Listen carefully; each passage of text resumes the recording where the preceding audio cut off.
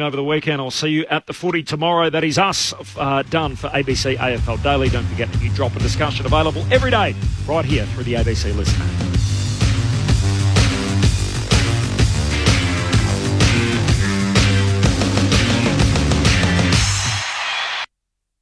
Ben Cameron and Corbin Middlemass from ABC Sport here. Alongside Paul Roos, Brett Delidio and Poppy Penny, we bring you all the latest AFL news from both on and off the field on the ABC AFL Daily podcast. You can hear it all on the ABC Listen app. Time to steady and pull the trigger! Get ABC AFL Daily Podcast. It's your daily footy conversation. Find it on the ABC Listen app.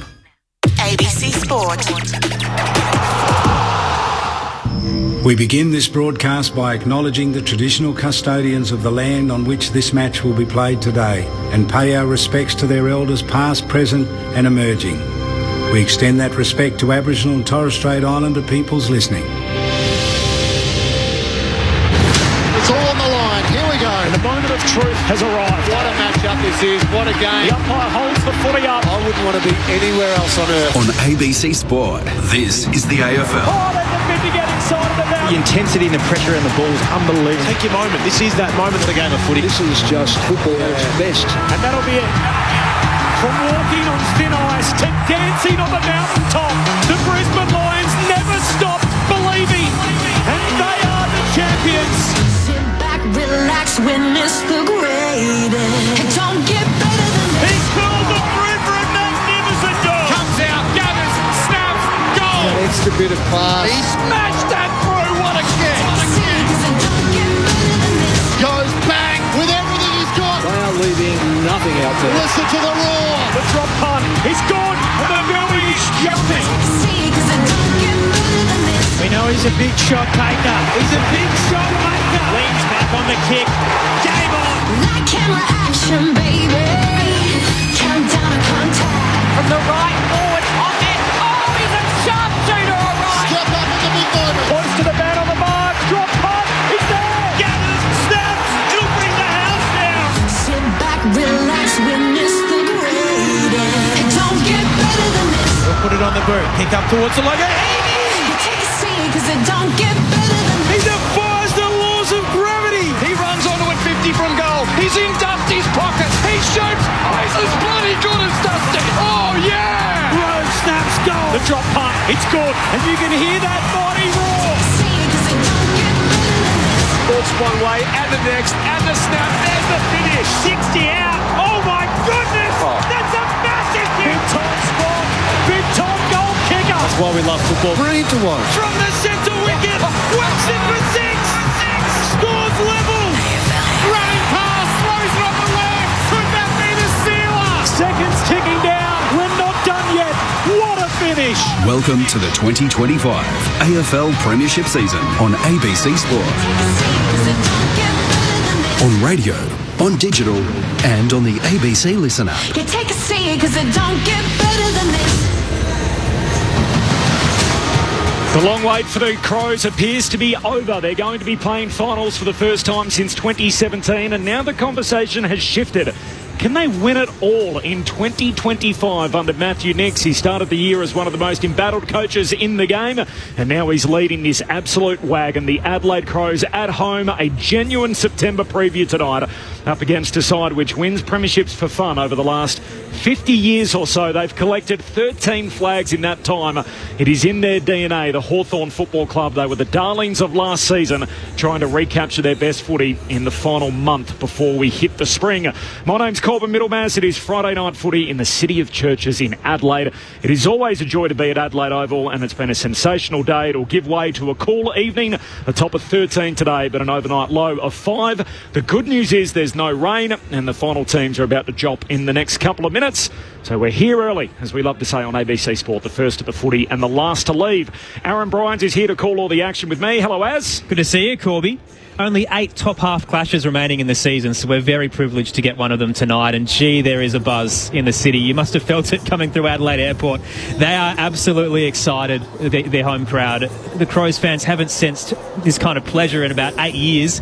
Not only are they breaking their finals drought, but now suddenly a contender all of a sudden, and that 27-year drought suddenly becomes on the agenda. But it's a massive task for them, not only tonight, but over the next couple of weeks, where they've had this run. They've won 10 of the last 12, but the two teams to beat them in that period, Collingwood to come in a couple of weeks and Hawthorn tonight. So if you want to really measure up as to where you stand in the season, this is the chance to do it. And for Hawthorn, well, gee, what a nice little run they've pieced together as well. It's just a matter of fact that they haven't played anyone really elite amongst it, aside from Adelaide and Launceston in a game they probably shouldn't have won. So a chance for their credentials to be bolstered as well this evening. You mentioned those top 9 matchups against one another. So the Hawks playing 3 of those. So 3 of the last 8 involve Hawthorn and 2 involving the Adelaide Crows, with still a date with Collingwood to come after tonight. Interestingly, if you look at the top 9 against one another, makes for interesting reading. So Adelaide are 4-5 in those games, so 4 wins, 5 losses. All of those 5 losses, though, under 20 points. And Hawthorn are 3-5, and yet one of those 3 is the Western Bulldogs, who until last night were outside of the top 8. And the other 2 wins both came in extreme weather games down in Launceston. So the cool night against Adelaide, low-scoring affair, they pinched late. And the other one was the GWS game, where there was that howling breeze and the torrential rain and everything else. So without trying to discount wins, you've still got to collect them and tick the box along the way. You could argue that Hawthorn have still got a little bit to prove in season 2025. Our analysts are here, 2 of the best in the game. We'll start with the man who's a former All-Australian, twice a place-getter in the Brownlow medal.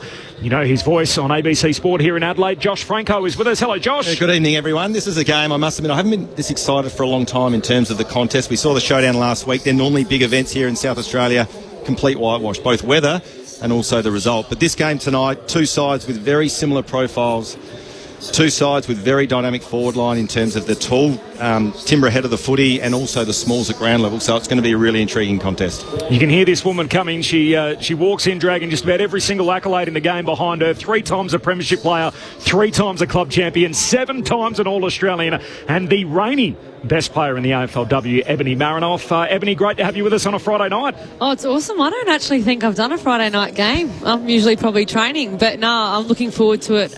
You touched on Aaron. It's a bit of a buzz around the city. But inside the 4 walls, it seemed pretty cool, calm, collected. Their mantra of taking it week by week. Obviously, I'm lucky that I'm inside them. You really don't feel a sense of buzz around them, which is weird.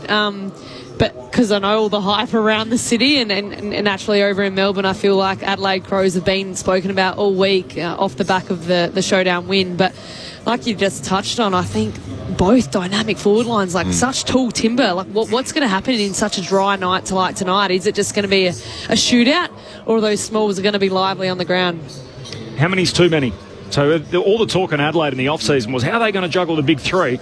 And Hawthorn, the classic sort of hold my beer, they've decided to name 4. So they've got Lewis along with Deere and Gunston, and obviously Joel comes in, who's had a fine year, and rather than make the decision as to who misses out, all 4 of them are playing, and obviously we know the 3 from Adelaide in Walker, Fogarty and Thilthorpe. Look, I think these days they manufacture their rotations really well. So I'd be surprised if there's 4 tools on the ground for a long period of time. They'll rotate that. They'll always have 1 tool on the bench, but at times you might see it. The only concern, I guess, when you take 4 tools in, if there are periods throughout the game where they are on the ground, once the ball hits the deck, that's the concern, if it does bounce out of there really quickly and they can't apply enough pressure to keep it in their forward 50. So, look, it'll be interesting to see how it plays out. If they can stretch and get clean ball inside forward 50 Hawthorn, they'll really stretch Adelaide's defence. Yeah. Or if they cop an injury to a midfielder early. Yeah, well, that's the other thing. Yeah, you think, we're all of a sudden big. Yeah. Unknown territory as well for Sam Mitchell. So I went through the record books. If you include a ruckman, whether it's Meek, Reeves or even a Ramsden, and then put some tools around them, they've never had 4 in their lineup at any given time. So this is... Even in pre-season, Sam Mitchell has never used 4 tools. So deciding to do it now on the eve of finals, is it just a test to see if it works, Josh? Possibly. Yeah, look, possibly. But as I said, you talk about the modern game, it's played in your front half, and that's what all coaches within the AFL are aspiring to spend time in your front half. If they have the 4 tools and it doesn't work and that ball hits the ground and Adelaide's defence are able to get the ball at least to the deck, then my concern for Hawthorn, if it bounces out of there, then they're going to be defending from their back half rather than locking in their front half. It'll be a fascinating watch. We'll ask David Hale about it, who's going to join us in a few moments' time. The midfield coach of the Hawks, and Max Michaelani's going to have a chat to us as well. Incredibly, he's barely missed. I think since he made his debut, he's missed one game, so it's going to be a unique experience for him tonight watching on. Have you missed much footy over the journey, Ebony, and had to find yourself as a spectator? Touch wood, no, I haven't. Unfortunately, Max, I spoke to him earlier on the week. He thought he was actually just cramping a little bit, and then he came off and cooled down. And he thought, oh, that doesn't feel too good. So unfamiliar territory because he hadn't done it before. So he's in rehab with Josh Shelley, so at least they've kind of got a friend in just getting back to the finals. But he'll be a huge out. I mean, we keep speaking about the likes of Josh Worrell, Mark Keane, and being the brilliance of the backline. Rory Laird's had an underrated year. I mean, I know he misses tonight. I'm not sure if that's matchups or rest. But he takes a player. We've seen him slide in the forward. He can potentially go into the midfield and, I guess, navigate a midfield opposition. So I'll be intrigued to see how they fill that void. Brodie Smith and Max Michaelani, they've got that offensive run, but you tend to say that Max Michaelani's probably got that more defensive attribute. So it's a like for like, but Max defence attributes and his selfless acts, I think, be missed over the next month. If you had to throw Hugh Bond in for a game, though, this would be the one, right? He's a great lockdown player. Jack Ginnivan was very quiet in gather round against Port Adelaide, a game that he was supposedly supposed to light it up and spread the wings, never did. If you wanted to give Max a rest, say, and bring in a Hugh Bond, maybe this isn't the worst matchup to do it. And an awesome opportunity for, I guess, Bond to come in and have an impact. And he's probably going to have a role tonight, whether he goes to Ginnivan or Watson. But with Rory Laird going out, he's more... Rory Laird's that ground ball player, and he cleans up and mops up. But you'd argue that Hugh Bond last year was Adelaide Crows' best lockdown defender. He kind of played like a Luke Brown role. He's got an opportunity. He hasn't played all year, which is, next man up is their mantra, and he certainly gets an opportunity tonight. And we probably spoke about it during the week, but you didn't really think that Rory Laird was going to be rested, and Brodie Smith comes in. He actually played as a sub. He reminded me, came in at half-time, and I think it was about -2 degrees down in Tassie. So every time Brodie Smith's come in, he's impacted, and it's probably been hard conversation because he probably hasn't done too much wrong. Cats do it best, but managing players heading into finals, they've got North Melbourne and West Coast over the next month, Adelaide.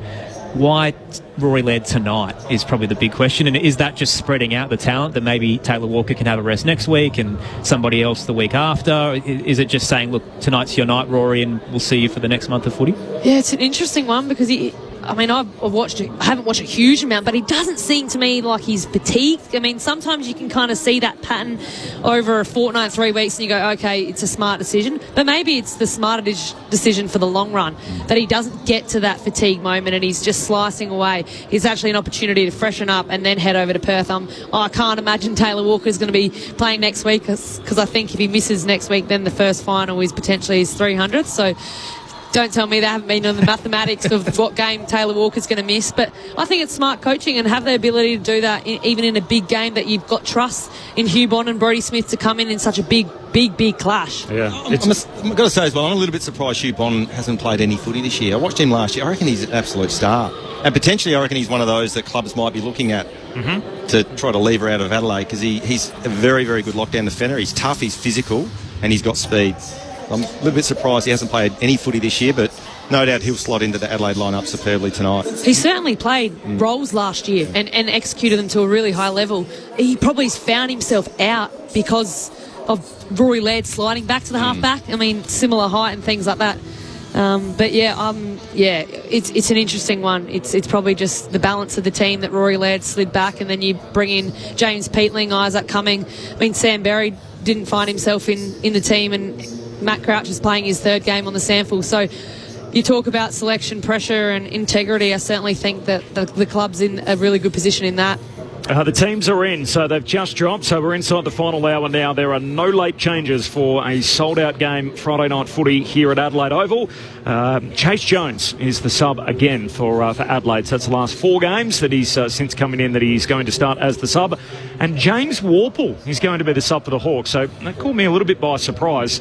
I heard Will Day speak during the week and talked about the core 4 in the midfield being himself, obviously, Day, Warple, Newcombe and Nash, and the fact that they haven't played a full game together yet, given Newcombe was subbed out last week.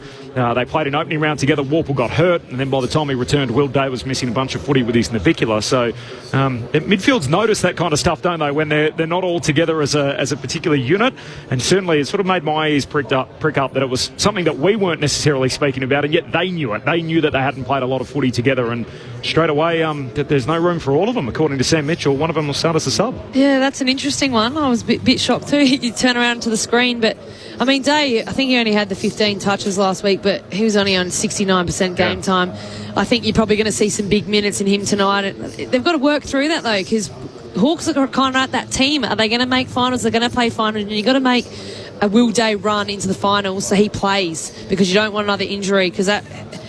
I mean, you don't like to rely on one player, but we've seen he's a big game player, and I think he's going to be better tonight for the run last week. Yeah, he's the difference, isn't he, in that Hawthorn midfield? Is the modern prototype, moves well, big guy, rangy.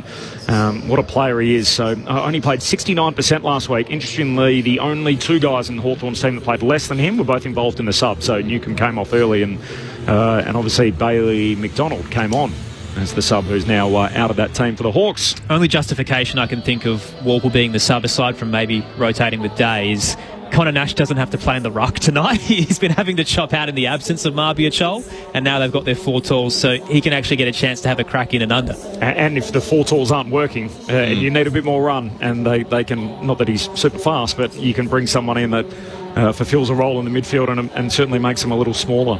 They are the team, so there's no late change. This is Friday Night Footy on ABC Sport. Corbin Middlemass and Aaron Bryans to call the action.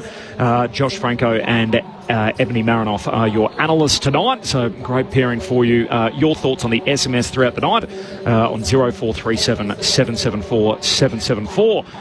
Valquez in Melbourne says a bit of an exaggeration talking about the four tools for Hawthorn. The named team has 2.5. Gunston's not really that tall for a modern team, so there's an interesting observation. So he's 193 centimetres, but I think that's what Sam Mitchell will be relying on a bit, won't he? That Deere and Gunston are almost more like your tweeners, and then they've got sort of the two big cumbersome forwards are more sort of Chol and Lewis. Yeah, look, I totally agree with the text that Gunston wouldn't be classified as your big key target ahead of the ball, but I guess I sort of refer to once the ball hits the ground, he's not a good or great pressure player. So that's where they probably lose out. Once the ball is on the ground, he's not going to apply that forward pressure to lock it in their forward 50 and forward half. So, look, as we said, it'll be really interesting to see how that does play out tonight. They've got Warple sitting on there as sub, so how long they persist with it. If it doesn't work, do they pull the sub early? We'll wait and see.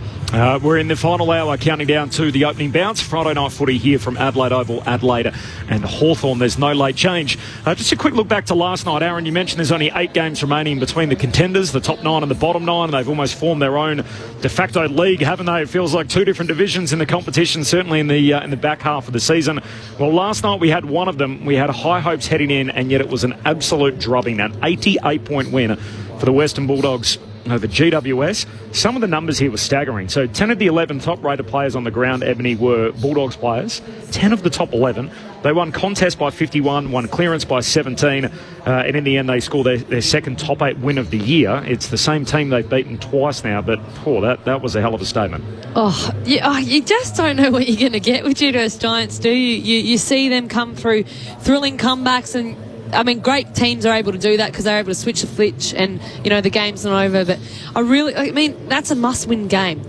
Must-win game for both. But in terms of bailout from that, really disappointing. I read some comments from Tom Green, just totally unacceptable I think they were minus 50 contested possessions. So in a game like that, there's no chance. He made those comments with us on ABC Sport last night. Here's what Tom Green had to say.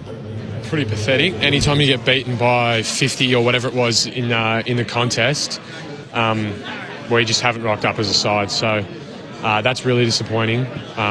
For a really important game, the doggies just looked were hungrier. We got outworked, out-toughed. Pretty bad game, and particularly this time of year, it's a really disappointing result. Why do you think that can happen? I have no idea, and if I knew, I'd be making sure we didn't put up a performance like that. I don't know. They just, like I said, the desperation. I'm sure to observers, you could see the desperation difference between the sides. So maybe they just wanted it more, and that's just not good enough from us. It'll be a strong review, I'm sure, and I think we need it. Pretty pathetic, and that's just not good enough from us. The words from Tom Green last night. Look, it was interesting even watching the game on the telly last night. I must admit, I didn't know that the overall contested ball was minus 50. That's a cricket score. That is unacceptable. And I reckon GWS the last probably couple of weeks, it's been a bit of a false economy. They had a really poor first half against Sydney. They turned it on in that third quarter and got the 4 points last night. And again, watching it, I think one of the numbers that they said in terms of pressure factor, they were running at about 134, I reckon, at one stage, that's unheard of. The other thing as well, from GWS's perspective, 4 weeks out from finals, 3 more games for them. I'm not sure how you bounce back from that, because their confidence would have taken a massive hit last night. And then you talk about the review. They got the sting last week at halftime from Coach Adam Kingsley. You can't keep rolling out the sprays. You talk about a strong review.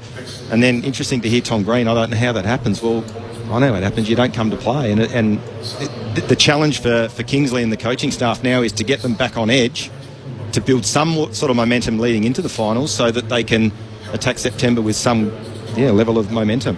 It kind of has to be an onus on the players as well. You talk about Adam Kingsley rallying them up at half-time. There comes to a point where that's actually the playing group, and especially if you're in the midfield, you know what it's like. Like, you have to apply, if you're not winning the ball, like, you have to apply pressure. So, I mean, he kind of sounds speechless. Like, I mean, naturally after a loss like that, you don't have too much to say. But absolutely cell shock in a player that played in that game to then not really have the words to articulate why it went so wrong. But to be minus 50 in the contest and then have that kind of pressure, that's just really poor. And like you said, there's no real other words than unacceptable. But going back to the players, you have to bring yourself back to the contest. Do we undervalue how good Toby Green is as a captain? Yes. He wasn't there last night, and suddenly there's no one to rebound them after half-time. Well, I tell you what, when I keep hearing Toby Green's crossing the line, I get a little bit annoyed when I hear people and the narrative around that. I'd be saying go out and play. It's a bit like a Tom Papley from the Sydney Swans. He makes them a better side through his physicality, his energy. He's in your face. Toby Green's that as well, and he plays on edge. Yeah. And I reckon if you were standing him, you'd have that little seed of doubt in the back of your mind that you don't know what he's going to do, and I reckon that's a good thing. You talk about that because there's been question marks about Carlton this year. Is Patrick Cripps someone you're actually scared of and that's going to be on the edge? But you talk about the likes of Papley and Toby. They are, absolutely. And that's strong leadership that carries the team. I mean, Patrick Cripps, don't get me wrong, he's an intimidating player. But is it something that's bringing that edge and that inspiration to get the team over the line rather than just playing your role to an elite level? You have to find an edge. Well, there's been lots of commentary about, Toby should hand over the captaincy at the end of the year, and I know Kane Corns was big on that. Whoever he's handing it over to, I didn't see them running around last night. There wasn't anyone that thought, I'm going to change the course of this game or do something different. So the narrative around what's the reasoning for that? I think it's just probably just an age factor. His age, yeah. 32, and maybe it's time to hand it over, but it didn't look like there was anyone there last night that looked like they were ready to be the captain of the footy club and take over from Toby and everything he brings them. Who's got that edge out of you and Sarah Allen, Noffy? I mean, I would say both. I mean, that's something that you probably underestimate in terms of Sarah Allen because she's that soft, calmly smoking. But if there's a contest on the line, you know that she's going to be ruthless. I mean, you see it in Jordan Dawson. When he comes to play, he's at the level and hates to be beaten. And I would hope that everyone in the AFL hates to be beaten. But you can see those players. I mean, we're going to keep talking about it tonight. But Jordan Dawson, coming from Sydney, he's got the edge. In those moments, in those big moments, he wants to be that guy. Toby Green, if in those moments, he will be that guy. And some have it, some don't. And that's why there's usually only a couple of captains. Just to finish off the Toby Green discussion, that it's probably an indictment on the rest of the side, though. If you're relying on one bloke to get the energy, and again, it's a bit like Sydney with Tommy Papley. If those two don't play, well, compared to when they do play, those sides are completely different. It's like your Energizer bunny. Yeah. Like when you don't have it. Giants' heaviest defeat last night, by the way, since the 2019 Grand Final, and obviously by extension under Adam Kingsley as a result. The Hawthorn camp, David Hale, who's going to join us in just a moment. Corbin Middlemass alongside Aaron Bryans, Josh Franco and Ebony Marinoff, your call team. There's no late change for Friday night footy. The Crows and the Hawks coming up. The two subs, Chase Jones and James Warple. All right, let's go inside the Hawks camp, and Braden Ingram's downstairs. Braden.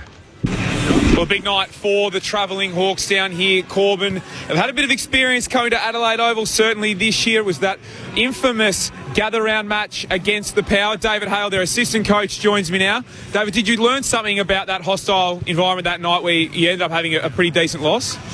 Any time you come to an interstate venue, the away fans are always quite boisterous. So we played in Perth a couple of weeks ago, and there's no difference. So we know the start will be important against Adelaide, and they're a quality team on their home deck.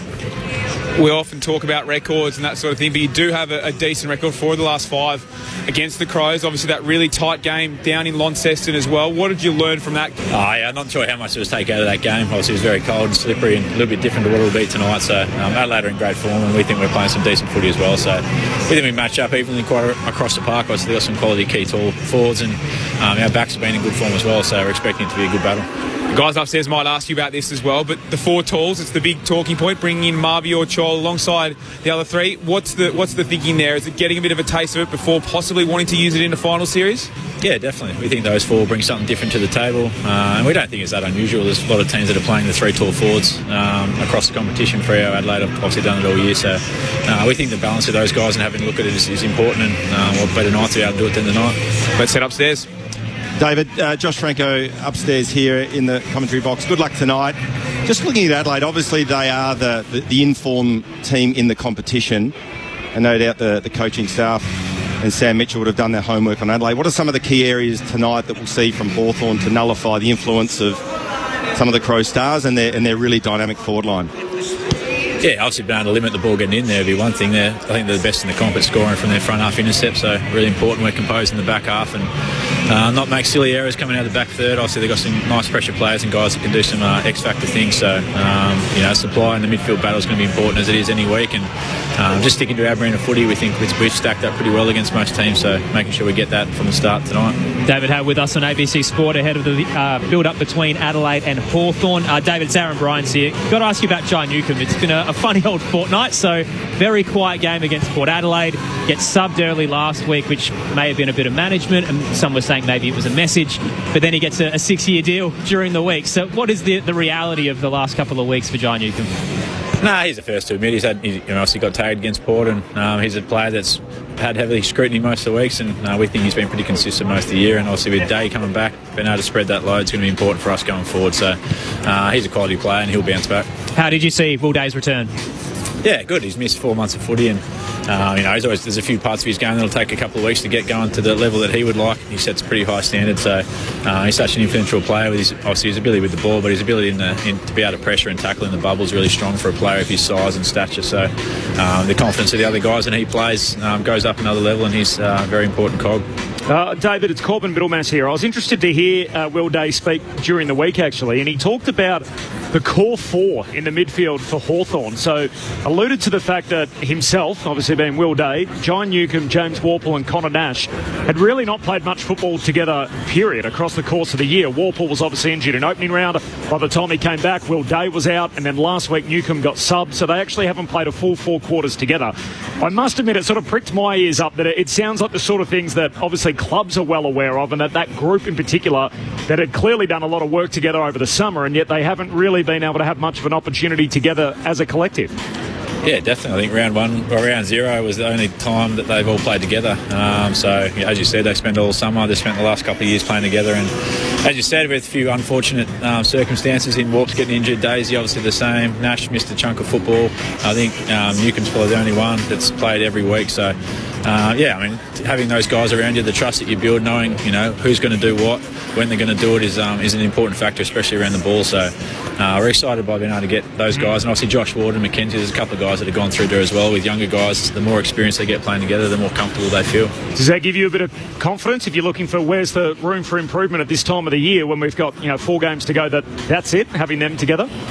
Yeah, as you said, even with the 4 tools, getting a look at what that looks like, getting the midfield together, getting consistency in this last 4 weeks in terms of the brand you want to play. Obviously, you work, a fair chunk of the season getting towards this start of the season to put yourself in good position. So, we're sitting 5th on the ladder and playing some decent footy. So, playing the next, 4 weeks is going to be really important for us. Hopefully, going into a good finals campaign. You were the darlings of last season. It feels like Adelaide are that of this year.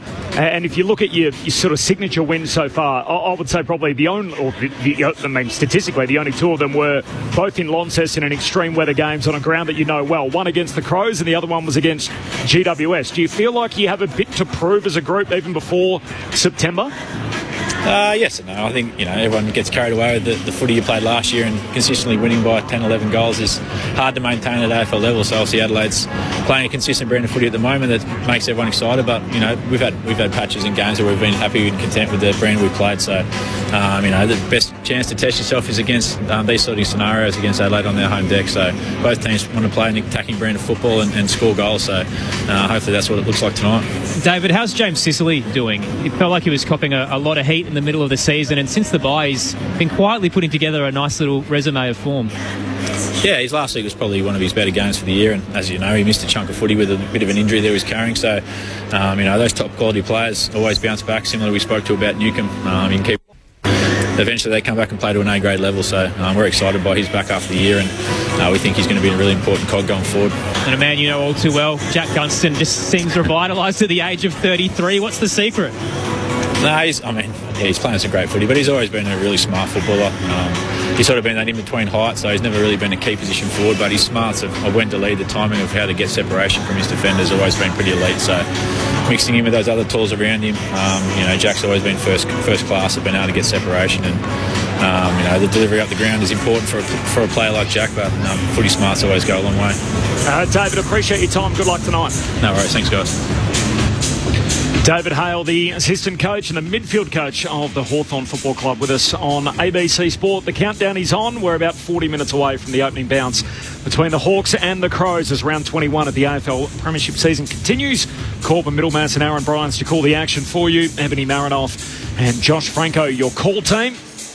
Also Braden Ingram, of course, with us on the boundary throughout the night. It is a clear night, but it's going to be a cool one. The temperature 13 at its highest point today. It's going to get down to an overnight low of 5. Off the SMS number 0437 774 774. Steve in Ballarat says Toby Green, he knew that bloke was behind him, referring to his kicking of Dane Rampy. He should have got 3 weeks. We will keep Paddy Cripps, thank you. Carlton's problems are not his doing, from Steve. So just maybe a little response to you, Ebony, about style of captaincy, but keep them coming on the SMS, 0437 774 774, that SMS number. All right, that's the Hawthorn side of it. Max Michaelani from the Crows is going to join us in just a moment as we plough on here at Adelaide Oval, counting down to the bounce. This is Friday Night Footy on ABC Sport.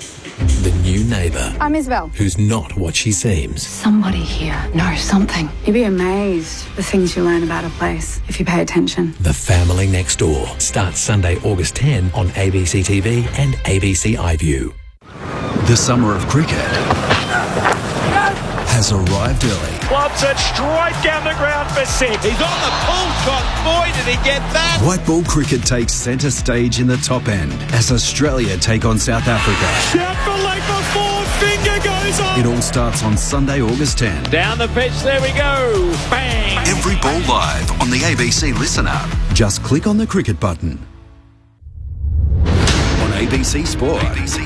You're listening to the 2025 AFL Premiership season. Don't get better than this. On your radio, Sport Digital, and on the ABC Listen app.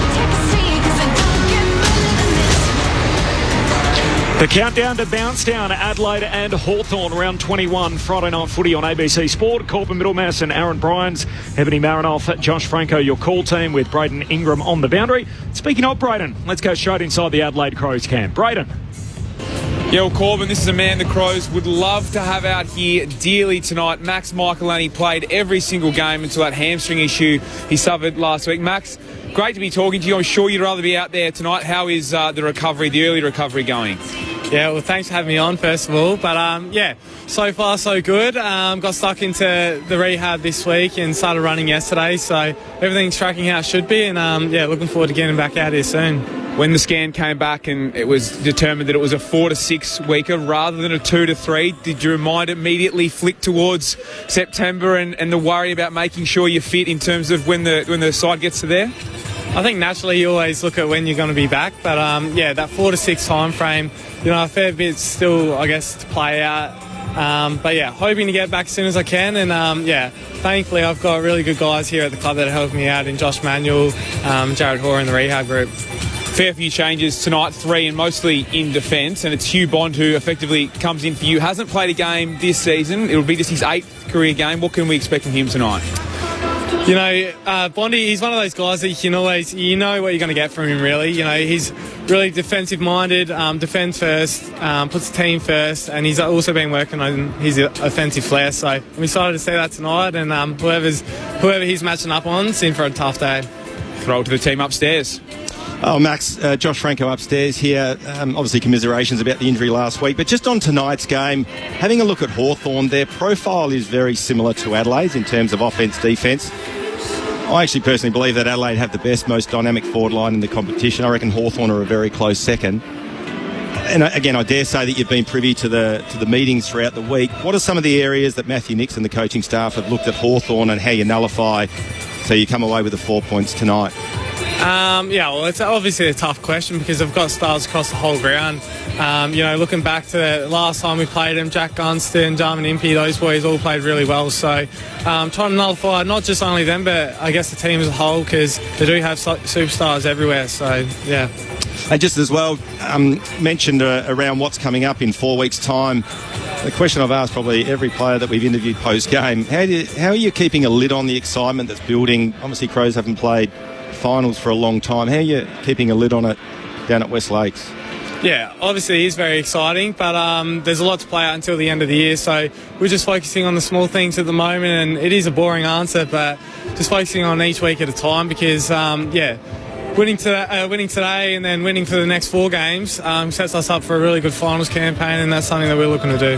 Max Michaelandi with us on ABC Sport ahead of the Crows and the Hawks. Max, it's Aaron Bryans here. Josh said it's been a long time since finals, 7 years by my count, and that puts you at 14 the last time that the Crows played postseason footy. And around that time, you were getting over 50,000 fans in attendance for those games. It's going to be another sellout tonight. Where were you when you were 14 and a Crows supporter watching them rise towards the grand final? Yeah, well, some of my fondest memories, footy memories, has come with my dad to the games. I remember very fondly the Geelong prelim in 2017. Dad and I sat up in the stands here at Adelaide Oval and watched the Crows flog Geelong, so that's something that I look back really fondly, and hopefully we can replicate something pretty similar this year. So give us a preview. What's it like in the Adelaide Oval when you've got a sold-out crowd supporting the Crows on the way to September? Look, I could be biased, but I honestly do think that our fans are the best in the game. The electricity that goes around the stadium when the boys kick goals, and not only that, but even the small things. You see the defensive spoils, gets good reception from the crowd, chase down tackles. So they value what we value, and we really appreciate our fans. Max, it's Corbin Middlemass here. I think you played 47 consecutive games before tonight, and you've missed only 1 since joining the footy club. But what is your injury history like? Have you experienced something like this in the past at junior level where you've had to sit out for a period of time? I've honestly been pretty clean so far, which has been nice. I obviously did my thumb in the pre-season, so I sat out 2 of the pre-season trial games there, but I'll have a bit of trouble finding my seat tonight. It's my first time sitting here watching the boys play, so see how it goes, but I'll definitely be nervous for them. Oh, I can imagine. Have you got a role or anything like that tonight, or how will you spend the evening? Nah, just a few radio interviews, and then half time I'm doing a little interview there as well. So I'm excited just to sit back and watch the boys go about it. Obviously wish I'd rather be playing, but it's a good opportunity against the Hawks for the boys to test themselves, and hopefully we get the job done. We obviously saw you as the season progressed in that defensive forward role. How did you, I guess, find the new responsibility of playing in a slightly different position? I loved it, to be honest. It was probably the first time that I played out of the back line for a long period of time, and to play up forward, especially at the G, I loved it. And the experience in that forward line at the moment. You know, we've got some star players up there in Tex Walker, you know, Phil Thorpe, Rankin. Those boys really helped me out when I was out there. So hopefully in the future I might be able to play out there again. But yeah, see what happens. Where do we think we see you if we fast forward 10 years and we're looking back on the career of Max Michelani? Are you someone that can play across all three lines? Are you a defender that pinch hits forward? What do you think you'll end up? Yeah, well, I guess we'll have to wait and find out. But I like to think that I'm pretty versatile and I can play in the midfield if we need to, and then obviously play up forward as well. So I think most of my experience has obviously been in the back line so far, so that's probably where I'm most comfortable, but more than happy to explore different positions in the future. Versatility really is the key word this season for the Crows, Max. How much of it is Murray Davis and his impact on the side? Yeah, he brings a lot of expertise, obviously coming from a premiership winning team in Brisbane. He brings a lot of their, I guess, principles to our game, and he's been a star so far. I've often gone to him for a little bits of advice, and he's been more than happy to share his wisdom. So, yeah, his impact on the group's been massive, and yeah, we love having him here at the club. Who does Bondi play on tonight? Look, I'm actually not too sure, but whoever he's on is going to have a hard day, I think. So good luck to Bondi, and I'm excited to see how he goes. All the best to you as a spectator tonight as well, Max. We'll miss you out there. Hopefully see you back on the park in the not-too-distant future. Thanks, guys. Thanks for having me on. There's a 21-year-old Max Michelani who misses tonight for the first time in 48 games that the Adelaide Crows have played.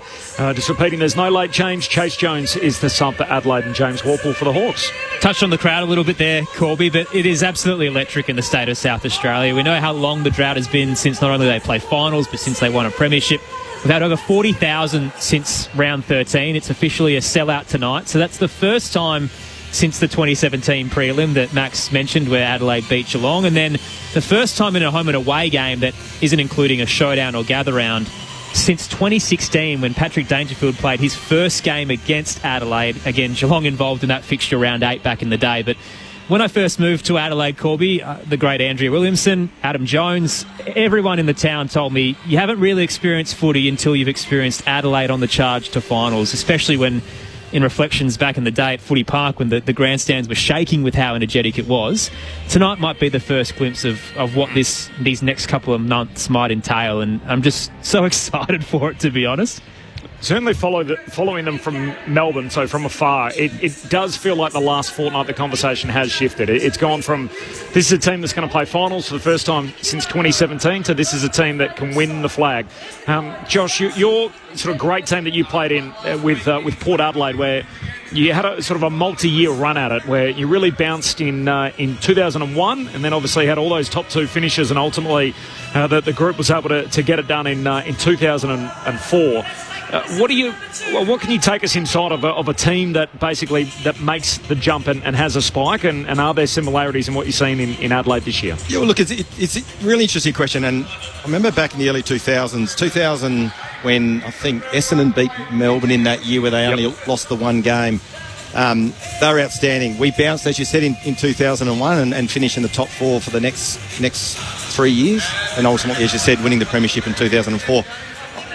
I know there was an article written during the week around sort of the missing link for Adelaide at the moment. They need to experience some losses in finals to get that experience to then take the next step. I personally don't subscribe to that. I look at Adelaide and I think, they've had a terrific run with injuries. That could change next year. So you've got to strike while the iron's hot. When you're in the position and you're sitting in the box seat, as they are right at this very point in time, you've got to cash in while you can.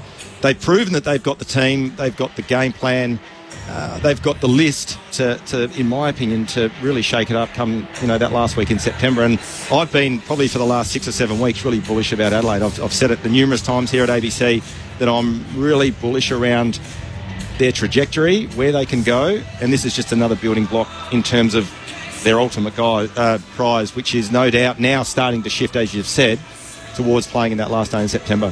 What did you make of the change of messaging, Noffy, from Matthew Nicks, where a lot of it's been head down, we're not going to get too far ahead of ourselves, and I think they still are in that mantra inside the 4 walls, but to actually open up in the post-game last week and say to the fan base, hey, get excited, lean into it, enjoy yourselves, because it's been a really dark period. Does that change the attitude at all for Adelaide, that, now we're actually relishing the position we're in?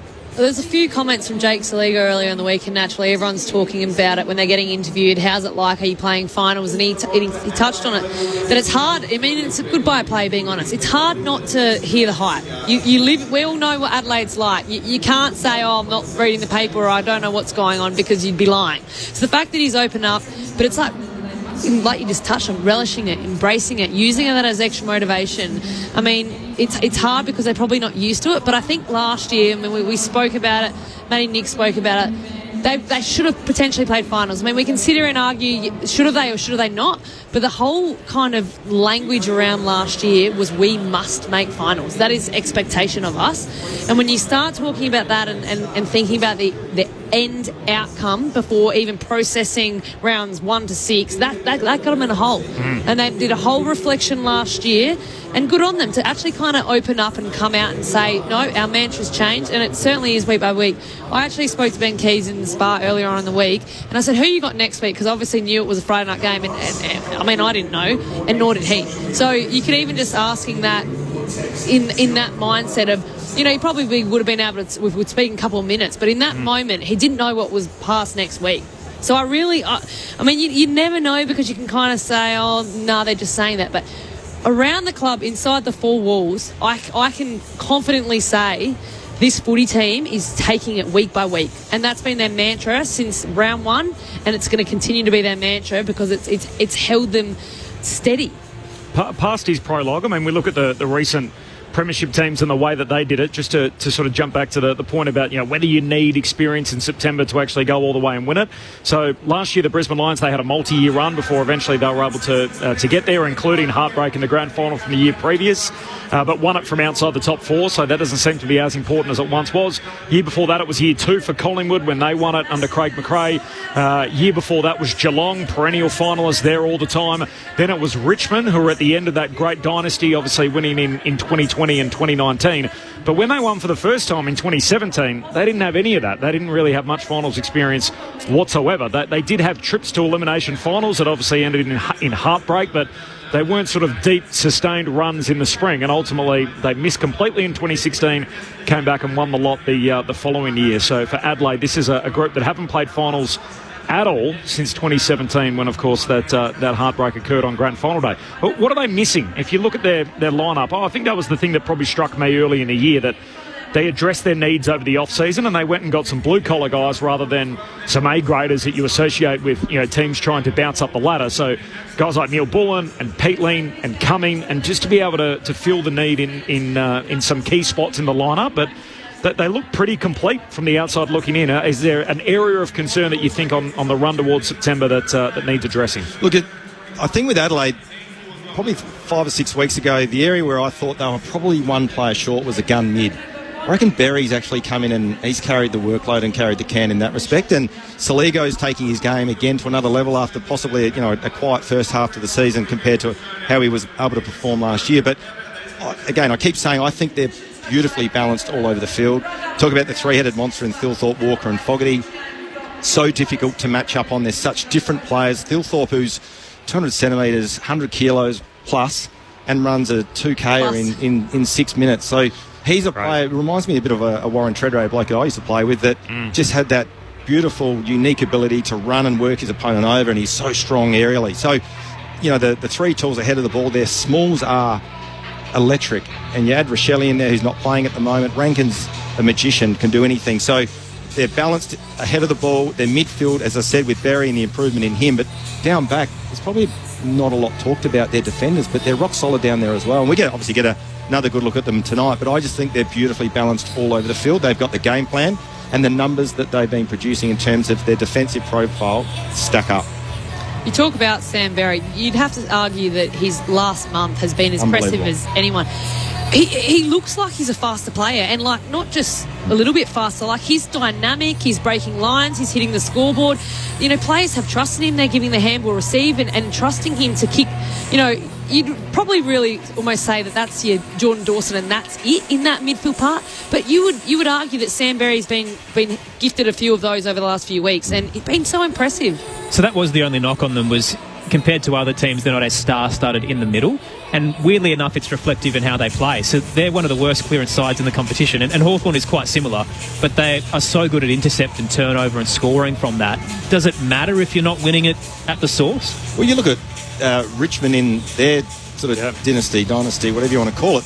Their stoppage numbers weren't great either. They'd set up, lost them behind the ball and rebound off half-back or in their D50. Look, I still believe that your clearance, winning clearance, gives you field position, and then you can set up based on that. But it clearly is not hurting Adelaide at the moment. And again, you look at their profile, offence, defence, contested ball. It is really stacking up, and that's why I keep saying, talking to supporters out there that are getting really excitedly nervous around the prospects of Adelaide going all the way. When you've got that opportunity to do it, the health of their list is very, very good. Yeah, that's why you just got to run with it. Well, they've got the best turnover game in the competition, you could argue. So that is the game, isn't it? Yeah. Yeah, more or less. Yeah. If you're not getting a set of clearance to go on 6-6-6, it's the turnover game. So you can arguably win a premiership from that. You touched on the Richmond. They did that for 3 of those premierships. You wouldn't have said their midfielders were even the 30-plus disposal. It was more or less low disposal and impact. So it's been done before. It's a good call out. I mean, the last couple of years that the best turnover team is the best team. That's generally the mode. So one player we've also forgotten about, I have, is Matt Crouch. Like I'm a huge rat for Matt Crouch, but he doesn't even get brought up in conversation around replacing and coming back into this side. He's got to work his way back in, and I think that's again a true reflection of the improvement in Sam Berry, and it's also indicative of how well Adelaide are going at the moment in terms of their list profile. Health is wealth, isn't it? And you look through their injury list, and that's been the one thing. And I know Matthew Nicks sort of highlighted it during the week, didn't he, about how strong they've got in the gym, and their injury list has been short the whole way through the year. An update tonight that Jordan Butts is expected to play the Collingwood game, so back to full training this week with the hope that he plays the following week against the Pies. So that's huge for what was a punctured lung, that he could be playing in the next fortnight. Yeah, massive. But you touched on Matt Crouch. I mean, Chase Jones has been the sub for the last month, and the probably only thing he has on Matt Crouch at the moment, he's spent a little bit of minutes on the wing. So, I mean, if you're going to sacrifice that come over the next couple of weeks, I think Matt Crouch is in their team. If you're playing finals, that experience, he's a contested beast, he can win the clearance outside to the outside runners. Maybe that's the role. But you'd argue that Sam Berry holds his spot. Yeah, and it's a luxury for Matthew Nicks to have a Matt Crouch running around in the reserves, and a Schoenberg who's playing really well in the Sandful as well. So to have that luxury, they bring a Hugh Bond in today. He hasn't played all year, but he's also going to be a very, very good player for a long time in this system. So healthy list. They've got players pushing and putting pressure on them from below. Can't ask for any more this time of the year in the lead up to finals. And their opponents tonight, the Hawks, are dealing with really the other side of things. They were the feel-good story of last year that made the run from the lower portions of the table. And one thing they did do is they really timed their run. They played their best footy at the business end of the season, and I think that's why probably a lot of the footy world is just on watch here, thinking, is that about to happen again? And they're just timing their run beautifully towards September. We'll find out in the next month, because that they have their best or their toughest opposition in front of them. They play Adelaide in Adelaide tonight. They've got Collingwood at the MCG, which of course is a shared home ground for the pair of them. And then the last game of their year is against the Brisbane Lions up in Brisbane. So that's a pretty tough trot on the way home for the Hawks. Just repeating, there's no late change. James Warple is the sub for Hawthorn today, and Chase Jones for the 4th straight week since coming into this Adelaide team is going to fulfil the role as the sub. There's NRL on tonight. You can find that through the ABC Listen app. Just look out for the green ABC Sport button. 54 minutes in, the Dolphins lead the Warriors there 16-12. Just quickly on other matters, the Sunday teams, which I was hoping to bring you, and I can bring you as my screen updates just in the nick of time, exactly what we're after. Hugo Garcia and Max Heath are both in for the Saints. They play North Melbourne on Sunday. Harry Schoenmaker and Lance Collard, the two that make way. Larkey, Wardlaw, Cooper Harvey, all in for North. So big ins, Simpkin injured, Maley and Dawson lose their place. There are no changes for Geelong, so they have the same unit, while Jack Whitlock gets an opportunity. So he's their draftee from last year. Jack Whitlock is going to debut for Port Adelaide. Manny Leddy and Will Lorenz also back into that lineup. Bergman and Lukosius injured, and Logan Evans is crook. Meanwhile, Fremantle playing Carlton. Again, the Dockers, same 23 that won the Derby last week. Flynn Young, Lewis Young and Francis Evans all come in Doherty's retired, Curnow and Chera are injured, which of course we knew yesterday. So that is the Sunday teams as it stands. Off the SMS 0437 774 774. Richard from Geelong enjoying the call while making homemade pizzas in the kitchen. Now Friday night ritual. I'm a neutral tonight, but I will say that it's great for the competition when the Crows do well, provided they don't beat Geelong. There's a lot of people that are always pretty happy to put that kind of rider on it when it comes to their team. And from Dom, don't forget about the D's in 2021, Corbin. We're talking about the path to premierships, of course. They had an interesting path themselves, Melbourne, where they obviously made a deep run in 2018, made it through to a prelim, fell off a cliff in 2019, and then obviously in 2020, and then came back to win it all in 2021. So I think that what that shows us more than anything, Josh, is that there's not one way to get it done, is there? It's not as if there's only one path to the premiership. No, and again, that's why I sound like a broken record. That's why I still go back to the point that when you're there, you're fit, you're healthy, you finish top two, you potentially get 2 home finals. That's almost rolling out the red carpet to play in that last day in September. So, look, there's numerous ways to get it done. So history will tell you that, as you just said. So how real are Hawthorn? They win their first 4 of the season off the back of an impressive campaign last year, lose 5 of 8, and now on a 6 of 7 winning streak. But if you go through that period, their only loss was to Freo in Perth, and their only win against the top 8 side was Adelaide and Launceston, a game that I think on reflection they shouldn't have won. Yeah. And you can only beat who's in front of you. You know, North Melbourne, West Coast, doesn't matter. You've just got to get the job done. But the deep dive that I kind of did over the last couple of months, I felt like there hasn't been a win over the last kind of 6 weeks that has felt like Hawthorn has made a statement. And that's probably why I'm a little bit hesitant to really lock them in terms of a top 4 contender or maybe even a premiership contender. But where do you guys sit? Well, that's why I think tonight's game is so important for Hawthorn. I think we called the gather round game against Port Adelaide here when they didn't turn up. They just didn't turn up. And if you look at Adelaide, they haven't had any big losses like that throughout the course of this season. Hawthorn have. They're still a very, very good side. They're very dynamic. And as I said, ahead of the ball, they're playing their full 4 tools tonight. I think their smalls are, equally as good as Adelaide ahead of the ball. So their forward line, as I said, is a real concern in terms of if you're Adelaide and part of their coaching staff. But their midfield, we heard David Hale talk about, they haven't played a lot of footy together. In terms of synergy and connection, are they just starting to hit their straps? You'll see them all tonight. But, look, I probably hold and reserve judgment until, this game plays out. Well, you got to, don't you? Yeah. You can't really tell. I think, Josh, you've touched on it a little bit. Injuries. Like, you can't underestimate what injuries does to a team. And like you touched on, Adelaide Crows have been pretty healthy the whole year. They haven't really missed, or if they've had someone miss, we've seen Butts go in and out, Murray come in. They've had complete disruption the whole year. So I think that's got a massive part to play, and as we all know, I think fans don't really understand what that can do to a team. So I mean, if they can make a run, like you touched on, they've got so many dynamic players, they've got a ruthless coach in Mitchell, that it all stacks up. But I think continuity is a big thing that they're missing, and I'm not sure if 4 weeks gets it done. Here come the Hawks out onto Adelaide Oval. It's the scene where their season ended last year, of course, at the hands of Port Adelaide. It was the width of the post at the Riverbank stand end of the ground in which James Sicily whacked into late in the piece, trying to put his side through to the Final Four. It wasn't to be. They've been back here once since then. That was in Gather Round, where they were blown off the park early by Port Adelaide. Tonight they get a look at Adelaide here in the City of Churches. They're wearing their clash strip tonight. It's predominantly gold with the brown trim. It's also got the Hawthorn Football Club monogram on the front of it and the white shorts. The Hawks, they do carry in a little bit of form with them, albeit against a lower quality opposition. They have won 6 of their past 7 games leading into the contest here tonight. So let's see what we get for the Hawks as they take a step up in class tonight in enemy territory. Gordon, just looking at you talked about their clash strip. I don't reckon there's an uglier Guernsey than the long sleeve that Sicily's wearing. The long sleeve in the yellow. Yeah, not good. No, not good. It's not one of their better ones, to be honest. It would also probably beg the question, given their main jumper is predominantly yellow, why they would need a yellow clash strip, but that's another story for another time. Yep. So as a result, that is what they will wear tonight. They're the first team out on the ground. The umpires are out there. They're in the pale blue this evening. Matt Stevic, Hayden Meyer, Nathan Toner and Craig Fleer.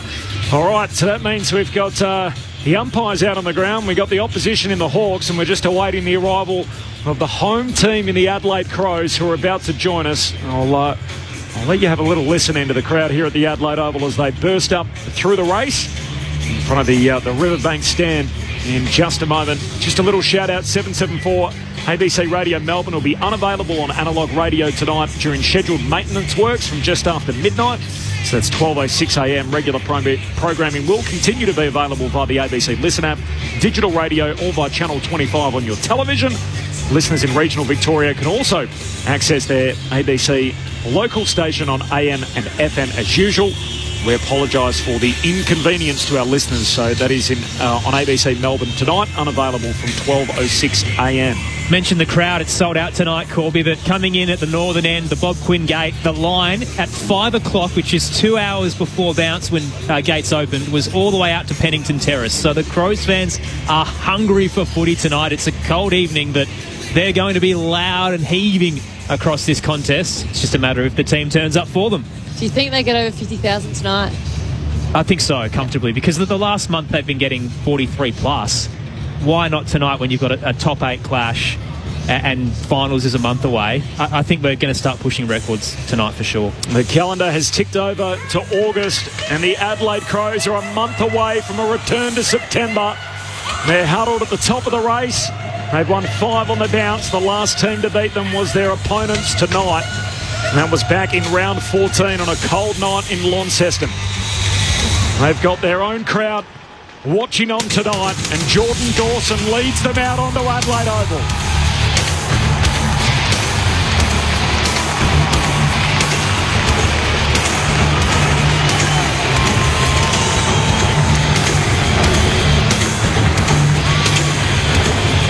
It will be deafening tonight. The home team out on the ground. A full preview with Ebony and Josh coming up next. Nocturnal Worlds. This podcast invites you into a world of relaxation and wonder. Search for the Nocturnal Worlds podcast on the ABC Listen app. ABC Sport. On ABC Sport, you're listening to the 2025 AFL Premiership season. Don't get better than this. Footy's biggest weekly stage, Friday night footy. Pulls the trigger on goal and goes back. Lightning stuff. Unbelievable. Oh, he makes the impossible look easy. Snaps across the body, and the party continues. In front of Elliott! Jamie Elliott! He launched into the night sky. Sit back, relax, witness the greatest.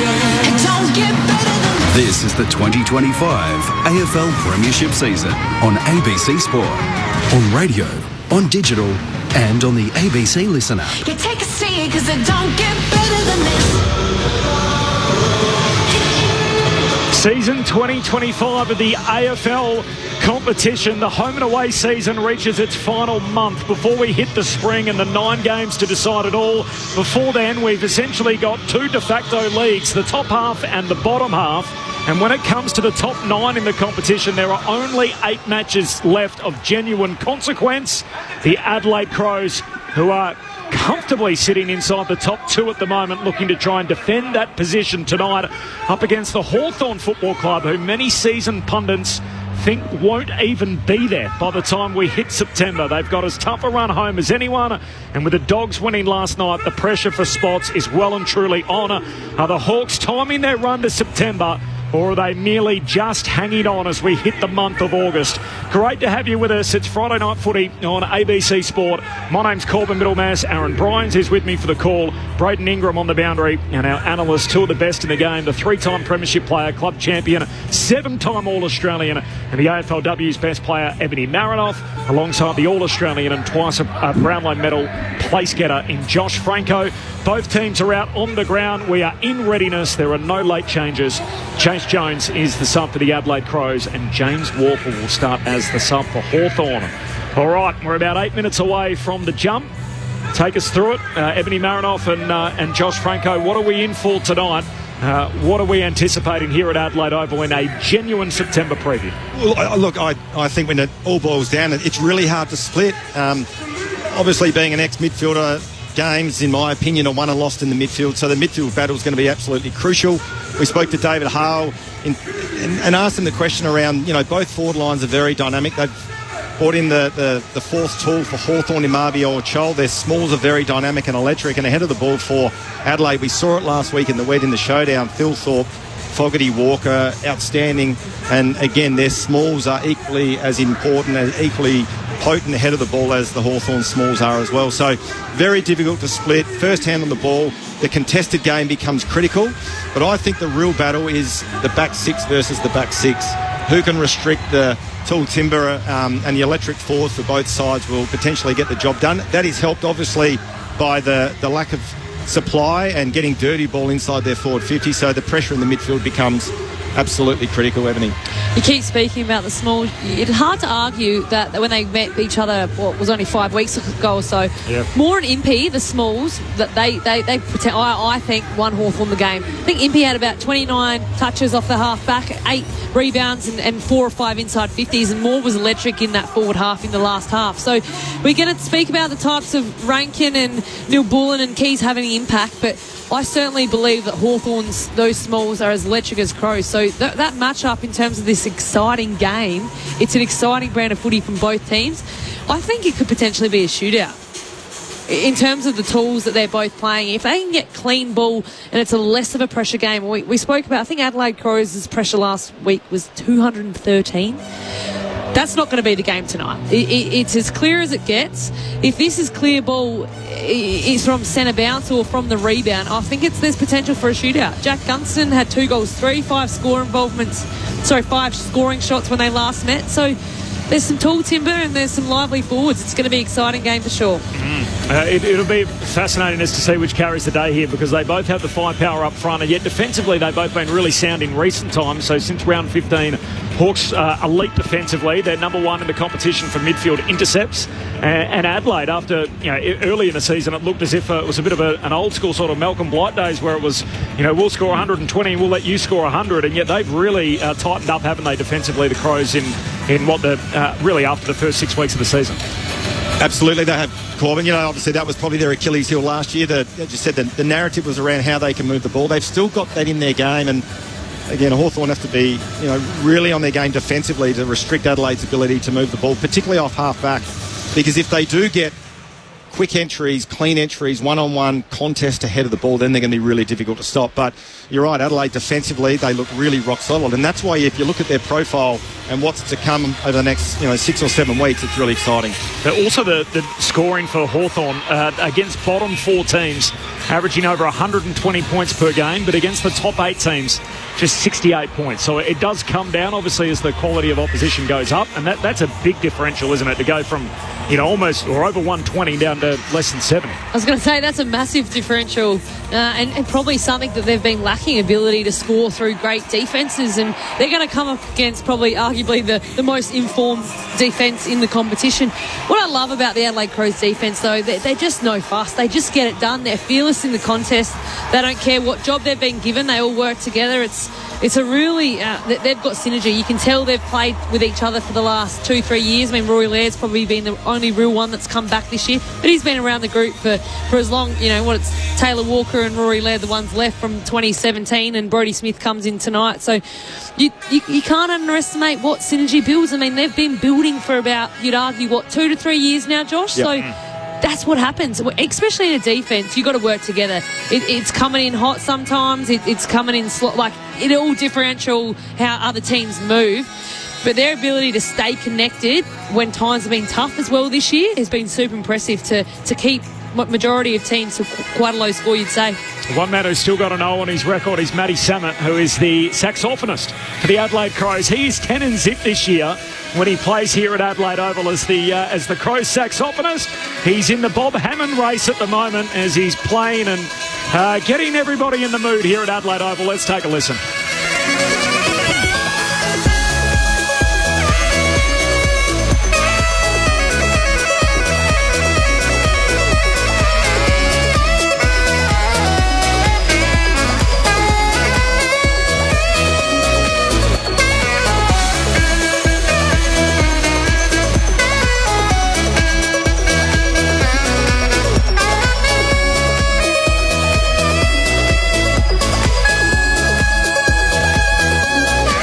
With all due respect to Port Adelaide, it is my favourite.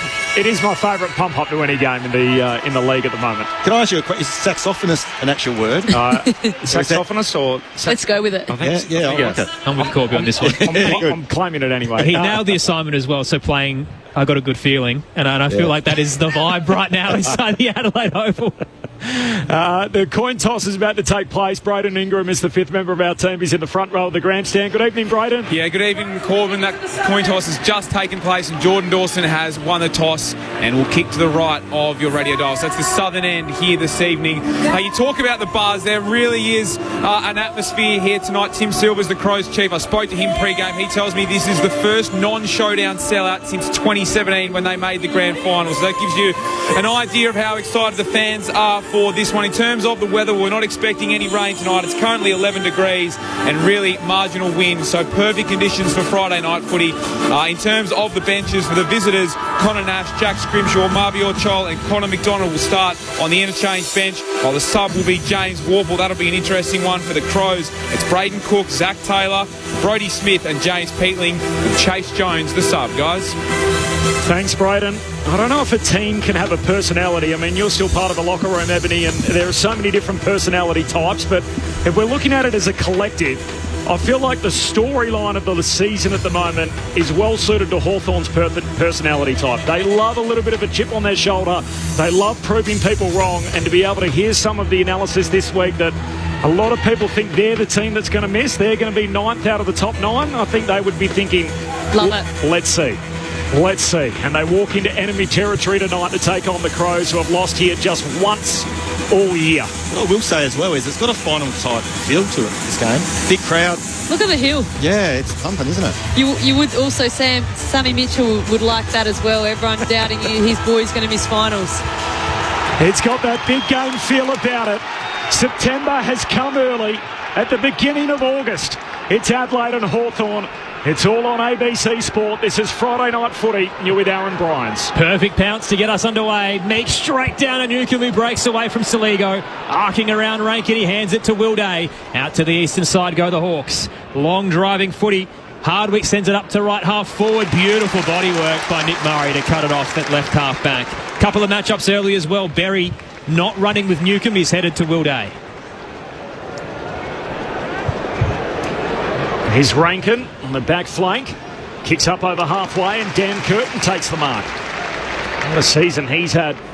Rocketing to the top of many people's estimations for the rising star. Certainly reached the highest heights, I think, of anyone in the draft class, whether he's done it for long enough. Kicks inside the forward 50, spills through to Walker. He's gang tackled, taken to ground, and the ump says holding the ball. Trying to fend off the tackler. Yeah, he did. Once the umpire sees that straight arm to try to fend off the don't argue, that's prior opportunity, so yeah, that's holding the ball. Good decision. Carl Amon knows all about a packed house here. He's played in 10 showdowns. He goes short for Hawthorn to Sicily in those mustard long sleeves with a long kick down the outer wing, and O'Brien floats in from the side, takes the mark, and Riley O'Brien comes up with it for Adelaide, just the defensive side of the wing. What a back half of the year this big man is having, and rewarded with a 3-year deal as well. Riley O'Brien, who kicked a check side from a tight angle last week in the showdown, spots Thilthorpe and delivers. Rising up, he clonks it above all the Hawks. Then drills a low ball into the 50. It's a bit hot for Neil Bullen. Rolls out the back door. Sicily's happy to let it tumble through for a minor score on the left. And Adelaide opens proceedings with a behind a couple of minutes in on Friday Night Football. Sicily, the long kick out to half-back. Oh, the two Hawks left it for one another. Kinnivan out after it. He's knocked off the footy. Millerer wins it back for the Crows. Kicks inside 50. Walker's down there. Battle. Competes but spoils his own teammate. Hawthorn with the numbers. And Will Day shoots a hand pass out wide for Amon. He gives it to D'Ambrosio. Loops a hand pass to Kinnivan.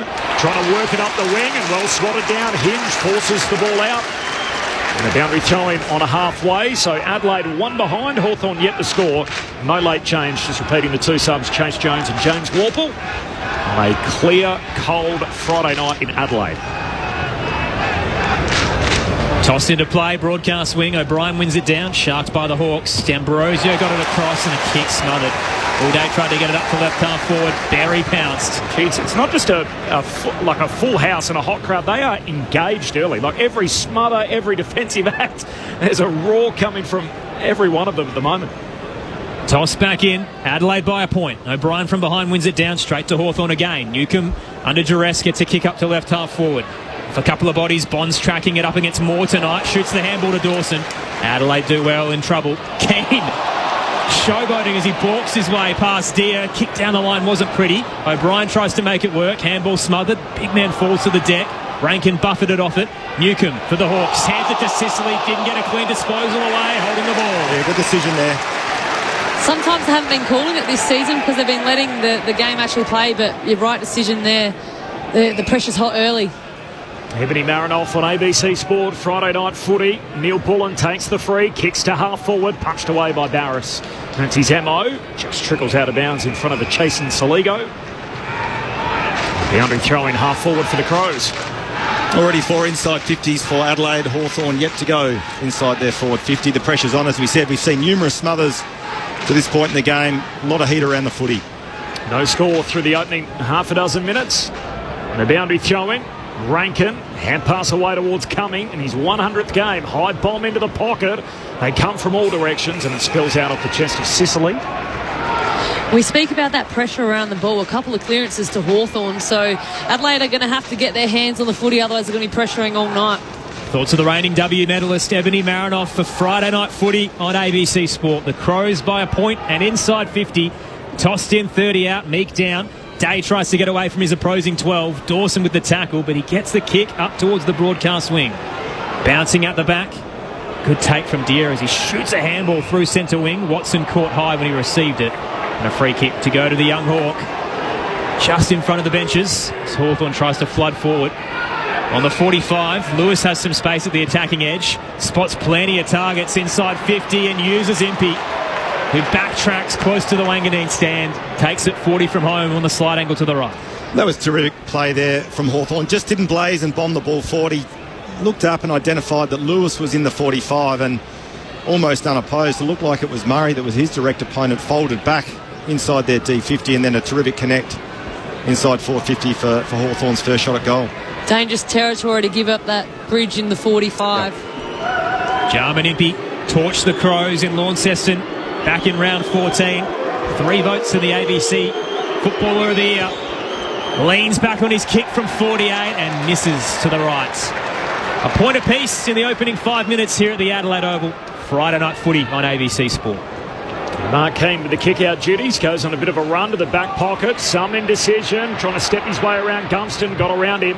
Hand pass towards Bond in the team today to Keane, back to Bond, runs it out of defence, sweeping hand pass to the wing, dangerous. Keys caught by MP, ball comes out, Keys knocks it on and Hinge able to regather, gives it to Bond, back to Keys, they set upon him again, Hawthorn pressure right on, hand pass back to Bond, picked off by Ginnivan. Hawks win it inside 50, centering kick, here's Lewis, collects on the hop, hand pass to Morrison, handball further forward, more, was he pushed in the back? No, Adelaide come up with it. Last line of defence, Keane gives it to Cumming and he can settle it down. Good kick, finds Curtin against the boundary line.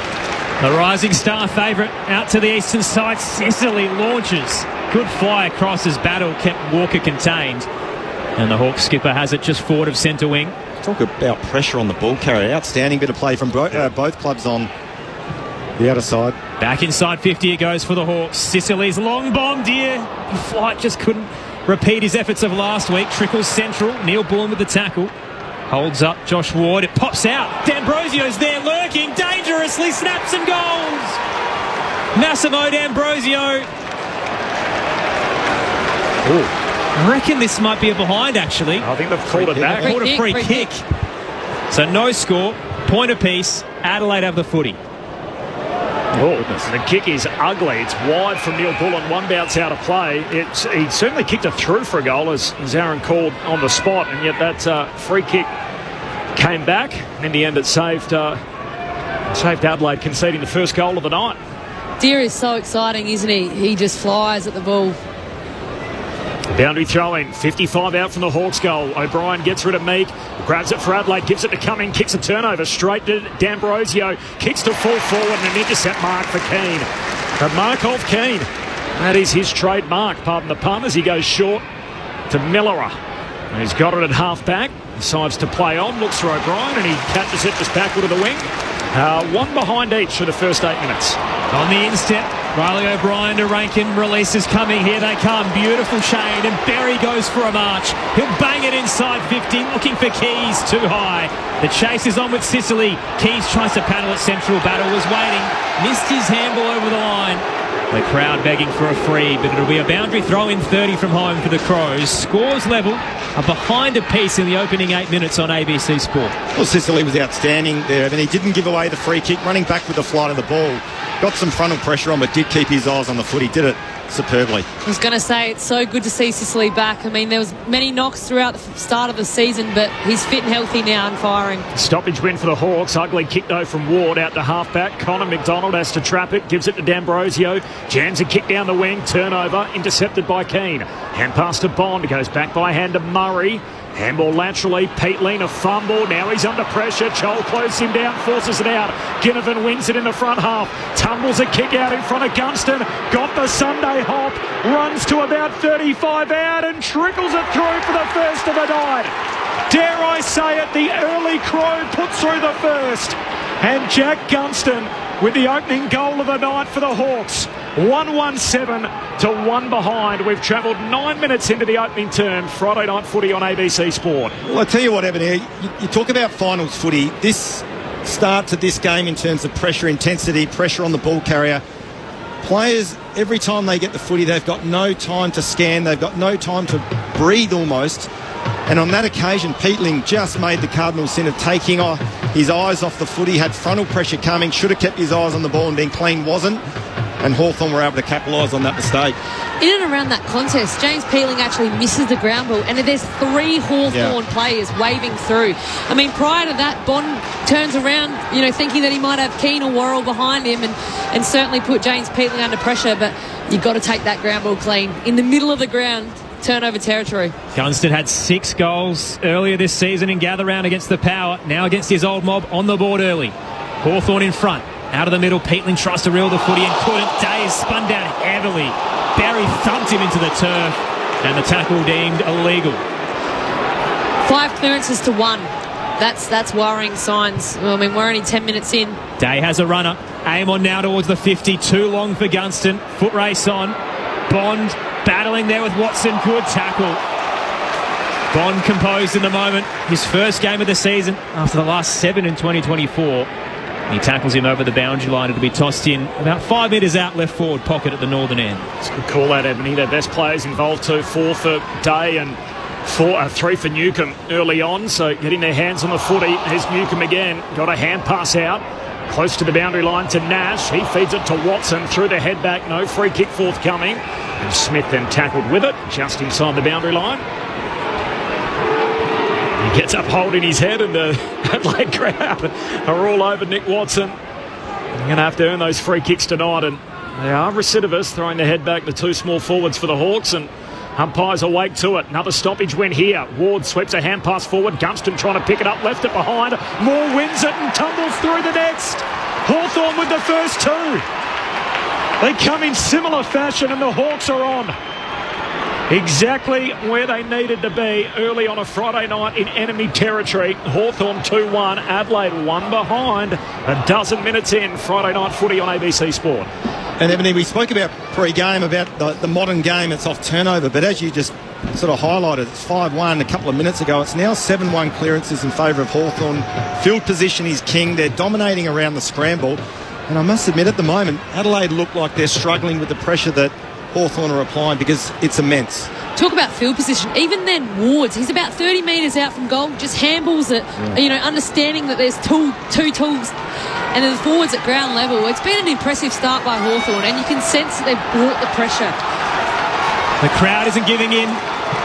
Still up and about, but Hawthorn's up by 2 goals. So Brian down, straight to Dawson, can't break 3 of the tackle from Moore. Ball up still in the centre circle.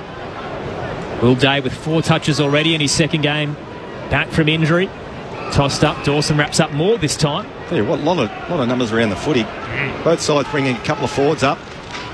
Throw a blanket over the centre square. Tap down. Wide of Day. Keys gathers. He's wrapped up by the former West Adelaide product. Holding the ball.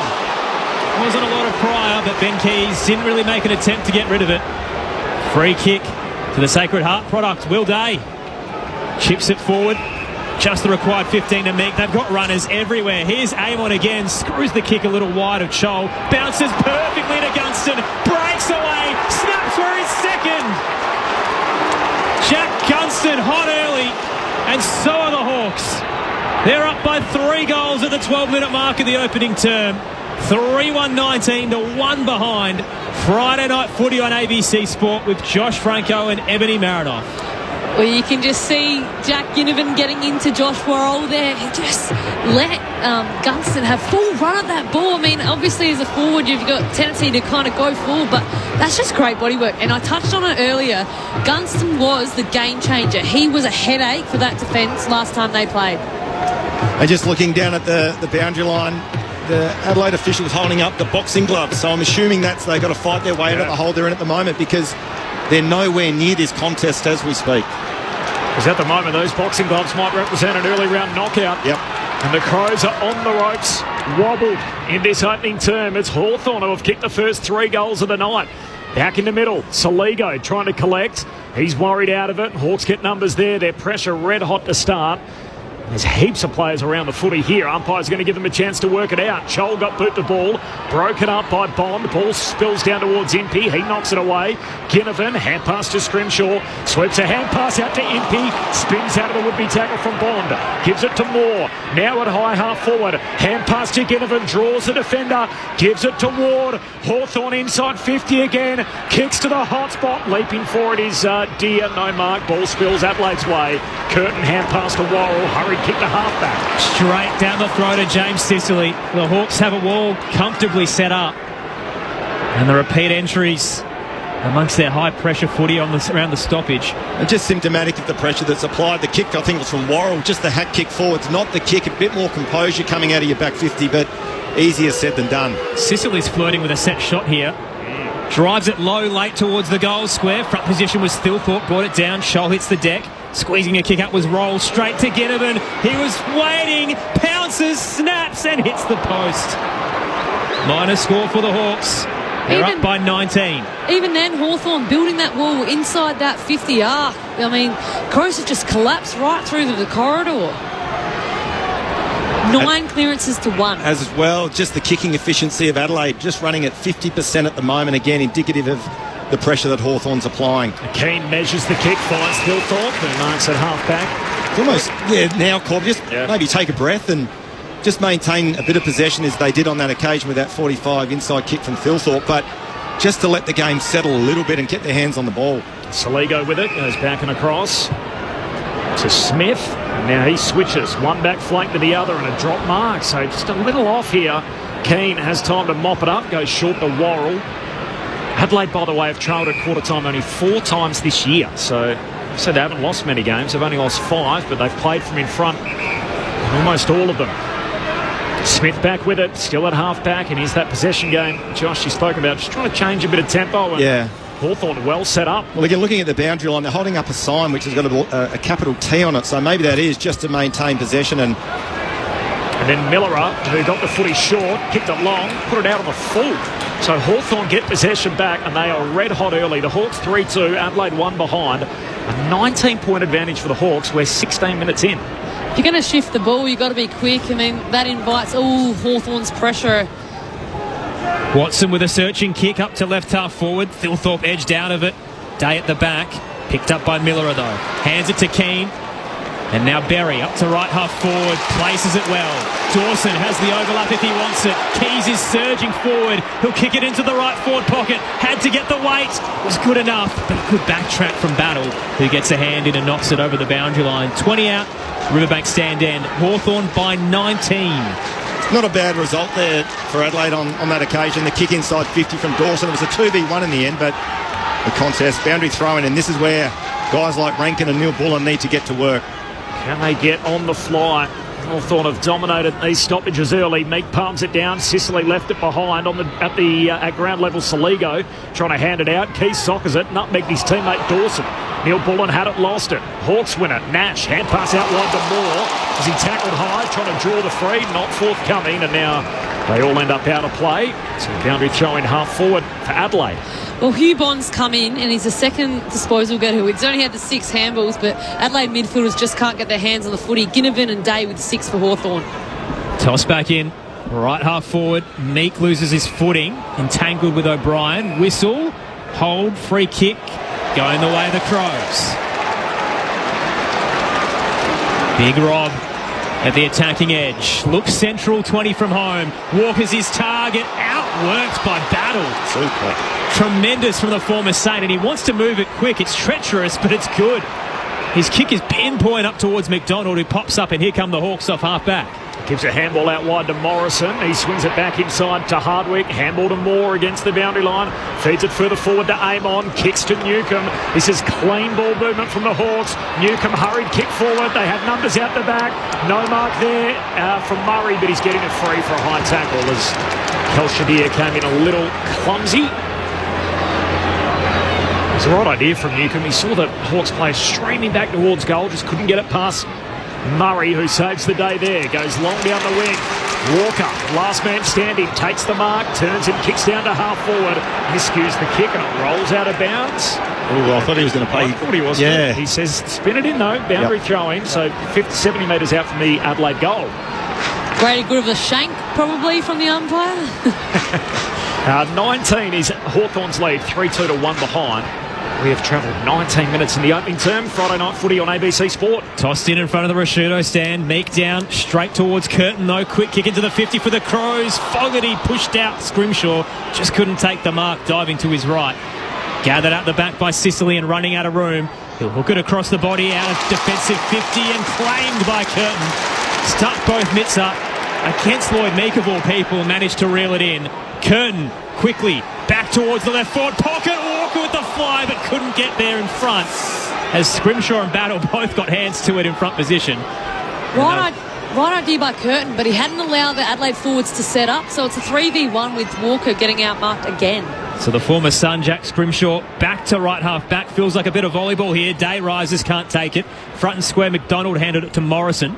Off balance, he bangs it up towards centre wing. The Hawks by 19. Awkward one. Tracked well by Worrell, but he turned into trouble of Chol. Coughed it up. McDonald sold Day into tremendous danger. Wrapped up by Cumming. Ball pops out. Smith keeps fighting for it. It'll come back for a hold. Hawthorn's way. Adelaide fans not happy. I thought that it was almost holding the ball, but he's gone the other way and paid holding the man. And he wondered the Crows supporters are a little bit frustrated with that decision. Crows have lifted. Tempo's risen, so just changing things around the ground as Hawthorn go back and across, and now Sicily has it on the wing for the Hawks. Long kick inside the attacking arc. Is there a marker? Hands to it from Gunston, not to be. Falls front and centre to Moore. Hand pass away to Nash. He gives it back to Moore. Handball sets up the Wizard. Watson on the run. Put through Hawthorn's fourth. It is all Hawthorn to start. And 21 minutes in, they are pitching a shutout. 4-2 to 1 behind. Hawthorn by 25 points. Friday night footy on ABC Sport. Webben, just looking at some of the numbers, what I've been really impressed with Hawthorn is their ability to shift the ball by hand. So they've had 37 kicks and 38 handballs. So they're going at 1-on-1 kicks to handballs, which is a little bit unusual at the moment. Adelaide going at 36 kicks and 25 handballs. But what that doesn't allow Adelaide to do is to get pressure on the ball carrier. And we saw again on that occasion, just that quick give to advantage and set up that Watson goal. The hands in tight in the scramble has been outstanding, Hawthorn. It was Hawthorn's ability to win it at ground level. Adelaide Crows had no real method if that ball was going to hit the ground. It was all Hawthorn players flooding in, and Watson involved. Will Day's been huge this quarter. He's had 7 touches and 3 score involvements, and you'd hard to argue Sicily's been the most influential player on the game. Hawks by 25, Adelaide goalless. They move it up to half forward out of the middle. Fogarty releases Rankin, blazing by, but heads for home when he had an option. Burns Thilthorpe, and it bounces wide and over the boundary line. I'll tell you another player that has been good for Adelaide, and thankfully he's playing, is O'Brien. His work, the kick behind in the air, and his ruck work, and again on that occasion, influential in that forward 50 entry. 4-2-26 plays one behind. Friday night footy on ABC Sport. Adelaide need a response. Tossed in, O'Brien looking for Thilthorpe. Picked off by Day. Kicks up and under. Out towards the defensive arc. Tracking it back was Peatling, but he's put it down uncontested. Thank you very much, says D'Ambrosio, as he flares it around his body to the defensive edge, and Mitch Lewis is there. Oh, and then in the danger zone, trying to wrap around behind. And young Taylor found himself in the wrong spot. Lewis trying to draw 50, and now he steps off his line trying to evade Miller on. I'll tell you what, that kick from D'Ambrosio, goodness me. Changing the angle of the kick back into the corridor, you can't defend that. The ball movement all night's been so super. So fluent. Yep. Yes. A red-hot start by the Hawks. They are absolutely up for this. The bigger the occasion, the better their performance as he kicks inside the forward pocket. Scored away by the Crows, and Big Rob gets the clearing kick. Up to the wing. Thilthorpe cuts a fine bounce. Hand pass to Fogarty. Handball out wide, trying to link up with Saligo. Has to run the gauntlet. The Wolves close in on him, and he's caught on the wing, and a ball up. And the logo on that outer side underneath the Max Bashir stand. It's all Hawthorn, 4 goals to zip. They lead by 25 points approaching quarter time. Will Day involved again there, just that pressure. Meek down for the Hawks today, shoots the handball central to Amon, and across the centre square they'll go. Unopposed right now, the Hawks. Mark taken by D'Ambrosio. Loops it over the top to Impey. Lowers the eyes, a little too casual though as he checks his kick to Chol. And it bounces a little wide of the big man who escorts it over the boundary line. Tell you what I will say as well is that you talk about Adelaide in the context of the season, where they're at in the lead up to September. Now they're in a real test. We'll see how much mettle they've got. Can they fight their way back into this contest? They've got to keep the scoreboard within a respectable margin. The last month has been a display of maturity, but this is the real test. Yep. Tossed in, Newcomb brushes off Berry with ease. Inside 50 for the Hawks, straight to Chol. Jai Newcomb worth every penny off that 6-year deal during the week. And Marbia Chol in return gets a set shot on a tight angle, 30 from home. And I mentioned their ability to shift angles with hands. What about their kicking? We saw D'Ambrosio just a few moments ago hook one back through the corridor. And on that occasion, was it Newcomb, you mentioned, just the bullet kick, which is, again, almost undefendable if you're an Adelaide defender. Marbia Chol will start at left half forward on the boundary line. Angle just over 45. Will cross the paint of 50 on return from his hip injury. Marbia Chol to make it 5 unanswered goals for the Hawks. They're rolling at the Adelaide Oval. And this sold-out crowd is shell-shocked. 31 points the advantage to the Hawks. 5-2-32. Adelaide 1 behind as we close in on quarter time. All-Australian midfielder Josh Franco, the reigning W medalist Ebony Marinoff, your experts for Friday Night Footy on ABC Sport. Well, we spoke about it pre-game. Hawthorn have probably been spoken about this week. They're going to fall out the 8. This team is playing on edge, and you can see the Hawthorn forwards getting under the Adelaide's defence. And Mark Keane, Josh Worrell, they're known to, get in a bit of biff. Every time there's been a goal scored, they've got into them. They're up and about. Well, it's interesting as well, even looking at some of the inside 50s, it's 13-10 Hawthorn's way, so +3, but the entries for Hawthorn are so much more efficient. Precision. Absolutely, and as I said, their kicking skills tonight have been superb, and Adelaide have to adjust to that, get pressure on the ball carrier, so you get some dirty ball inside 50. Marbia Chol just letting the locals know about enough to popping that one through as well. So first 5 for Hawthorn. Tell you what, Adelaide have to stem the flow here. This margin's starting to get away from them. 31 points. We saw it last night with GWS and the Western Bulldogs, but they can't allow any more leak or to leak any more goals. Free kick for the ruck infringement. Meek pumps it long to true centre half forward. No mark. Spills down to Saligo trying to lift his team. Gets a kick out of a defensive arc. Back with courage. They bang bodies, Battle and Fogarty. Ball spills down. Hawthorn win it. Ginnivan hand pass towards the 50, but Dawson's there. And can he lift the Crows? Gives it to Curtin. Kicks down the line. Thilthorpe the target. Punched away from him. Passing through Rankin. Come here, says Barris. Holding the ball. Locks him up in front of the benches. And this has been a dynamic start from the Hollywood Hawks. Tell you what, Adelaide is sitting there thinking, what's the number of the bus that's just hit us? Because Hawthorn have been superb. With Rankin there, because he's trying to get the game going, you just got to hit Darcy Fogarty. You're trying to be cute and do something.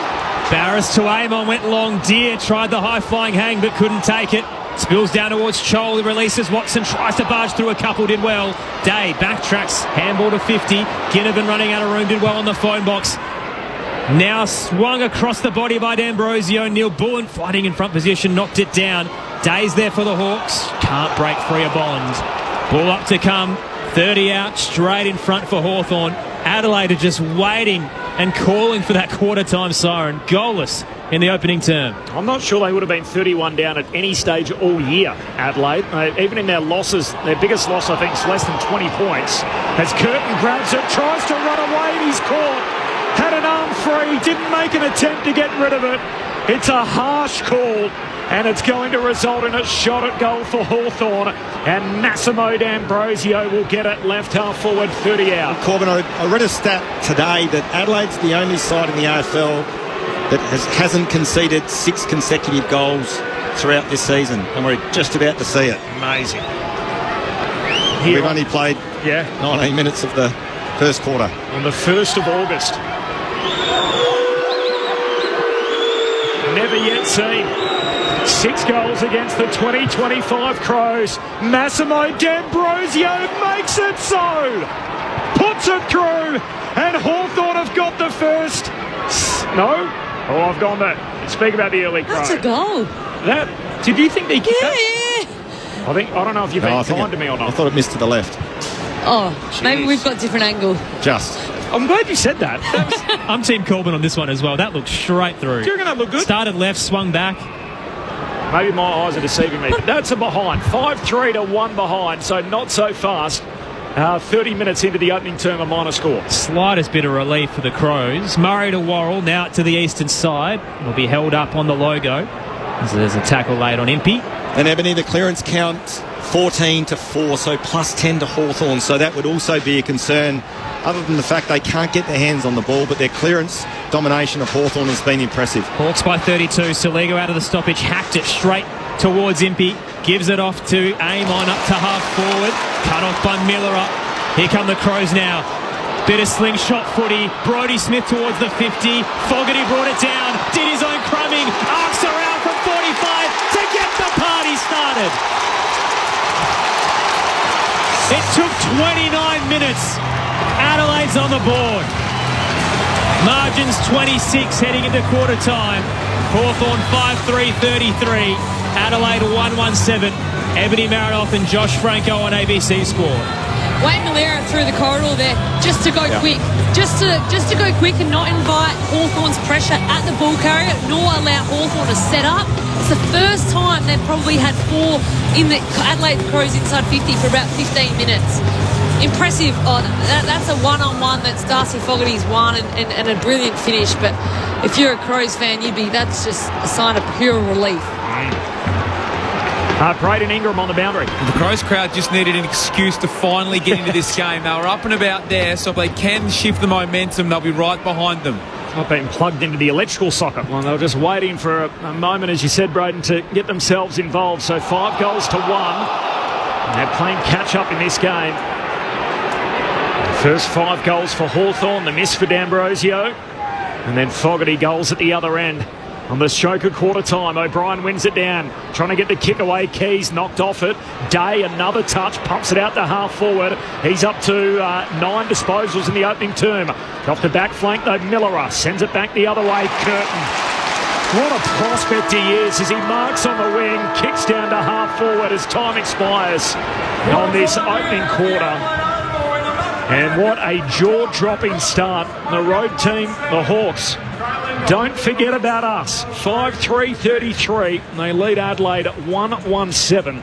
And the margin is 26 at quarter time. The goal kickers for Hawthorn. 2 for Jack Gunston against his original club. Of course, he played the first 14 games of his career here back in 2010, 2011. Singles for Moore, Watson and Chol. Meanwhile, Darcy Fogarty has the only goal, and if it wasn't for that major late in the piece, it would have been a goalless opening term for the home team. Off the SMS, Mark from Upway says it's now or next year for the Hawks. Here's hoping. From Dave, hi team, listening from cosy Morphettville. South Australia is a 2-team town, and when one is playing rubbish, the other team is pushing to finals. We will back them through from Dave. Thanks, Dave. Rob in Greensboro, on your point, Josh, talking about the long sleeve from James Sicily, says it looks like he's trying to swim the 400 at the 2004 Olympics. He says it's not good. No. The mustard long sleeves of James Sicily. We're loving the call from a little caravan in rainy Ballina in New South Wales from Nicky, Mark and Harvey. And hi team, Fran from Melbourne, feeling pumped. Feels like finals are getting closer. It certainly does. This will be a close game. This will be a closer game than last night's. Go Crows. They're my second team in 2025. Fran's a Collingwood fan. Loving the contagious sound of the South Australian supporters too. Thanks, Fran. Nice to hear from you. A little off the SMS there, 0437 774 774. We certainly thought so as well. We thought it was going to be closer than last night. Last night it was 33 at quarter time. Tonight, 26 is the spread. The thoughts of Ebony Marinoff and Josh Franco coming up in just a moment. Friday night footy on ABC Sport. The Hawks by 26. Back with their thoughts next. Rugby Union's greatest tour is here. ABC Sport has all the live action of every British and Irish Lions game in Australia. Look for the Sports Extra button on the ABC Listen app. This is the 2025 AFL Premiership season on ABC Sport. It's got that big game feel about it. September has come early. Ginnivan wins it in the front half. Tumbles a kick out in front of Gunston. Got the Sunday hop. Runs to about 35 out and trickles it through for the first of the night. Dare I say it, the early Crow put through the first. They've got runners everywhere. Here's Amon again. Screws the kick a little wide of Chol. Bounces perfectly to Gunston. Breaks away. Snaps for his second. Jack Gunston hot early. And so are the Hawks. Can't pass away to Nash. He gives it back to Moore. Handball sets up the Wizard. Watson on the run. Puts through Hawthorn's fourth. It is all Hawthorn to start. Tossed in. Newcomb brushes off Berry with ease. Inside 50 for the Hawks. Straight to Chol. Marvia Chol to make it 5 unanswered goals for the Hawks. They're rolling at the Adelaide Oval. And this sold-out crowd is shell-shocked.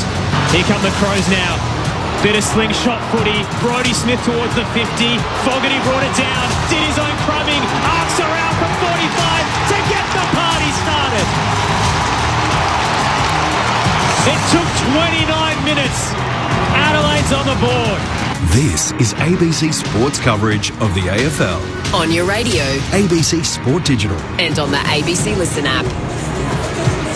It's followed a different path than what we expected, with Adelaide coming in as the favourite in front of a raucous sold-out crowd, and yet Hawthorn stunned them, kicking the first 5.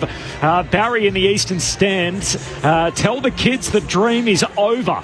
Richard from Geelong off the SMS. When Corbin describes Sicily in the long mustard sleeves, ill. It even sounds ugly. And from Sean in Mount Gambier, guys, speaking of swimming, I think the Crows are swimming up a certain creek without a paddle or even floaties. 0437 774 774. Josh Franco and Ebony Marinoff. 26 points the margin at halftime. At quarter time, Hawthorn's way. What do we make of it? We're going to touch on it again, but it's the midfield battle for me. If you look at the top disposal getters from Hawthorn, it's Amon with 9, Will Day with 9, and Marazio with 9. But it's the clearance differential for me. Will Day has had 6 clearances. His impact has been profound. And then Jordan Dawson, on the other hand, is yet to register a clearance. He's only had 3 touches. So if I'm Captain Dawson, I'm taking it on myself. I'm going to go. I'm going a day at this stoppage in this quarter, and I'm getting it done. Because they're getting absolutely smashed in the clearances. I mean, it was 1-9. It's now 5-15. That's a 10 differential in clearances in 30 minutes of football. And you touched on Riley O'Brien. I mean, he's been super impressive. Dawson, Rankin, Berry, Saligo yet to really have any impact on this game. Absolutely, Ebony, you summed it up beautifully. And probably the 2-3 words that come to mind when I think about Hawthorn, it's almost the shock and awe, wasn't it? They came out and absolutely obliterated Adelaide in terms of their pressure on the ball. They mentioned throughout that first quarter that Hawthorn's ability to shift the ball by hands, Adelaide just couldn't get a glove on them. But the thing that I think was probably most impressive was their ball movement and their connection inside forward 50. They just didn't blaze away. And I reckon Adelaide were probably a little bit guilty of that, just the long bomb in, relying on or putting too much emphasis on their key forwards. Hawthorn's ability to hit targets and connect inside forward 50 was probably the difference. But we talk about finals and where Adelaide are headed, and we talked about the test that Adelaide now have, the margin is currently 26 points. It's a huge test for Adelaide. Clearly they're not out of it, but something has to change. Getting that goal towards the end of that first quarter, potentially just a bit of a settler, but they've definitely got a game on their hands. What's an interesting stat as well, it's the tackle differential. I mean, Hawthorn have had all the ball, and that's why they've been able to have those handball chains, because Adelaide haven't brought the pressure. So Hawthorn not only getting the clearances, but putting a pressure on Adelaide, and they've got no game rule going until probably the last 2 minutes, which we call junk time. No injury concerns to speak of. Jones and Warple, the two subs, neither of them used so far. And the Hawks ticking the first box. They take the crowd out of it early. They kick the first 5. And the road team playing from in front as umpire Stevic thumps it down to start the second term. Dispossessed in the middle, the Hawks, and Adelaide win it. Saligo, hand pass away to Berry, drives it deep forward, Sicily back. And that's what he does, ladies and gentlemen. Takes the intercept mark in the back pocket in the mustard long sleeves. It is a 26-point lead for the Hawks early in the second. Corbin, that's exactly the play. And I know it's easy to sit up in the commentary box, but just lower your eyes. Sicily folded back, hit that little lead-up bridge kick. Sicily to a 3-on-2, left half back, advantage Crows. Fizz came in towards Keys. He's scored it over the line. Shout out Ebony Marinoff, the most prolific player in AFLW. Nailed it immediately, so Berry's gone to Newcombe. Dawson today. They're big numbers, aren't they? 6 clearances in a quarter of footy. This is guys, second up, hasn't played since round 3 before that. You just let him waltz on. That's what? 24 clearances if my maths correct. Tossed in, Meek down to D'Ambrosio, then Impey had a shank out on the full in front of the Odie stand. Free kick Adelaide. So just forward to centre wing, the Crows, who kicked the last goal of the first term after conceding 5 straight. And this is probably the kick, Aaron, where they just don't want to blaze. They can even come back around as they're doing now, look to kick the lateral one and then go around Hawthorn's defence. Keane takes the free kick to the logo to Hinge. Arcs inboard and looks for the switch. Out to the broadcast side, here's Bond. Forward of centre wing. Goes for a stroll and then places it in the left forward pocket. It's high. Walker's edged out of it late by Scrimshaw. Hits the deck. Front and square. Rankin can't gather cleanly. Boundary throw in, 20 out. Left forward pocket for Adelaide. The big 4 versus the big 3. So 1 goal for the big 3. And that was Fogarty. And the current count is on 3 for the big 4. So 2 for Gunston, 1 for Chol. Certainly haven't looked too cumbersome, have they? Hawthorn in that opening turn. No. Dynamic opening. They kicked the first 5 goals before Adelaide could blink. Forward 50 stoppage here for the Crows. Neil Bullen, first possession, looks for Walker. Knocked away by Sicily. Keys wins it back. Connects with Walker from the pocket. Snaps but misses. That's what you want from Taylor Walker, though, because Sicily's gone to him. Sicily's having a real impact on this game. If you're Walker, you have to compete and make that a 50-50 or harder. Hawks by 25, 5-3 to 1-2. Friday night footy on ABC Sport from Adelaide Oval. Came on to bring it in.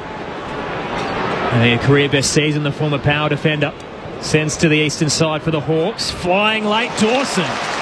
Just correct in the hole. Rose above the pack and spots a target he likes in Neil Bullen. 2 senior leaders need to stand up right now, and they combine close to goal. And the Premiership Demon will line up straight in front.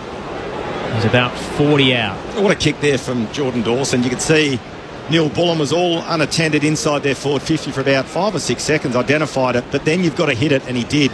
Just a dart inside 50 to connect. Brilliant kick. Neil Bullen starts in the centre square. Long approach. Neil Bullen drives it hard. It's fading left and through for a minor score again. Adelaide 1-3-9. Hawthorn 5-3-33. Early stages of the second term. Friday night footy on ABC Sport.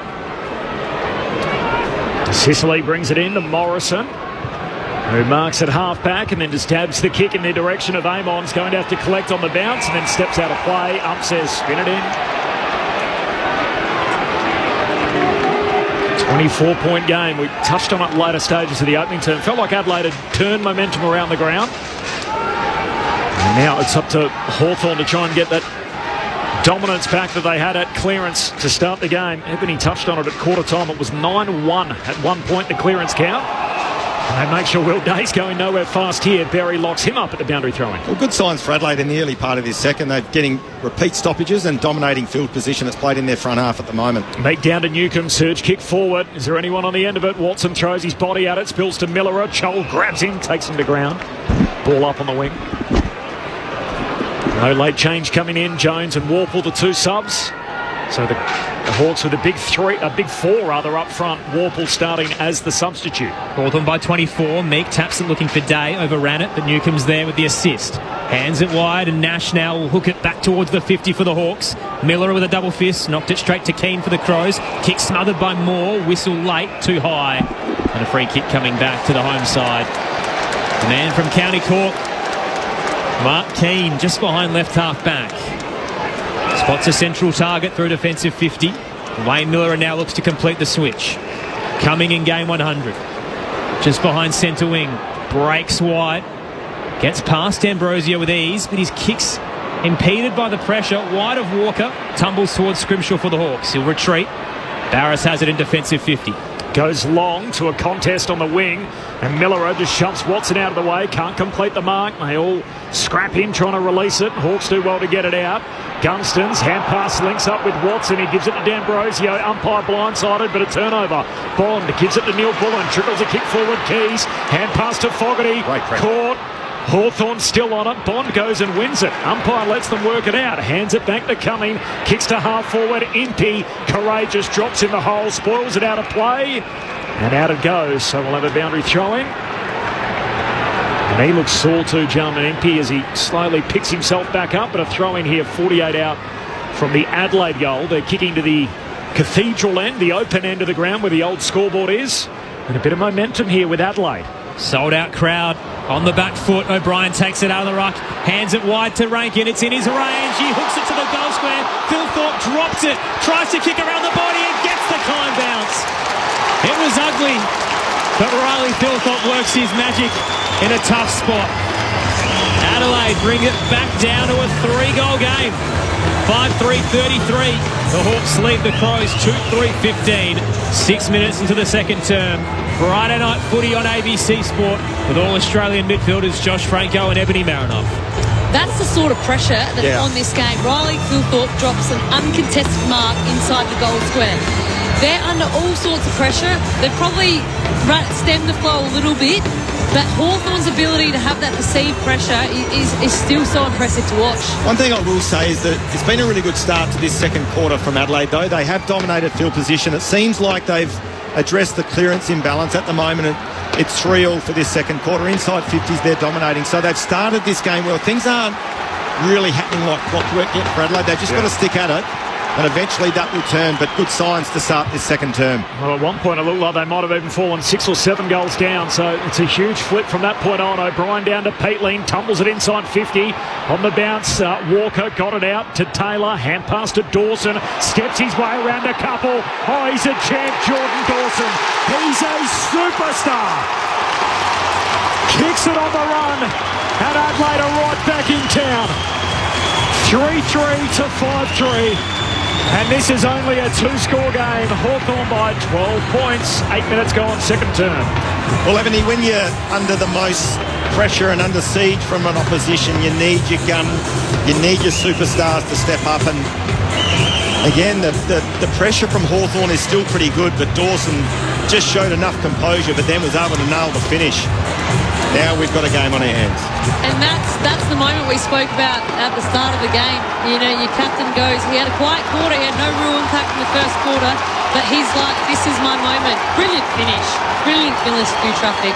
They were down 28 against the D's a month ago, the Crows, at this venue, and got the job done. Trailed by 26 at quarter time, and it's game on again. Hawthorn by 12. The crowd buzzing, Meek wins it down. Peatling was there, couldn't control it. Newcomb gathers, hands it to Morrison, weaving through the corridor. He'll hand it to Nash and now Ward. Penetrating kick into the 50, 2-on-2 there. It beats Worrell because he was entangled with Gunston. And a free kick to go to the Crows. Barely a spare seat in the house. Shoulder to shoulder on the hill. They'll ride every touch all night. Worrell across defensive 50 to Keane. Now at left half back, here's Brodie Smith. A little bit maligned in his later years, but he has been impressive this season when picked. The 33-year-old, just his 7th game of the campaign. Pops it to Dawson. Now the skipper will go long. To a contest. Fogarty's in the pack. Sicily trying to spoil. Spills down to Hardwick. He walks it out of play, and the ump says deliberate. Does he? No. Says spin it in. Talk about Adelaide's ability to work their way back into the contest. At the end of the first quarter, they're only running at 59% kicking efficiency. Currently, for this quarter, they're running at 76, so using the ball better by foot as well. Hawks by just 12, having led it by 32. Momentum with the Crows. Meek wins the hit out. Grabbed the footies, mowed down. Curtin came and got him. Yeah, the game's flipped, hasn't it? Tangled in the drapes there, and Dan Curtin is going to get the free between wing and half forward. Kicks to the hot spot. The Crows pressing again. The tall timber down there, punched away and out of bounds. Forward pocket for the Crows. So 12-point lead for Hawthorn. This is after the Hawks led by 32 at the half-hour mark of the opening term. And momentum has changed. Adelaide with the last 3 goals. Friday night footy on ABC Sport. 6 inside 50s to 2 for the Crows in this term. Tossed in 30 from home. Meek down. Ward lets it bounce. Barging through Peatling. Meek got it back. Can to kick out of there. Beautiful bodywork from Hinge as he rattled into Ward.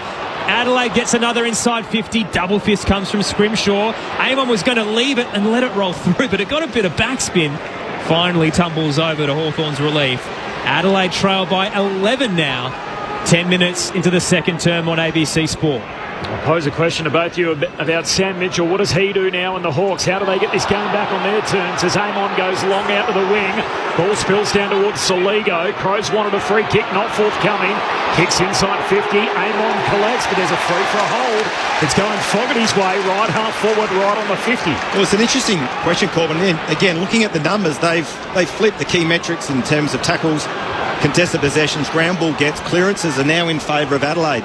So, you know, you talk about the indicators that tell you whether you're in the contest or not. Adelaide have been able to address that at quarter time. Whatever Matthew Nick said and the assistant coaches said, it's worked because they're dominating field position.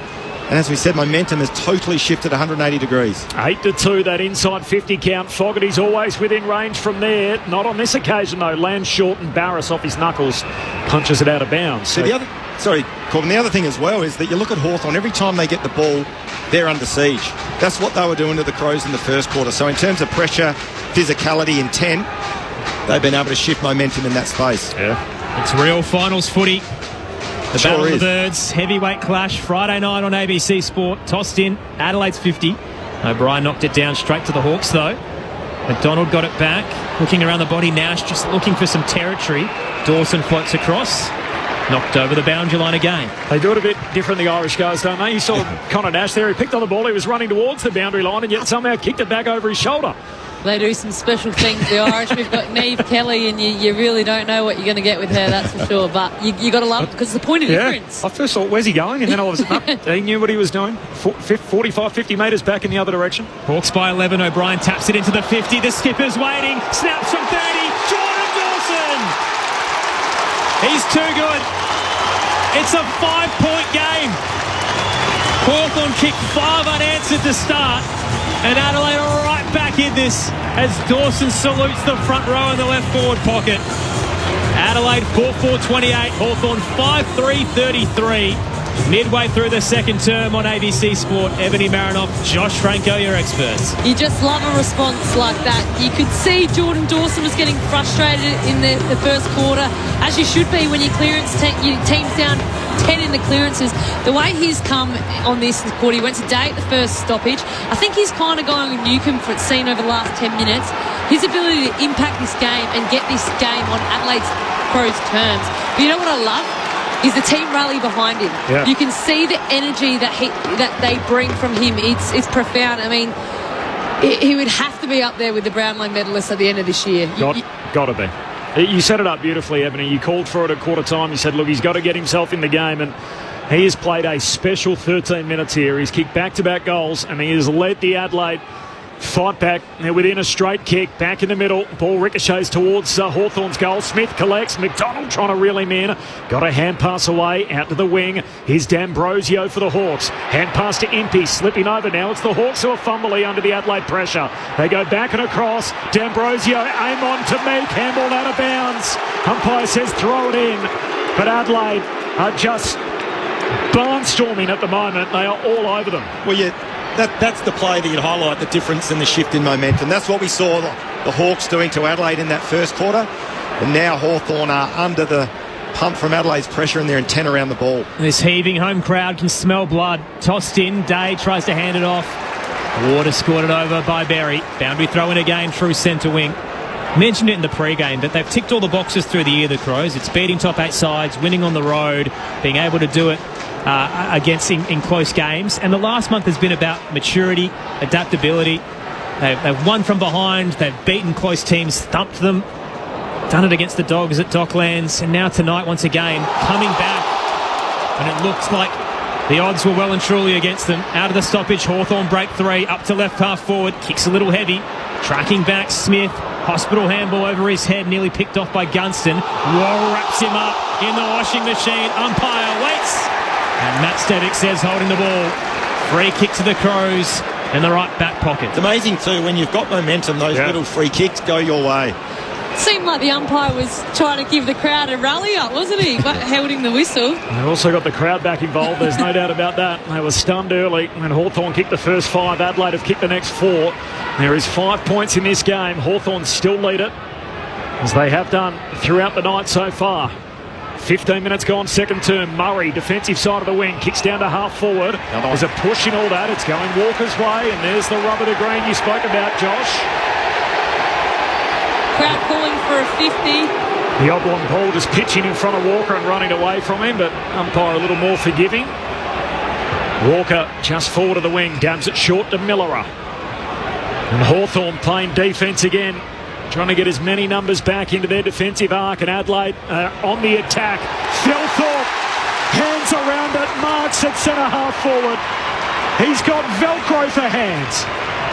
Well, that was a smart kick from Millerer, wasn't it? He just didn't give it a 9-9 into his forward 50. It had a bit of a punch on it, but it allowed Philthorpe to get a run and jump at it. Didn't get any body on him in the contest and almost took it uncontested in the end. And he waited 10 or so seconds to execute. Yep.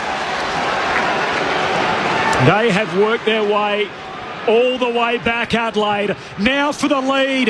Philthorpe goals.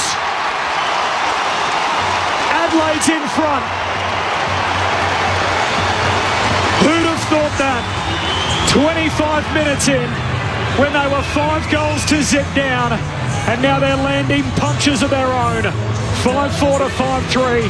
Philthorpe's got a couple, and we got a lead change. Friday night footy on ABC Sport. And as I said, the kick from Miller was superb. Philthorpe was actually in the ruck at the time. Meek, his direct opponent, folded back to the goal line and didn't get any body on him. He made the Cardinals sin, allowing Philthorpe to get a run and jump at it. I'll tell you what, he's a beast of a man. You've got to get body on this bloke. You give him a free run at it, you'll mark it every day of the week. Absolutely. Didn't drop that one. I loved Taylor Walker's calmness to hit Wayne Malera. He waited for James Peatling to come out of that 45 spot. Hawthorn got a little bit lazy in defending that, and that's right in the launch zone to peg it to Philthorpe deep. So we start again. Friday night football on ABC Sport. Just the 2 lead changes, and the Crows back in front. O'Brien down. Looking for Peatling. He's got Day breathing down his neck. Did enough. Paddled it to Saligo. Berry bursting by. Wide kick. Little shallow. Tumbles in front of Taylor and over the boundary line. It'll be tossed in for Adelaide at left half forward. Ebony, in the first quarter it was plus 10 clearances to Hawthorn. Now to this stage in the second quarter it's 8-7, so plus 1 to Adelaide. So as we said, they've definitely addressed the deficiencies around the footy in terms of the midfielders getting their hands on the ball. 9 of the 10 goals to the northern end, in which the Crows are attacking. We'll get down to Braden in a moment as Peatling, a hurried kick forward. Taylor can't quite complete the mark. Ball stays alive. They're going to pay the mark. And Zach Taylor's going to get a look at it. Left half forward, 30 metres out. The ball bobbled out at the end. And he went hunting out after it. But in the end, the umpire says, no, had enough of it. Tell you what, I haven't seen a shift in a game like this for a long time. In terms of Q1 to Q2, Adelaide v Hawthorn, it's unbelievable. And contested possessions, 22-13, inside 50s, 10-3. Amazing turnaround. Didn't want to burst your bubble, Josh, but the Giants last week, Q3. Thanks, Aaron. There's always someone, isn't there? Yeah, there is. St Kilda Melbourne game. 2v5 though. Zach Taylor to keep the ball rolling. He misses near side. Braden on the boundary. Adelaide by 2 points. Is there some kind of gale force winds towards that northern end, Braden? No, not at all. It's just heat seeking down there. There's literally no breeze whatsoever. The only excuse I can make is that it was so heavy with rain last week that maybe it's sunk, because it's all downhill one side at the moment. Free kick Adelaide as Hawthorn look to exit. Battle is turning to go, and it'll be pulled right back to Isaac Cumming. Big week for him, his partner Mia, and he announcing they've got a baby girl on the way. Central go the Crows. Kick was a little treacherous towards Berry, barging by Miller. Cook quickly dropped the footy holding the ball. And Will Day has it for the Hawks at centre-half back. He's an absolute superstar, this bloke. Amazing to miss. Does everything. So much footy. He was out from March. Yep. He's just such a difference, isn't he? Second game back, looks right at home. The Hawks move to the broadcast wing. Battle to Impey, spearing ball into the 50. And hits Gunston lace out. Tight angle, though, 45 from home. Well, his ability to influence around the stoppages. I think you said, Evan, he had 6 in that first quarter, but his ability to pressure and tackle, enjoy the physicality of the game. Yeah, he's a star. I think you've reminded me before, Aaron, that Adelaide Crows potentially slipped him. This Jack Gunston? No. Oh, Will Day. Will Day, yes, yeah. Pick 12, I reckon, off the top of my head. Jack Gunston, right half forward. What a season he's putting together. That won't be a highlight. He's sprayed it out on the full. Free kick to the Crows, left back pocket. Adelaide's up by 2 after trailing by 26. And now the players are opening up. The guys running across the top of the ground as Worrell marks in defensive 50, flares it wide. And Murray with a contested grab. I like the cut of this guy's jib. Nick Murray, obviously injured earlier in the year and had to bide his time to get back in the team. His third game back. Probably only got in because of injury. Amazing. Yeah. It's a good problem to have. A healthy unit. Both these teams, a very short injury list. Tell you what, Miller's game's been good so far too, hasn't it? Comes out of defence there to Cumming and a short kick to Neil Bullen. So there's a few of the new guys in town. Neil Bullen looks corridor. Good kick to Dawson. What a quarter he's having. Gives it to Hinge. Hand pass to Taylor. Balked one. Hand pass on the inside. Jamming it on the boot. Hinge kicks to the behind line. It's punched through. And Morrison takes evasive action. Malira's last 8 weeks, you'd say. I mean, slow start, off injury at the start of the year, finding his feet, but he'd be up there, right up there in the best and fairest. Adelaide by 3. We are 22 minutes into the second term. Kick lingered in the air a little bit from the defensive exit. Hardwick was looking for Ginnivan. He waited an eternity and Neil Bullen closed. Ball hits the deck. There's a very late whistle for a throw as it's popped out. And a free kick to Hawthorn at right half back. 2019 draft for Will Day. He was picked 13 in the end, Ebony, but sacrilegious to say that the Crows picked Fisher Mackesy that year, and that's a bit of a tough sore spot for Crows fans. Down the line go the Hawks. Pat collapses. Out the back, Smith says thank you very much. It's a wobbler towards the 50 and it won't work out. Battle sits underneath it to cut it off. Crows by 3. Hawthorn just looking for an answer here in the second term. Remember Barry in the eastern stands who texted us at quarter time? Wake the kids up, the dream is on, from Barry. Nice to hear it from you again, Barry. And the Crows right back in this game. As Barris short to Morrison. A high kick down the wing. All day, heavy landing. Trying to rip that down from the skies. Pack forms behind him. Trying to clear it. Keys, kick smothered. Ball ricochets back towards Keane. Bangs it forward. Philthorpe. Running start. Couldn't quite complete the mark. Paddled out to Day again. He's upended. Just like a rolling maul at the moment as the ball comes out Hawthorn's way. Ward got him to Morrison. Hand pass trying to release Dylan Moore. Dragged off it. Neil Bullen wins it back for the Crows. Retreats to Miller. And now left half back. Brodie Smith up towards left half forward down the wing. Who thought front position couldn't take it. And off hands it rolls over the boundary line. So the Hawks kick the first 5 goals of the game. Their lead pushed as high as 32 at one point. Adelaide get the last of the first term and have now been on a 5-goal unanswered run in response, leading by 3 points for Friday night footy on ABC Sport. Tossed in left half forward for the home side. O'Brien down, Newcomb set upon by Berry. He tagged him in Launceston. Jai Newcomb only had 15 touches that night, but did kick the match winner. And Berry started on Will Day, has moved back to the man he likes to match up on. Out of the stoppage, Day went low, Dawson even lower, and is collected. Free kick to the skipper of the Crows. What a quarter he's putting together, Jordan Dawson. With a couple of goals in the term to lead the Adelaide fight back. Kicks to full forward. No mark. Offhand. Spills to Walker. Snaps. Great smother. Goal saver from D'Ambrosio. And the ball trickles out of bounds. Forward pocket for the Crows. Corbin, one thing I will say, just so I got a break in play, looking at the way Hawthorn are playing, we mentioned in that first quarter their ability to use the hands was outstanding. Adelaide couldn't put any pressure on them whatsoever. That's flipped, but they're still trying to overuse the ball by hand, the Hawks. They've got to get it on the boot, get some field position. Forward 50 stoppage for Adelaide. Scrimshaw knocks it out in front, left it behind. Keys grabs it, snaps, misses. And behind, the crowd riding every disposal at the moment. Adelaide by 4 points. Momentum totally with the Crows. They've kicked the last 5 in the game. Hawthorn kicked the first 5. And it's a 4-point game, 25 minutes into the second term. And yet Hawthorn desperately need to turn around this momentum. 11 consecutive scoring shots for 5 goals, 6 for the Crows. Hawthorn exit to left half back. And off a couple of hands, it rolls in front of the Odie stand. 5-7-37 the Crows. Hawthorn 5-3-33. Context is important in footy, isn't it? Imagine you just flick on the radio, you think, gee, they're talking up the Crows a lot, and they're 4 points up. It's 5 goals each. And here we are, time on in the second term. Well, clearances this quarter, +4 Adelaide and +9 inside 50s. The emotional roller coaster of a Crows fan. Tossed in, O'Brien takes it out of the ruck. Looked for Walker, was a little low and hard for the big man. And just slips through his fingertips over 25 out from goal. Matthew Nix said, just buckle up, enjoy the ride, and it has been a roller coaster tonight. There's still plenty to play out, so stay with us on ABC Sport. Boundary throw-in. Punched away by Riley O'Brien, deep forward, trying to hunt out after it. Rankin does well, paddles it back.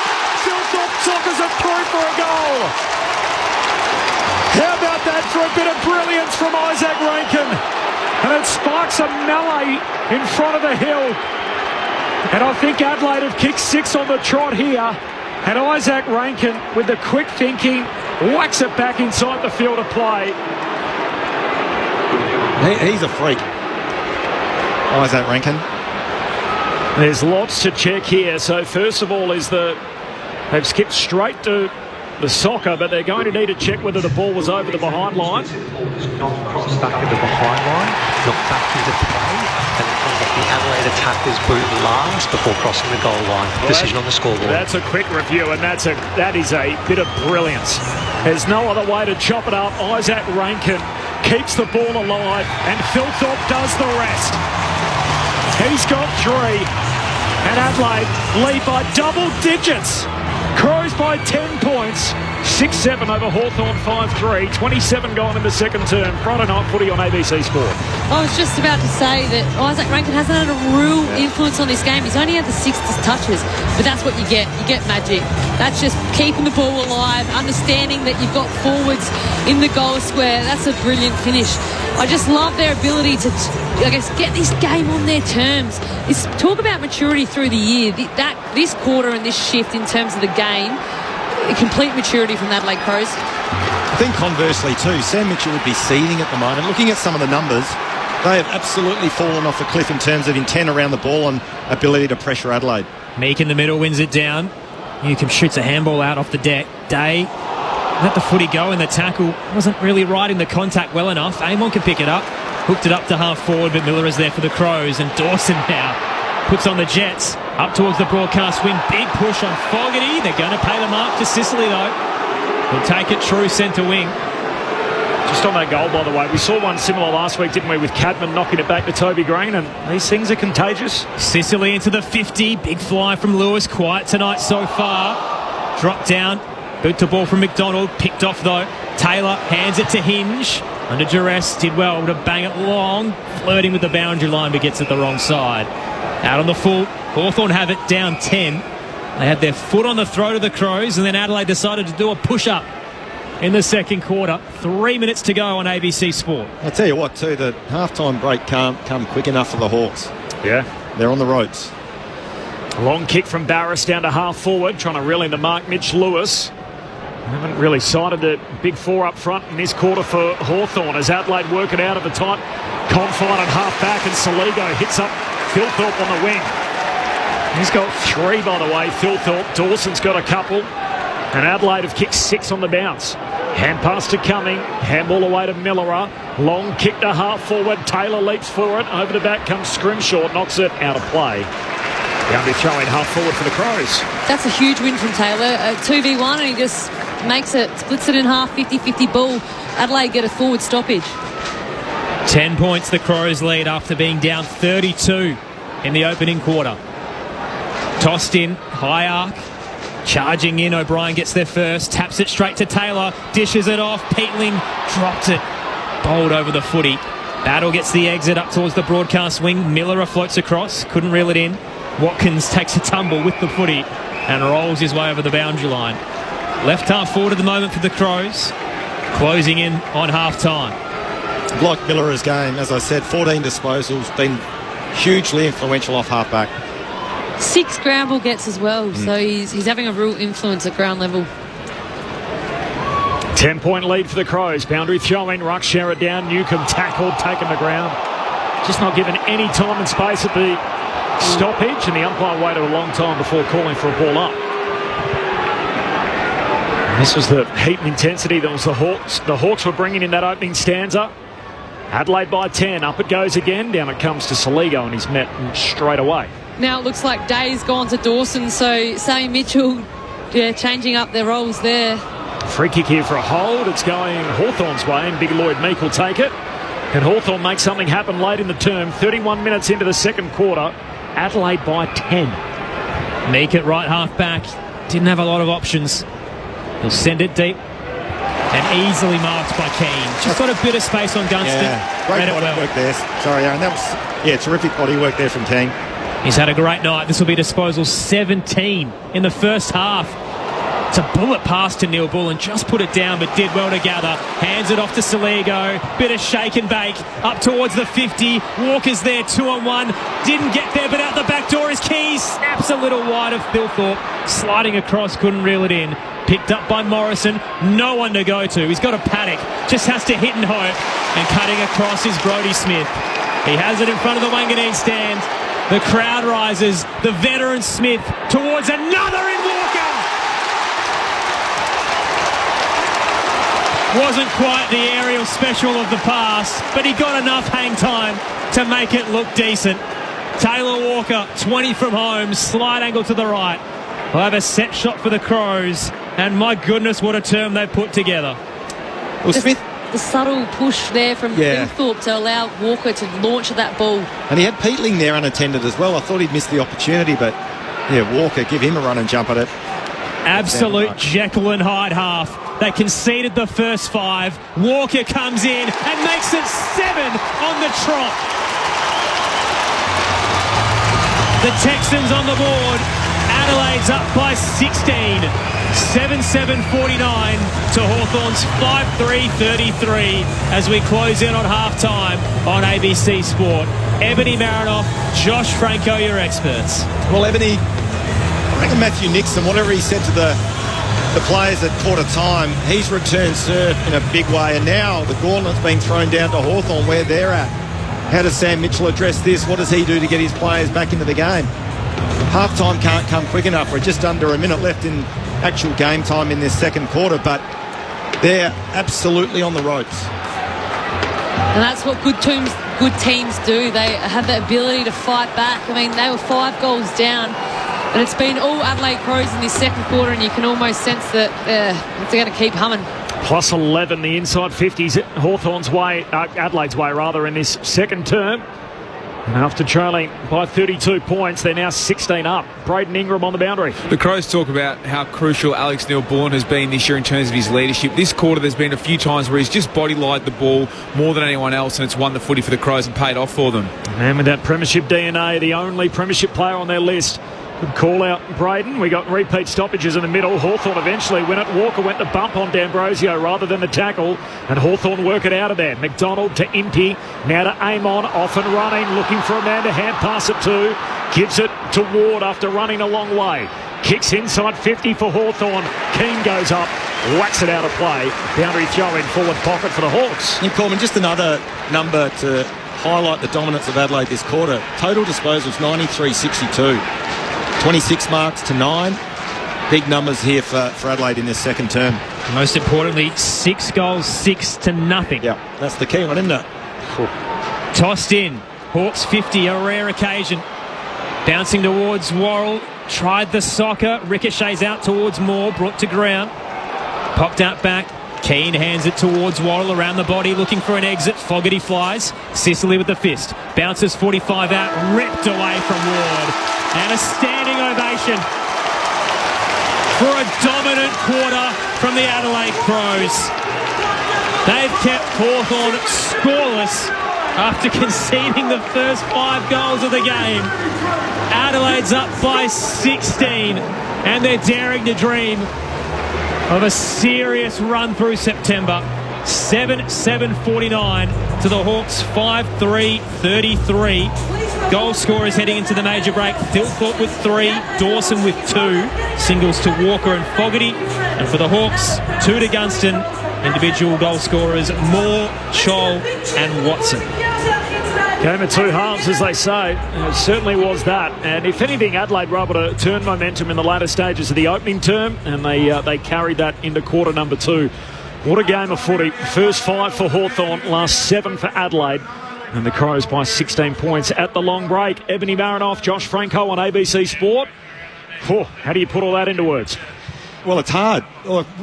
It's amazing. Turn around. Yeah, that first quarter, I was just had a quick look and received a couple of text messages from some of my Crow supporter mates, and they said, Adelaide are finished, and we're not going to the grand final. I'm going to rip up the tickets. And so fickle. Yeah, very fickle. But now, look, having said that, a bit of tongue-in-cheek, of course, but that's the Adelaide we know in terms of their physicality, their ability to get first possession and absolutely dominate and choke Hawthorn in every facet of the game. And I think we talked about the Western Bulldogs-Giants game last night. It was plus 51 for the game, differential contested possessions. That quarter it was plus 22 to Adelaide.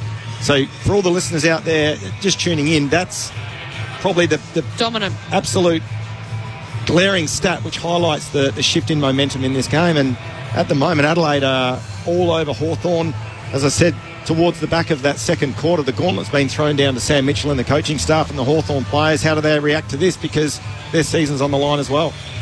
They've got to react because, like you just touched on, that if they lose this game, it gets pretty hard. I mean, we didn't think we were actually going to come here and it's going to be a blowout. Like, they're 2 great teams. They match up really well. But I like what you touched on, Corbin. Adelaide got the momentum in that first quarter. And that confidence to go, okay, we're stemming the flow, okay, reset. I think the midfield certainly got on top, their ability to, win those 1v1s. Riley O'Brien's been enormous for the whole game.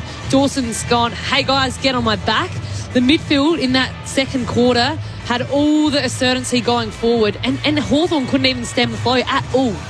It's totally about belief, isn't it? Yep. In previous years, Adelaide would have totally fallen away in a situation like that. They would have lost close games. They weren't competitive against the heavyweights. And right now, they are ticking all of the boxes. Look, I think the other thing as well, Aaron, is hypothetically, we come out the back of this game and Adelaide get the 4 points. This is a massive learning curve, and absolute gold to be under siege and under pressure like they were in that first quarter, to then be able to switch it, turn it around and absolutely dominate. Not just sort of hang in there and get to half-time and reset and go again.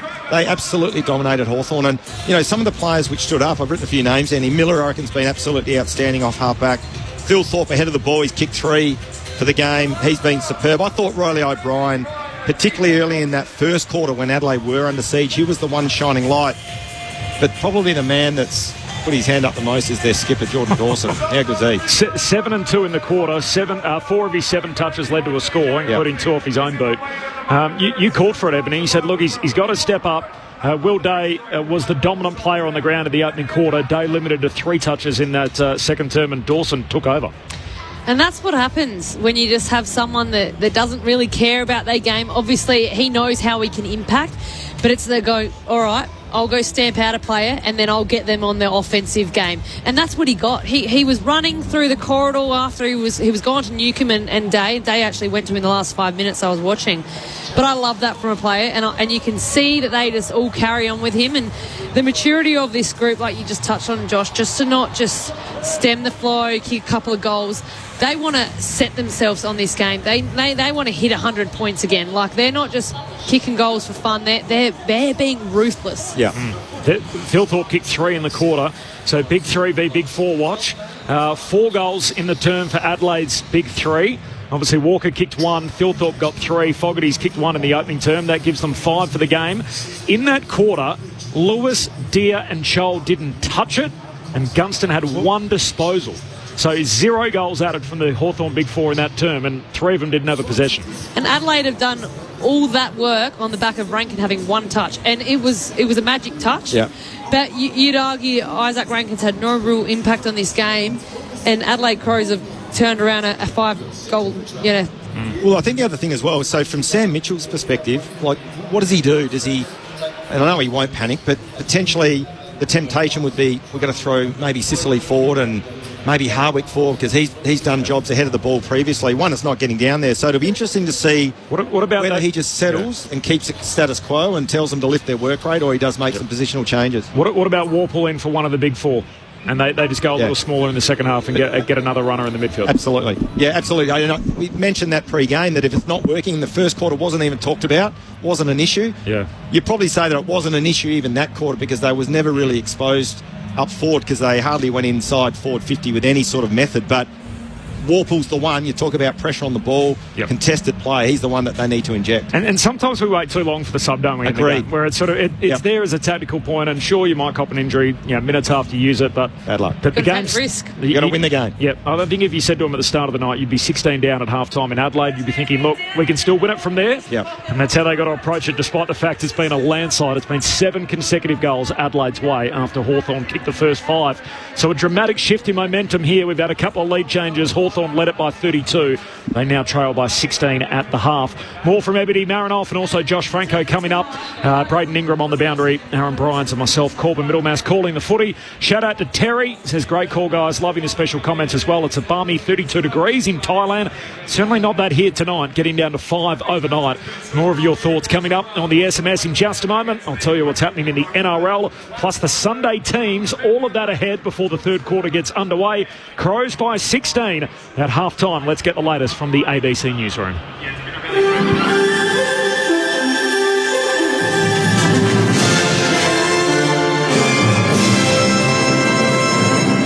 ABC News with David Rowlands. Several countries say they will be holding further trade talks with the US after President Donald Trump signed a new executive order on tariffs.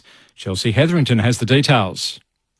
Sri Lanka and Taiwan, which face a 20% levy, are among the countries that say they will try to negotiate a lower tariff rate with the Trump administration after the initial August 1st deadline to make a deal passed. The new taxes on dozens of countries will now come into effect on August 7th, with Canada being the only country to have its higher rate of 35% come into effect today. Mr. Trump says he's open to more deals with trading partners, including Canada, which has expressed disappointment with the move. Australia's baseline tariff on imports to the US will remain at 10%. President Donald Trump's special envoy, Steve Witkoff, has reportedly arrived in Gaza to inspect widely criticised aid sites backed by Israel and the US. The BBC's Amir Nader has the latest.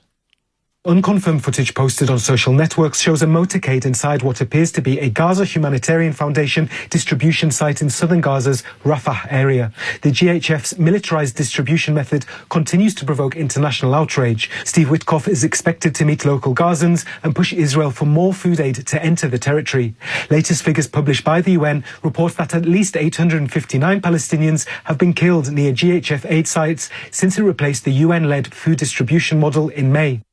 The Israeli military says it has only fired warning shots near aid sites. The organisers of a planned protest in Melbourne this weekend say they are engaged in ongoing discussions with Victoria Police.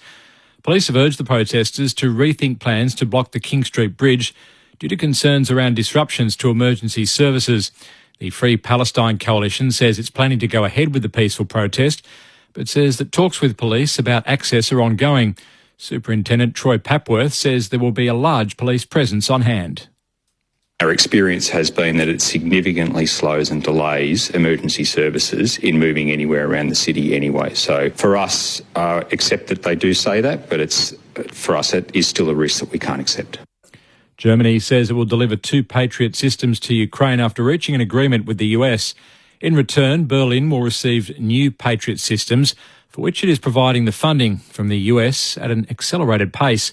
Germany has already delivered 3 of its Patriot systems to Ukraine and says sending the additional systems will not affect its contribution to the NATO Defence Alliance. Ukraine's needs for air defence have grown more urgent as Russia has reportedly intensified its attacks in recent months. First Nations leaders are hoping to work with the federal government at the 25th Annual Gama Festival in the Northern Territory in an effort to improve Indigenous wellbeing. The 4-day Indigenous gathering was launched earlier today in northeast Arnhem Land. The festival is being held in the wake of the latest Closing the Gap data, which shows that only 4 out of 19 socio-economic targets are on track to be met nationally by the 2031 deadline.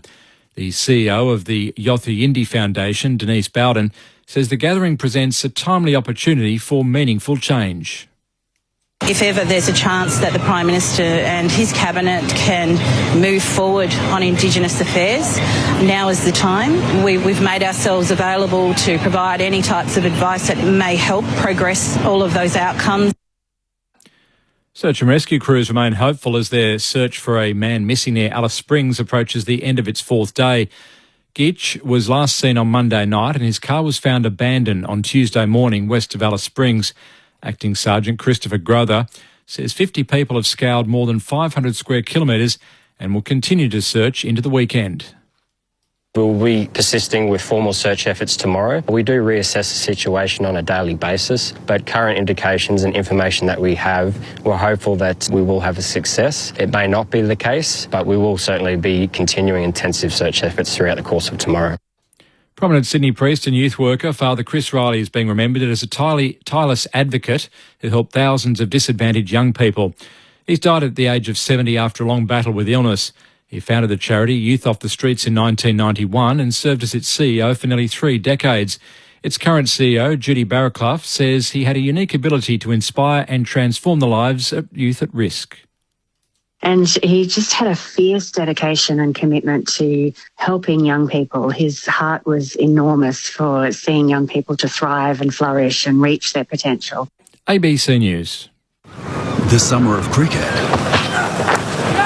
has arrived early. Clubs it straight down the ground for 6. He's on the pull shot. Boy, did he get that! White ball cricket takes centre stage in the top end as Australia take on South Africa. Shout for leg before, finger goes up. It all starts on Sunday, August 10. Down the pitch, there we go. Bang! Every ball live on the ABC Listen app. Just click on the cricket button. This is the 2025 AFL Premiership season on ABC Sport. On the bounce, Walker got it out to Taylor, hand pass to Dawson, steps his way around a couple. Oh, he's a champ, Jordan Dawson. He's a superstar. Kicks it on the run, and Adelaide are right back in town.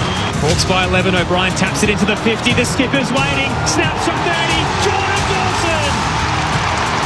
He's too good. It's a 5-point game. Hawthorn trying to get as many numbers back into their defensive arc, and Adelaide on the attack. Philthorpe hands around and marks at centre-half forward. He's got Velcro for hands. They have worked their way all the way back, Adelaide. Now for the lead. Philthorpe goals. Adelaide's in front. Punched away by Riley O'Brien, deep forward, trying to hunt out after it. Rankin does well, paddles it back. Philthorpe sockers it through for a goal. How about that for a bit of brilliance from Isaac Rankin? And it sparks a melee in front of the hill. He has it in front of the Wanganeen stand. The crowd rises. The veteran Smith towards another in Walker. Absolute Jekyll and Hyde half.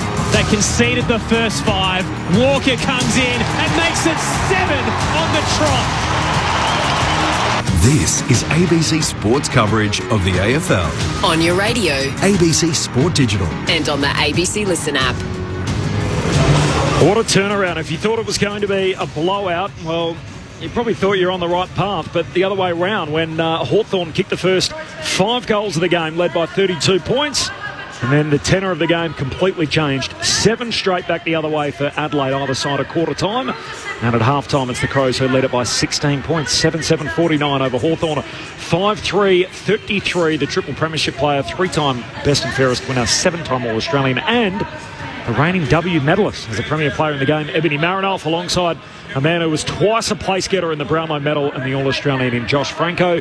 Corbin Middlemass and Aaron Bryans calling the footy, and Braden Ingram, and a man about town here in Adelaide, one of the best newsbreakers in the game. Your call team for Friday night footy, and your thoughts on the SMS 0437 774 774. Hi team, Phil from Victoria, loving the call in the comments. Thilthorpe is one of the Warriors he is really tapped up to be. He's one of the Warriors. He's really taped up. How am I going? Trying to decipher this message. Hi team, Phil from Victoria, loving the call in the comments.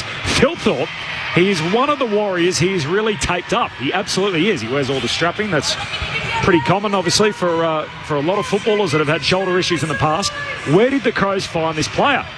He's a big dude. Thanks for the call from Phil. Well, they took him high in the draft, didn't they? What did he go? Number 2 overall? And he would have gone number 1 had it not been for the Dogs taking Jamari Ugle-Hagan, and they had to match some points to be able to take him that year. So he is taped up. Apologies for tripping over that. Phil, Corby and Co. What is the best thing about Taylor Walker? He's a great kick, great action. If he gets the pill inside 50, he makes it count. Andy from Wodonga.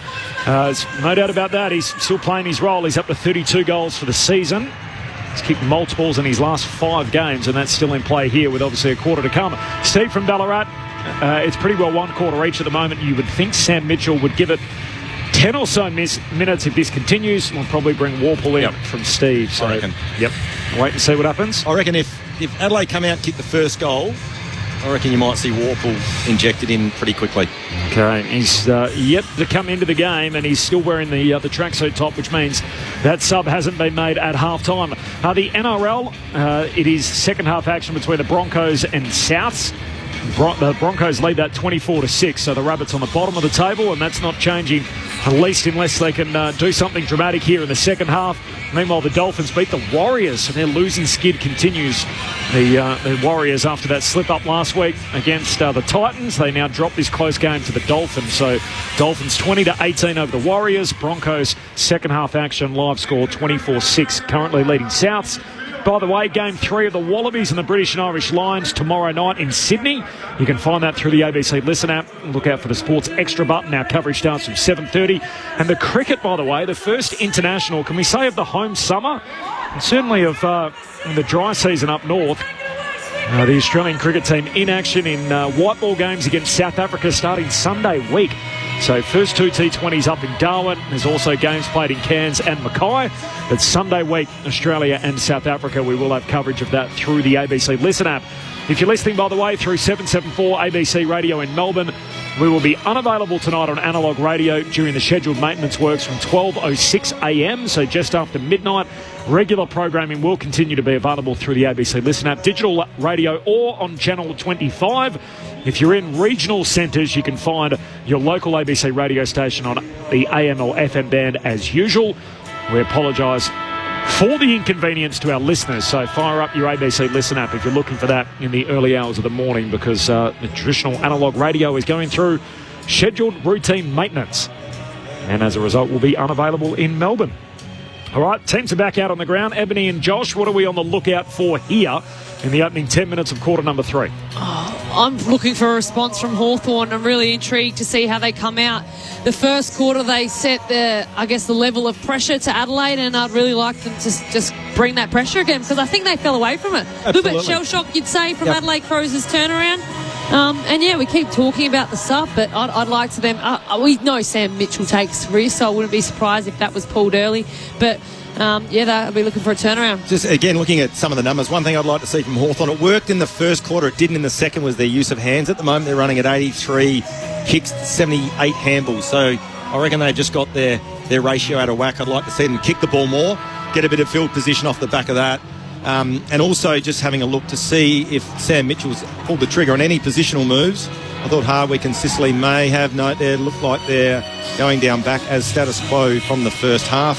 Just on the Sunday teams, by the way, as promised. So St Kilda and North Melbourne, Larkey and Wardlaw both named for the Kangaroos. Larkey's still got to get through the captain's run tomorrow. Geelong are playing Port Adelaide. No change for the Cats, while Port Adelaide have named Jack Whitlock to make his debut. So look out for that, Power fans. And the game between Freo and Carlton, the Dockers, same 23 that won the Derby. Meanwhile, for Carlton, they obviously lose Curnow and Chera through injury. And Sam Doherty, he has retired. So both the Youngs, Flynn and Lewis, no relation. And Frankie Evans come back into that Carlton team. No injuries to report, no major MRO concerns. And the game has had a dramatic momentum shift in it. Hawthorn kicking the first 5 goals. Adelaide have kicked the last 7. It's time for quarter number 3, Friday night footy on ABC Sport. You're with Aaron Bryans. It's living up to the hype. Great to have you with us for this heavyweight clash. Bounce favours O'Brien. Meek gives him a push. Tackling the way of Ward. Losing his footing with Saligo, and the Hawks midfielder gets free. Tumbles it towards the 50, bouncing in the path of Gunston. He's caressed to ground by Murray. Clean take by Morrison as he tries to thrust it forward with the boot. It rolls 25 out and over the boundary line. So first inside 50 for the Hawks, who failed to generate many in that second quarter, 17-8. They currently trail by 16 points. Boundary throw in. O'Brien and Meek. O'Brien wins it down. Curtin gets a kick out of defence. Touched on the way through. Neil Bullen can't trap it. Hawthorn win it back. Impey to Newcomb. Handball to Sicily. High half forward. Kicks into the pocket. And Meek had a fair bit of it. Punched out of his hands by Curtin. And we will have a boundary throw in here. Half forward for Hawthorn. They're kicking to the scoring end at least, where 11 of the 12 goals kicked in the match have been scored, which is the northern end of the ground, or the cathedral end. Can't see a patch of grass on the hill. Tossed in. O'Brien down. Tapped it towards Berry. Dawson's bowled over. Ball popped out like a bar of soap to Newcomb. Morrison tries the sidestep. They weren't buying the Crows. Tackle laid. Comes back to Ward. Kick inside 50. Out to meet it is Curtin. Big fist. Thrusts it towards Neil Bullen. Adelaide now looking for the counterpunch. Walker, left half back. Gets around Sicily with ease. Showed him the footy and then sends it up to Keys. He marks forward of centre wing. Pinpoint passes here from the Crows. Curtin has it at left half forward. Into the left forward pocket. Rankin knocked away. Front square Neil Bullen. Coming back anyway for a chop of the arms. And Isaac Rankin, who's had a quiet night, will have a chance to do something special from the tight angle 25 out. Well, once again, Adelaide weathered the storm, didn't they? Hawthorn had 2 or 3 inside 50s to start this third quarter, but then were able to manufacture the turnover. And Taylor Walker, you talk about his kicking. I think we had a text message at half time, Corbin, but how about him on the left? Yeah. The lace out Keys, I think it was. And another good inside 50 to draw the free kick with this little master. Rankin will opt for the snap across the body. 35 from home. Rankin gets underneath it. It's curling beautifully. 8 unanswered for the Crows, and they strike first in the third quarter. 8-7-55 to the Hawks. 5-3-33. 2 played, third term. Friday night footy on ABC Sport with the reigning W medalist Ebony Marinoff and the 4-time Showdown medalist Josh Ranko. What listeners won't have seen is Dan Curtin's spill on to actually get it out to Taylor Walker, and then he's run the whole field to get at it. His work rate on the wing is so impressive. I know we keep speaking about of the rising star, but he's making a late run, and it's because his impact and he's valuing the aerial, but it's his knock-ons, his ability to cover the ground. That was super impressive. That's a Dan Curtin goal and a brilliant finish by Rankin.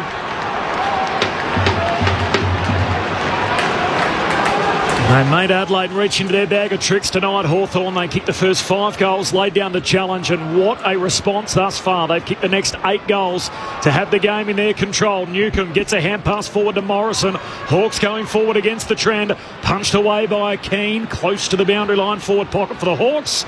Cummings sees it out. The Hawks thought it was off the boot of Cumming, but in the end the umpire says, nope, let's spin it in.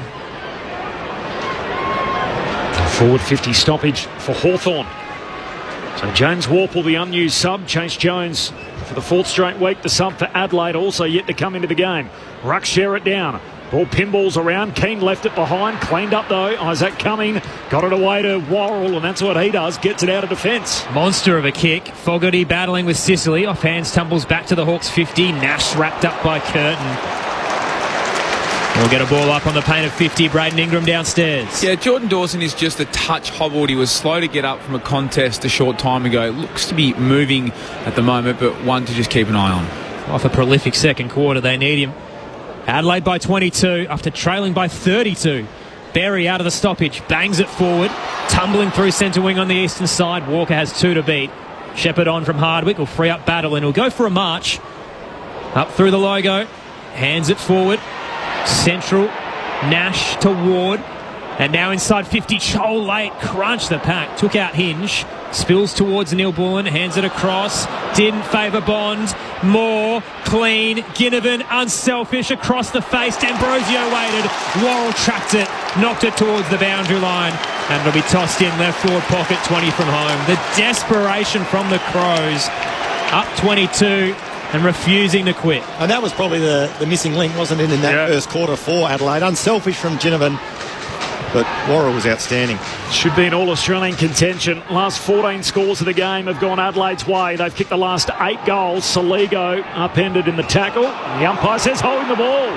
So there's a win for Hawthorn, and Connor Nash is going to get a shot at goal here, left half forward. He'll have to kick it from 45 out. And the umpire was hot on Saligo to release. He didn't. Had it arm free. Yeah, that's the interpretation. Then I played a game last week for the first time since last year, and you can tell the umpires let it go. If you've got opportunity, you've got to get rid of it, otherwise they'll ping you. So last 14 scores for Adelaide. 14 scores in a row. Hawthorn to break that run. The drop punt from Nash is good. And Hawthorn hanging this game. It is their first score since the latter moments of the opening term. We're now half a dozen minutes into the third. Adelaide's lead trimmed to 16.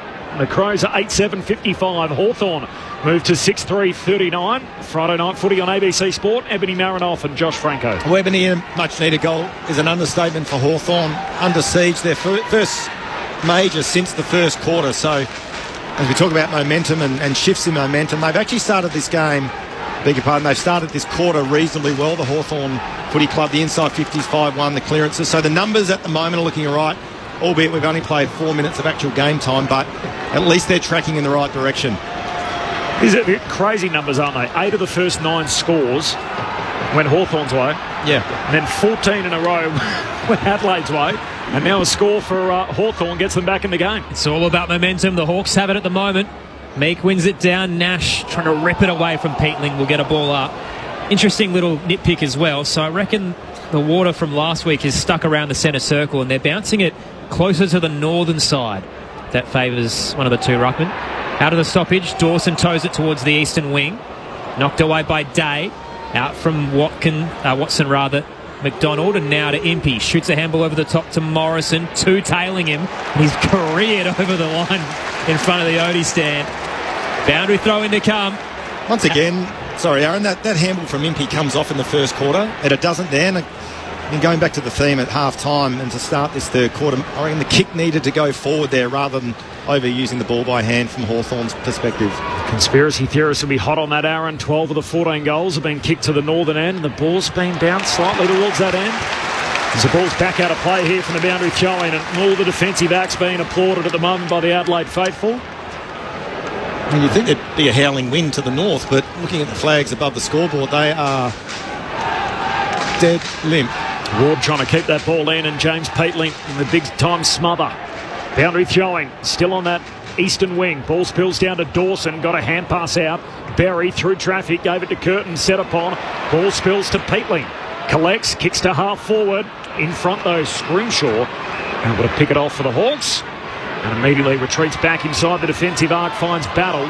Centre half back. He's closest to the Crows' goal at the river end. Stepped off his line, so has to rush the kick. Sicily as the walls close in and he can't control it. Off hands, right half forward. Rankin hooks it into the 50 to Neil Bullen.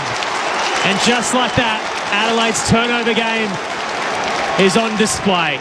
Set shot to come, 30 from home, 45 to the right for Neil Bullen.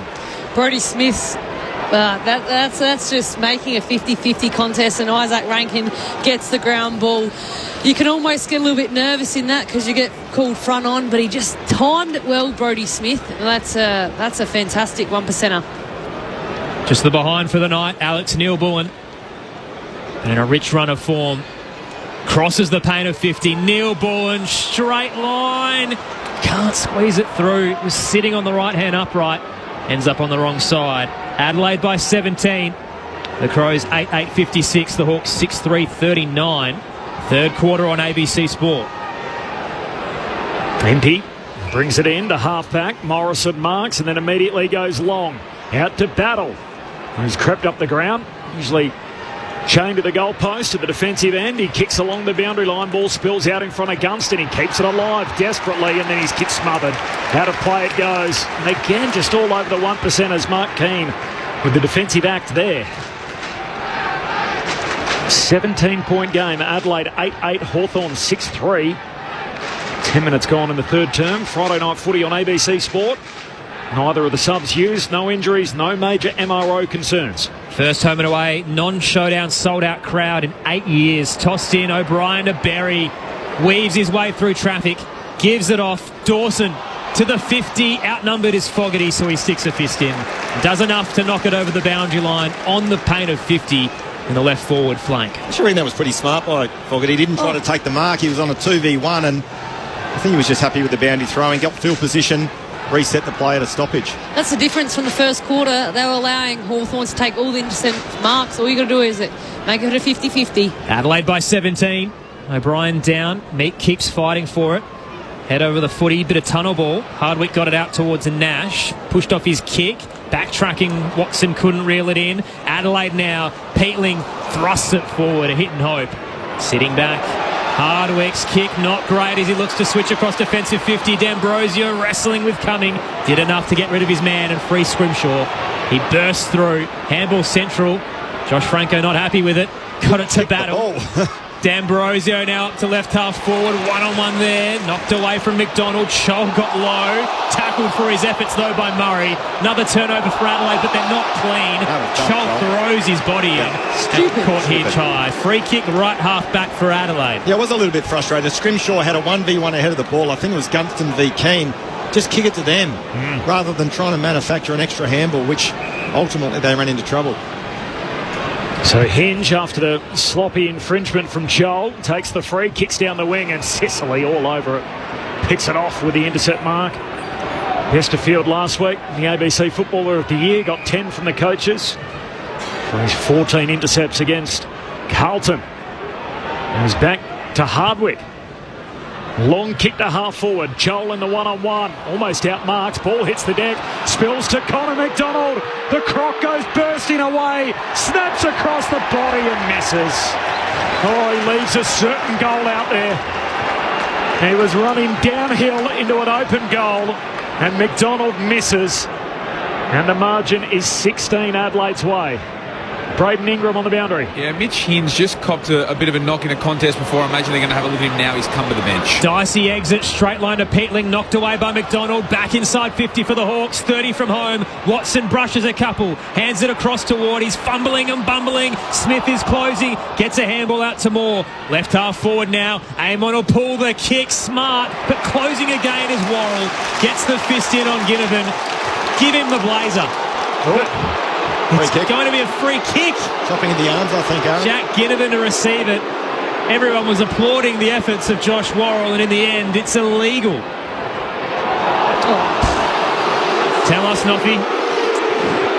That was after the... Yeah, maybe I need to have another look at couldn't. I sound too biased. Jack Ginnivan, 35 out.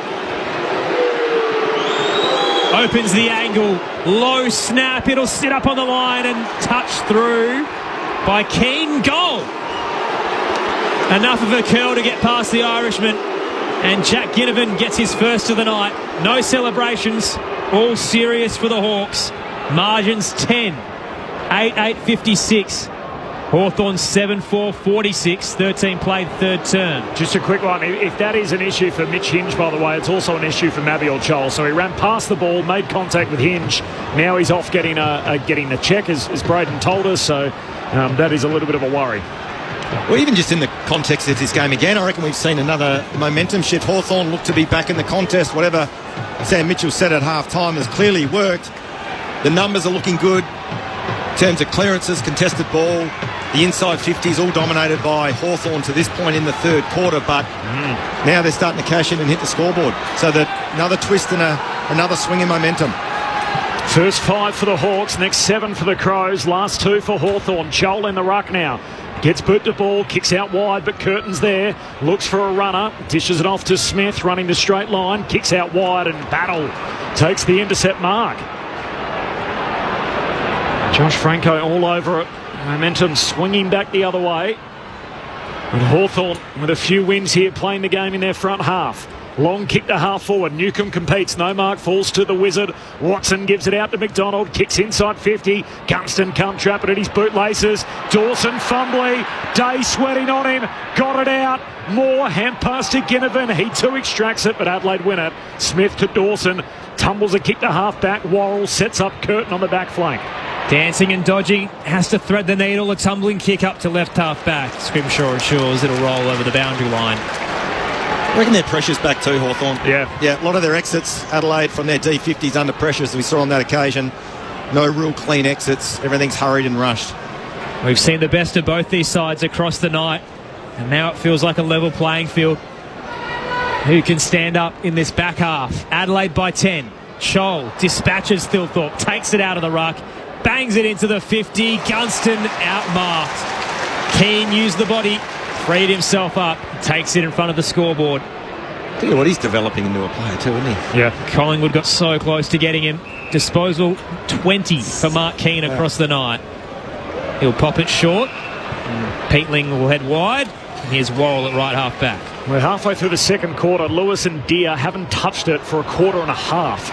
So the big 4 up front, and there's an answer for you as to how it's headed. And obviously a lot of the momentum's been going the other way. Hawthorn win it back on the wing, under pressure. Hardwick coughs it up.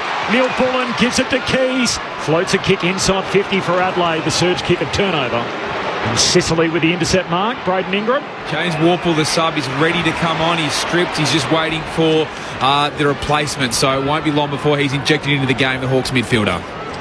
Hawks working up the outer side, and Morrison hanging on to it. Is the mark going to be paid? says yes, so has it just backward of the logo. 10-point lead for Adelaide, but the Hawks have kicked the last 2. Chip kick through the logo. Moore lowered hard in the path of Meek, playing in the forward 50.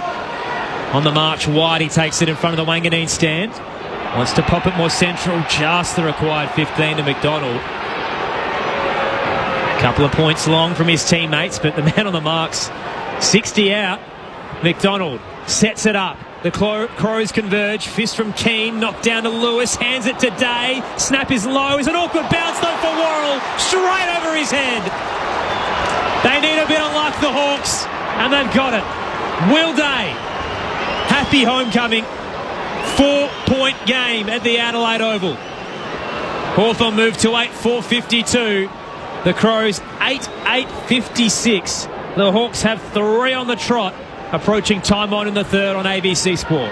Aaron, I'll try again. I don't think I've seen a game this year where there's been a third momentum swing like this one. Yeah, I'm with you. Yeah, it's certainly bizarre. Not weather dependent. No, like no way. The Giants-Hawks game down in Launceston where there's a gale force wind, but it's all at the northern end. It is, yes. And crazy. The numbers support that as well. And, you know, inside 50s, 10-5, 8-5 clearances. This is Hawthorn's way. The contested ball, the big stat is +8 to Hawthorn in this third quarter. So they've wrestled it back.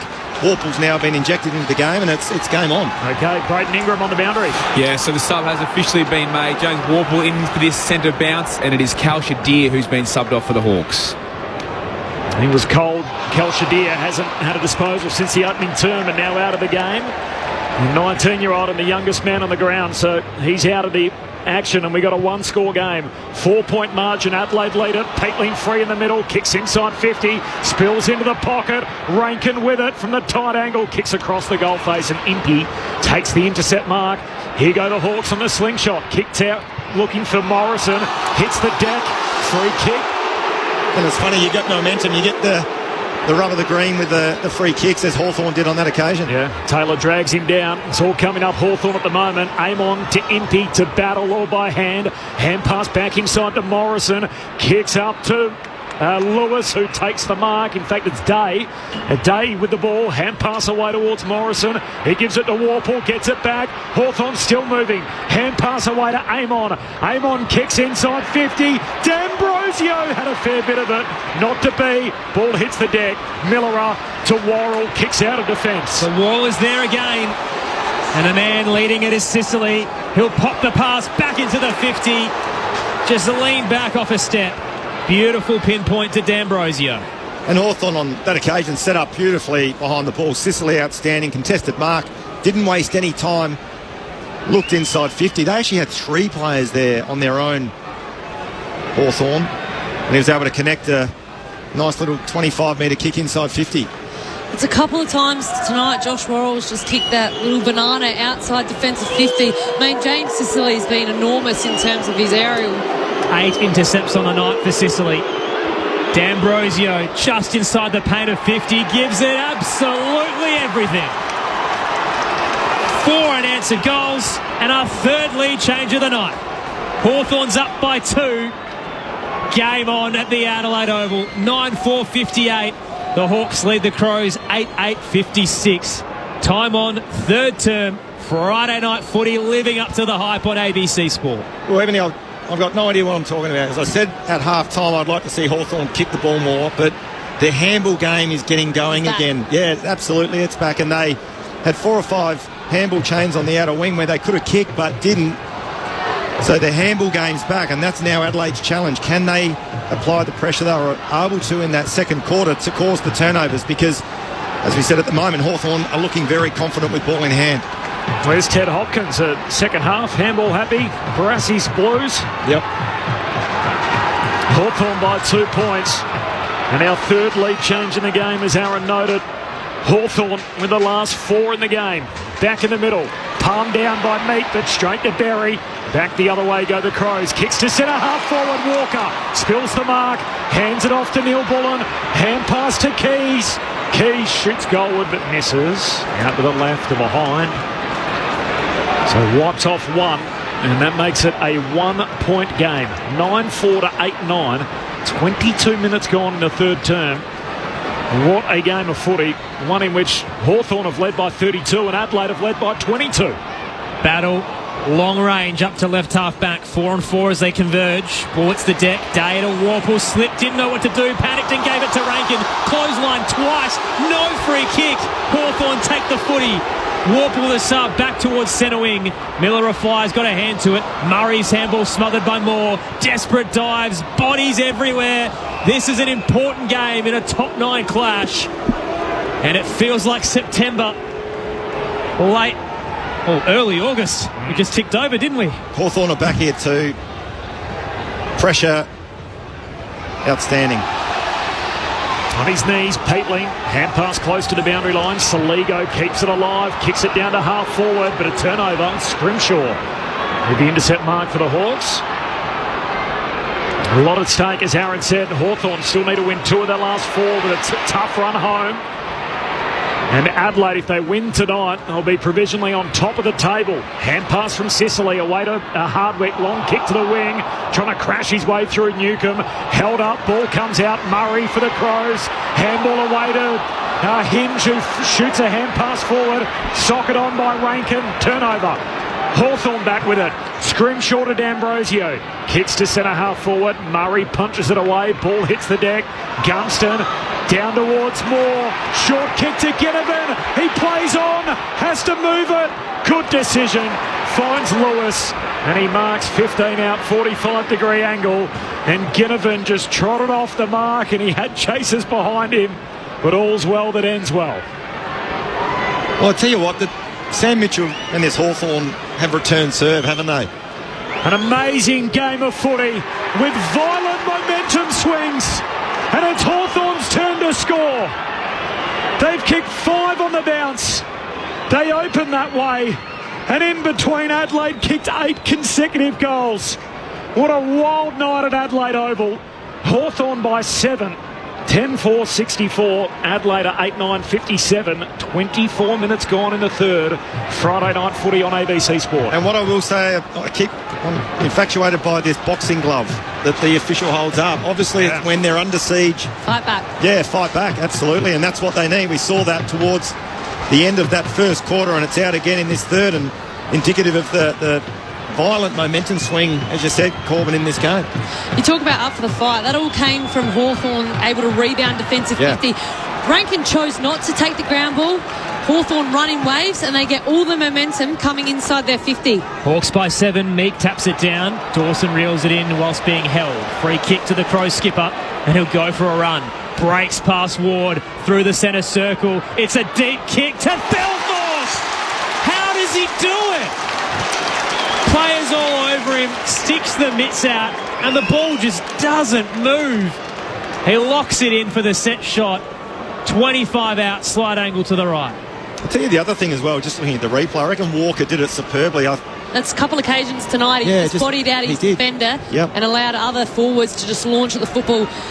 It's probably going under the radar, but I think Taylor Walker's playing a massive role. The showdown medalist, Riley Thilthorpe. Perfect finish. And he revs up the crowd. 4 for the night. 1 point game again. The Hawks 10-4-64. The Crows 9-9-63. Braden Ingram downstairs on ABC Sport. Braden Cook has been taken out of the game, subbed off. He's only had the 1 touch, so Chase Jones has been activated for the Crows. Already the Hawks have activated their sub, bringing on James Warple. I don't mind that. With nearly 4 minutes left of play in this third quarter. Chase Jones, he came on as the sub in the showdown last week and thought, obviously, the game was well in control of the Adelaide Footy Club, but I thought he actually brings a bit of energy, which Adelaide need at the moment, particularly around the footy and that loose ball, because, as we said, even though Adelaide just kicked a major through Thilthorpe, Hawthorn are looking quite impressive. Well, the good news is the trend of the night from an Adelaide point of view is when you kick a goal tonight, you kick at least 5 in a row. So they've kicked the last in the game. Let's see what happens next. Hawthorn by a point as we tick towards three-quarter time. Newcomb got it out to Warple. A 1-2 with Meek, and now Warple gives it to Hardwick. The long kick inside 50. Joel got rid of the body in front of him illegally. He's annoying me, Joel. Just being silly. Just doing silly things. That's just dumb. Just knocks over Keane, and Keane takes the free calmly for Adelaide, short to Berry. 1 point game. You're inside 50, just get a one-on-one and bring the ball to ground. You don't have to outmark and give away a free kick. Berry longer the wing, Curtin up so strong. What a star he is, so good overhead. Owning the wing, Curtin arcs around, Fogarty. They're sticking them everywhere. Contested grab, right half forward, too far out to score. Crowd want 50. Instead, Fogarty goes central. Casual kick cut off by Ward. He becomes the tackler at the fall of the footy. Adelaide look locked for an inside 50 entry, and instead we're getting a stoppage. What's the rule there with Rankin and Hardwick? Rankin went one way, Hardwick went the other. Is that 50? You can track them. He didn't track him. Tossed up. O'Brien down. Paddled it wide of Chase Jones. Head over the footy is Smith. Can't extract it. Didn't quite pull it in either, though. Eventually a tunnel ball as he flicks it out. Berry to Dawson. Tries to break through but can't part the seas. Gives it away. McDonald to the 50. 2-on-2. Body work from Moore. Charles was there and it ricocheted off his bootlaces. Handball astray, though. Watson, the wizard, misses. Minor score on the left. A calamity of errors from both sides. Hawthorn by 2 as we close in on three-quarter time. Of course, the Crows will be coming home to the scoring end where All the goals have been kicked so far tonight as Worrell takes some ground, goes long to the wing, slips through the hands of the Hawthorn player and ends up fortuitous for Adelaide. Keys, handball out to Saligo, runs, carries, kicks to half-forward, turnover. And Battle picks it off. So what do we have? We've had 19 goals tonight, 16 of them have been kicked. Sorry, less than that. 15 of them have been kicked to the northern end, so only 4 goals to the southern end. As Sicily comes out wide with the kick and finds Meek. 100 seconds remaining in the third term. And as they did to end the opening quarter, Adelaide with a crucial goal here late in the third term. Against the flow of play, gets the margin down to 2. As Meek goes long down the wing and Murray just fists it back in the other direction, punches it, out of play. And made about 30 metres in the process. Throw it in front of the benches, Hawthorn by 2. Both subs have been made. Braden Cook out tactically, Chase Jones in. James Warple in for Kel Shadir, likewise a tactical sub. Tossed in, final moments of the third. True centre wing. O'Brien double tap straight to Newcombe for the Hawks. Hands it wide. Ward up towards the 50. Little long for his target more. Murray has to wait for an awkward bounce, but wheels away from Lewis. Didn't quite make the connection with his boot, but stood over the line in the process. So boundary throw in. 45 out for the Hawks. Left forward pocket. Currently leading by 2. Is there room for Butts and Murray when they're both fit and available? Oh, nah. I reckon no. One or the other. Yep. Does Butts walk straight back in? I think he does. Wow. Murray just hasn't quite been the player he was previous to his knee injuries. Hawks from the stoppage. Ginnivan, a bit of brilliance. Kicks it goal line. He gets it there. And he says, let me hear you to the Adelaide Oval crowd. Finger to the ear. Second on the board. Hawthorn by 8 points. And Jack Ginnivan with a stoppage win and the goal to finish. Hawthorn 11-5-71, Adelaide 9-9-63, half-hour mark, third term, Friday night footy on ABC Sport. Mitch Hinge just let Ginnivan have right away at that stoppage in the defensive 50. You've just got to be a little tighter than that. Well, the other thing as well is that one thing that coaches hate and they talk a lot about is red time goals. That's a red time goal, critical part of the game. You know, the scores and the margin, very narrow margin, but to allow a goal like that with a minute to left or a minute to go on the clock, just Matthew Nicks would be pretty annoyed with that. How's the Sally as well? Just silence is deafening. Yeah. Bit of Marcus Rashford from Man United. I guess we also talk about Rankin magical. That was an unbelievable kick there from Ginnivan. Red time goals, they hurt in close contests. Out of the middle, Peatling pops a handball wide to Hinge. One last roll of the dice in the third. Up towards the 50, the Hawks have the numbers, and Sicily keeps Fogarty from the drop to free up Impey. He marks a left half back. Yeah, they've looked pretty solid in that sort of type of play when they get that hack ball forward. They've set up pretty well defensively, Hawthorn. Directing traffic for too long. He's called to play on. Impey races around the man on the mark and gives it everything. Long ball over the pack, and it bounces over the boundary line near Braden Ingram. Just on those red time goals, that was something that frustrated Matthew Nicks earlier in the season. He made it a point in particularly losses to Fremantle and Collingwood. So that's something I think you're spot on. He'll be talking about at three-quarter time. 5 of the goals in time on tonight for the Hawks of their 11. And boundary throw in, Meek palms it down, socket close to the line. Peatling collects and Newcombe drills him in the tackle. Ball up. That was a fierce tackle, wasn't it, from Newcombe? Picking the grass out of his teeth as he gets up. 8-point lead for the Hawks. Waning moments of the third. O'Brien palms it straight down and going nowhere fast. Chase Jones. I don't know what you guys are feeding him, by the way, but we saw him in Melbourne a couple of weeks ago against the Bulldogs. He's looking thick. Chase Jones. With 3 Cs. As the ball's up on the wing in front of the benches. Knocked close to the boundary line. Curtin kicks smothered. And that'll do us. Hawthorn by 8 points on a heavyweight contest on a Friday night between 2 of the top contenders in it, and it has delivered. It has been blow for blow, and with both sides landing meaningful punches. It was Hawthorn to start. They kicked the first 5.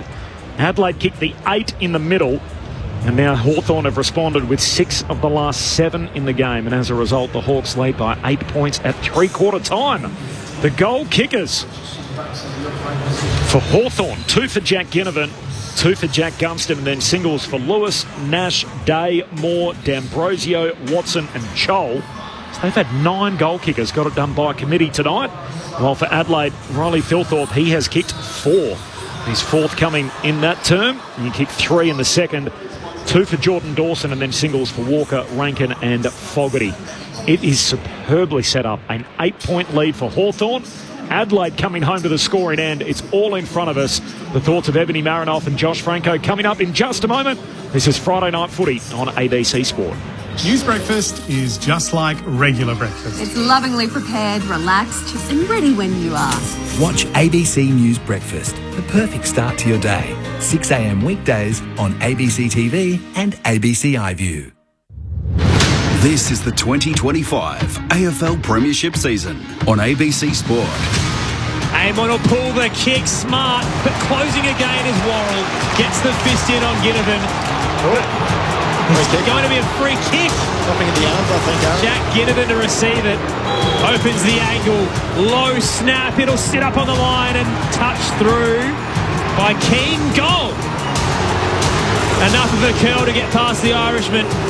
And Jack Ginnivan gets his first of the night.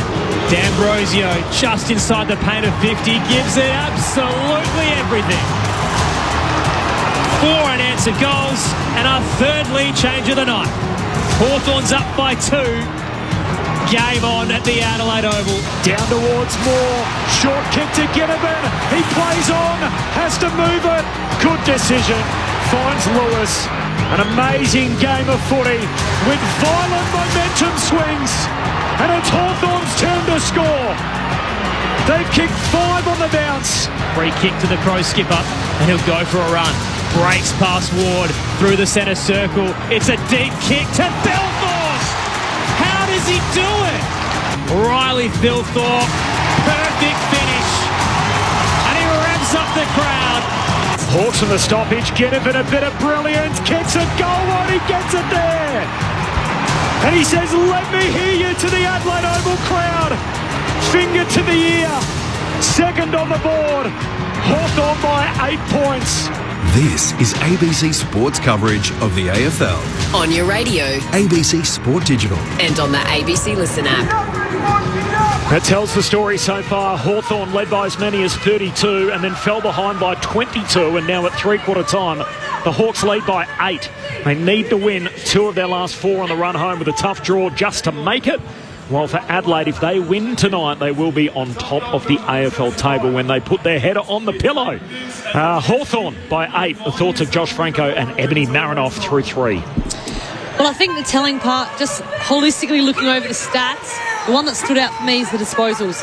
106 to 65 in Hawthorn's way. So when you're not winning the footy, you don't have the footy in your hands, you're not able to get anything going. And I think we asked for Hawthorn response. We thought, what do we want? We wanted Hawthorn response, and I thought they did that brilliantly. Certainly got their handball game going. I thought their looks inside 50 were a lot prettier than what Adelaide had, and they certainly had a lot more inside 50s with +6 that quarter. That's probably the telling part of the third quarter. Absolutely agree, and I reckon that's the key, that Hawthorn were able to get their hands back to where it was in that first quarter and really cut Adelaide up. They couldn't apply the pressure that they did in that second quarter, and Hawthorn looked almost irrepressible in that third. And we talk about what's going to win the game now and the messaging from the coaches. Desperation and work rate and winning that pressure battle, but also having the composure under pressure to be able to execute. But Adelaide, it's now their job. We talk about return serve. Hawthorn did that in that third. Now it's their opportunity, and they've got to fight their way back in this game. So they've got to return serve to Hawthorn. So it sets us up for an intriguing last quarter. 17 of the 20 goals have been kicked to the northern end. Amazing. And there's not a gale force wind or anything like that. It's just an unusual quirk of the game. And the scoring trends in particular. So I talked about it during that quarter. 8 of the first 9 scores were Hawthorn scores, and then Adelaide had 14 consecutive scores in the game. They kicked 8 goals, 6 in that period, and now Hawthorn have gone 5-1 to 2 behinds in that little stretch before the Philthorpe goal, so essentially 6 of the next 8 scores. It's been incredible the way the scoring and the momentum has changed. Yeah, absolutely. You talk about momentum shifts. Dan Curtin was a big part of that last week in the second half. He jumped into the midfield. Matty Nix has put Dan Curtin in this centre bounce. So Isaac Rankin, Dan Curtin and Sam Berry have gone in the centre bounce. It looks like Dawson slid forward and Taylor Walker's starting on the bench. So a little bit of a mix-up. Yeah. I'll tell you what, that's massive confidence in a young kid, isn't it? Is he this. Yeah, youngest member of the team. Yeah. And he's at the coalface with the game needing to be won. Yep. That's Love it. Yeah, massive feather in his cap. I was at Dan Curtin's first training session, spoke to Adam Kelly, and he said, eventually we want him in the midfield. Wow. This was always the end game. Well, he's here now. Is he the rising star? I worry a little bit about his consistency over the whole year. His last 6 weeks, 4, 5, 6 weeks have been outstanding. Yeah. Recency bias probably gets it for him, right? Also, I think he's reached the highest heights. It's just whether, I don't think anyone... You probably can't tell till it'll go down to round 24 only because of his inconsistency at the start of the season, I reckon. Yeah. I don't think anyone else in the class has reached his peaks. That's fair. But he hasn't got the prolonged sample size like Will Ashcroft or Murphy Reid or Archie Roberts. Yep. We're not worried about that now. There's a game of footy to be won. Hawthorn by 8 points as we enter the final term. And it's a hit out immediately for Lloyd Meek as he palms it round the back to Warple, who slips the tackle. That's an Adelaide Crows move as he gets a hand pass to centre half forward. Picked up by Curtin, he wins it back. Hand pass to Hinge, tumbles a kick out to the wing. They all hunt out after it and Dawson collects on the bounce. Hand pass over the top to Taylor. Arches the back, trying to evade Amon. He's dragged down. Got a hand pass out and the ball spills out of play. That's Hawthorn's pressure, though. Weren't allowing Adelaide to get any chain of handball, just applying that pressure, so no inside 50. It's a dream finals audition. Has the pressure, has the runs of momentum, the highlights, the skill, and we're getting it in round 21. Tossed in. O'Brien edges Meek out of the drop. Rankin coming through from 50. Set sail. Isaac Rankin misses to the left. Gee, that had a bit of Paddy Ryder, Robbie Gray to it. And in the end, it's a minor score. Hawthorn by 7 at the start of the final term. Well, I'm not sure who was on Rankin at that stoppage there, but he was the wrong shoulder. Gave him the corridor, and the hit from O'Brien was right on his chest. Final quarters this year, Adelaide have been outscored only 5. Hawthorn batting just above 500 at 10 and 9 across the year. So the Crows have the form there. They are chasing the game as Gunston off the back flank gives it to D'Ambrosio. Now to Warple with the fresh legs. Kicks down the wing. Curtin intercepts again. He's second of the quarter. Passes through. Wins it. Was he taken high? Yes. And a free kick for Dan Curtin. Rolls immediately. A long left footer into the forward pocket. Impey's up strong and takes the intercept mark back pocket for the Hawks. What a catch that was. 7-point lead for Hawthorn, 11-5 to 9-10. And we are 2 minutes into the final turn. Friday night footy on ABC Sport. Long exit up to the eastern wing. Front position was Lewis. Knocked out of it. Smith tries to lay a tackle. Good front on contact from Jones, but it pops out. Hawks are on the burst. Ginnivan gave it off to Warple. Turned into trouble. Crunched. Holding the ball. What a tackle. Josh Worrell, who's sung his praises all night, all season. Even bigger without Max Michaelani. Worrell now up to right half forward. They converge 4 and 4. And O'Brien, too big, too strong. Here they come. Releases Jones. Drops it into Neil Bullen. Slick footy from the Crows. All set up by that pressure that Worrell applied on Warple. Again, I keep chopping and changing with this, but Hawthorn just overusing it. That extra handball allowed Warple to come in and impact Worrell to cause the turnover. Now the shot on goal for Adelaide. Alex Neil-Bullen crosses the paint of 50 to the northern scoring end. He strikes. And they roar at the Adelaide Oval. 1 point game. Hawthorn 11-5-71. Adelaide 10-10-70. 3 minutes into the final term. Friday night football on ABC Sport. Aaron Bryans, Corbin Middlemass, Josh Franco and Ebony Marinoff with you. It's brilliant from Riley O'Brien. Just reading the room. Really, they trust Brodie Smith. The likes of Mitch Hinge off that half back to just put it into Brodie Smith's hands. And Alex Neil-Bullen, he's had an almost night. He's got the 2 points and now he's got 1 goal too. That's enormous in terms of the game there. A great stoppage win from Riley O'Brien. An astounding game of footy. And now a 1-point game. Make it 18 of 21 goals kicked to the northern end. The end in which the Crows are coming home to as O'Brien palms it down and Berry's tackled middle of the ground. A moment to take a breath as the umpire chucks it up middle of the ground. Early stages, final term. O'Brien on his backside trying to get a play on it. Eventually got it out straight to Warple. He coughs it up to Keys. Kicks hurriedly to centre half forward. Battle wins it back for the Hawks. Hand pass inside the centre square. Dawson passing through. Traps it for Adelaide. Hand pass away to Rankin. Runs through the middle. Almost mowed down by Watson. Kick works out. And Keys takes the mark at centre half forward. And there's more of what you touched on earlier, Josh. When it's going your way, it is going your way. Keys kicks right to the behind line and Battle picks it off. Takes the intercept mark. That's not the kick. Yeah. He looked a little bit indecisive, Keys, didn't he? Had real no options, but then just kicked the little 9-iron forward. Hawks by a point. Morrison through the broadcast wing. Kicks good. Mark taken by Lewis. Tries to chip it over the top in the path of Nash. Kind bounce. He's trying to break away from Worrell. He ran down Watson last time they played and he's forced another turnover. Bond to O'Brien. Worrell has stayed down. He looks in all sorts. They can't lose another defender.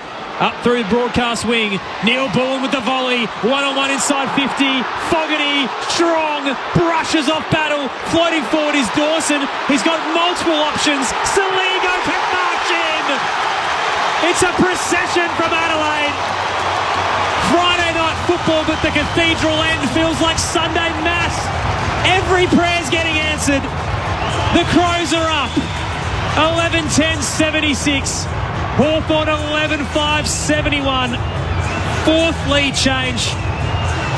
It's going to be an absolute grandstand finish.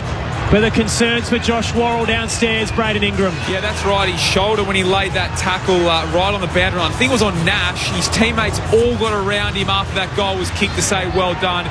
He's in a fair bit of pain, but he is staying out there for now. Hey, Corbin, you used the word violent momentum swings. It's happening again. We've played 4 minutes of actual game time in this last quarter, and already the numbers are pointing to Adelaide and their dominance. 5-0 inside 50s, 3 clearances to none Adelaide's way. So the trend continues. Lead change number 4 so far tonight. And multiple goals again strung together. Adelaide home to the scoring end, and now Hawthorn trying to get it back on their terms. Saligo crunched in the middle. Warple kicks to centre half forward. Good spoil there from Worrell. Down to Rankin. Hand pass to Miller. Gives it to the goal kicker. Saligo kicks for Thilthorpe. He gets a shove after marking. Umpire forgiving.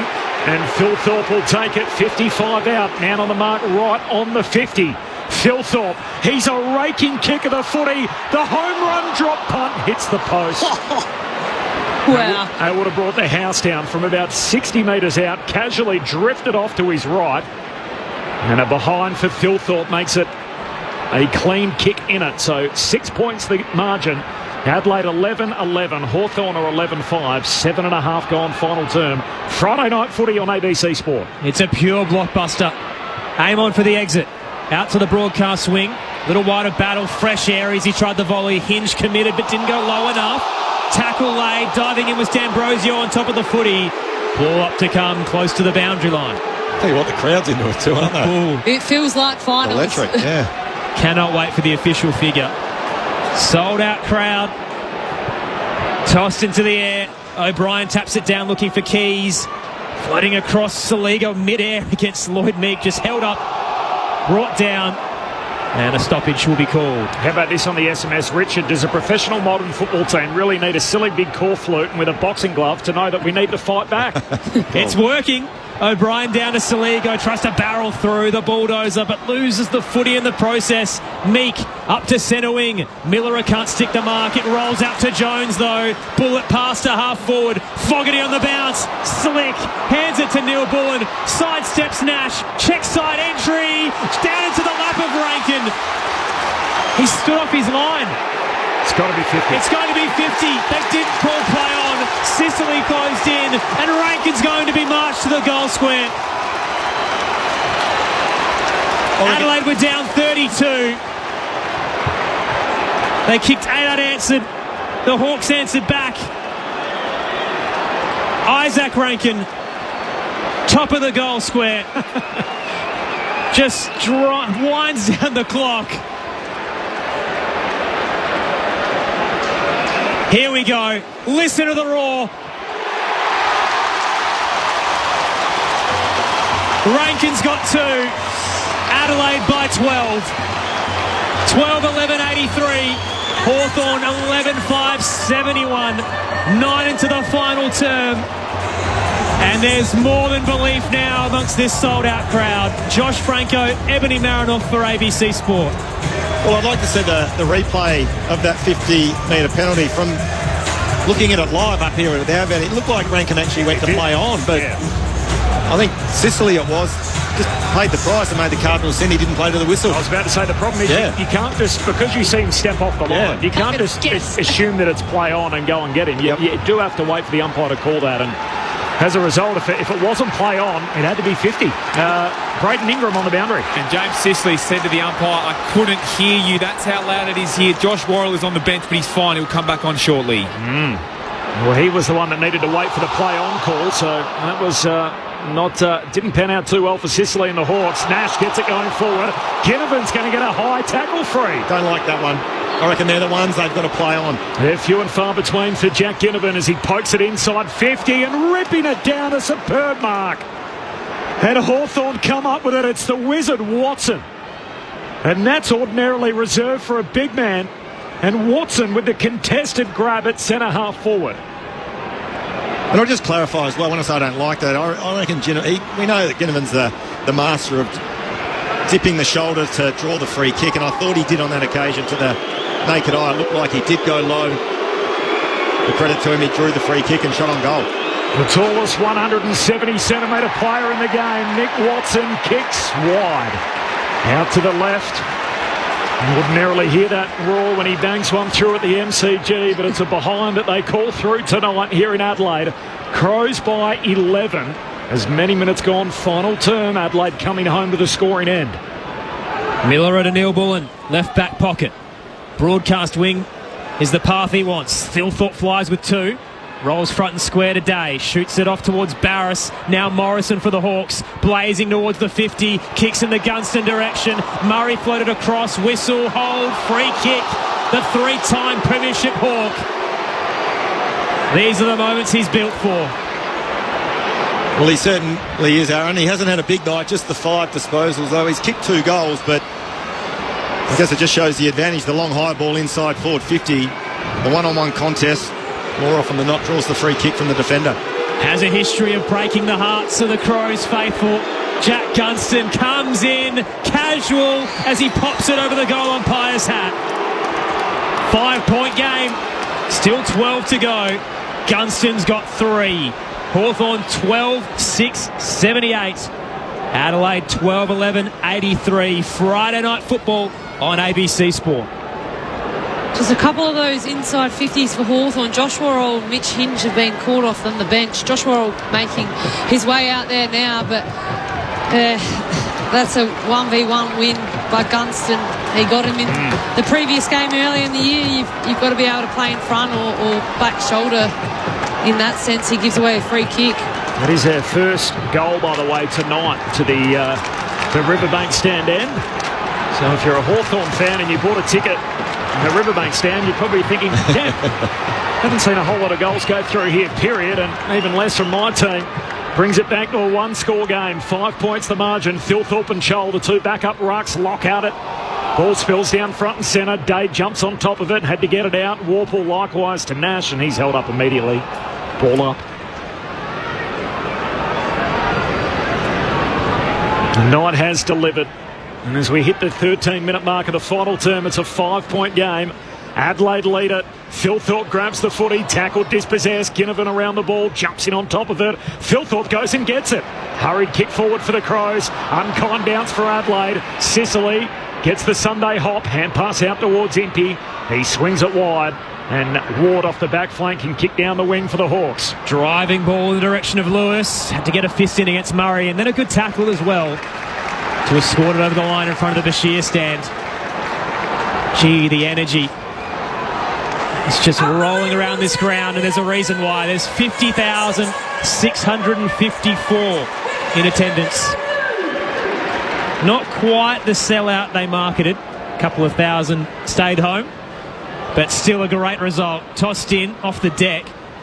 Tumbling footy towards the 50 for the Hawks. Gunston with a clean paddle. Watson slipped over though. Hands it back to the veteran. Brushes past. Tight angle. He hits the behind post.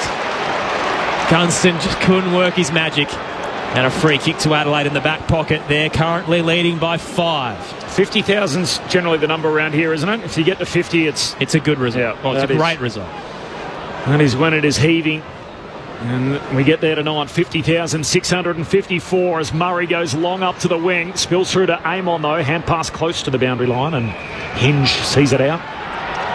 It's at the point 2 of the game. There's about 11 minutes of actual game time left when players and coaches start to think about the scenarios, whether they're in front, whether they're behind. But ultimately it boils down to those with most composure when they're under pressure.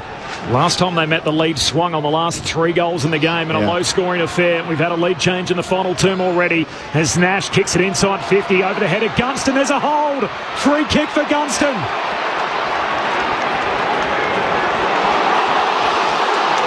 And the ball's going to come back. The Adelaide fans just realising now that Gunston's going to get this footy. And it'll be 20 metres out just left of centre. Well, that's an interesting one, isn't it? I thought advantage might have been paid on that occasion because the free kick was paid and I'm not sure who it was. But and now 50. Mark Keane on the mark, just told to be a little more constructive with your feedback. And Gunston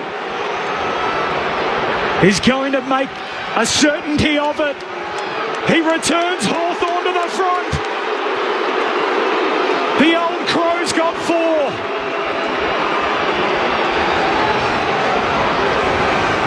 Jack Gunston swings the lead. Hawthorn 13,684. Adelaide 12,1183. 16 gone final term. And this game changes course again.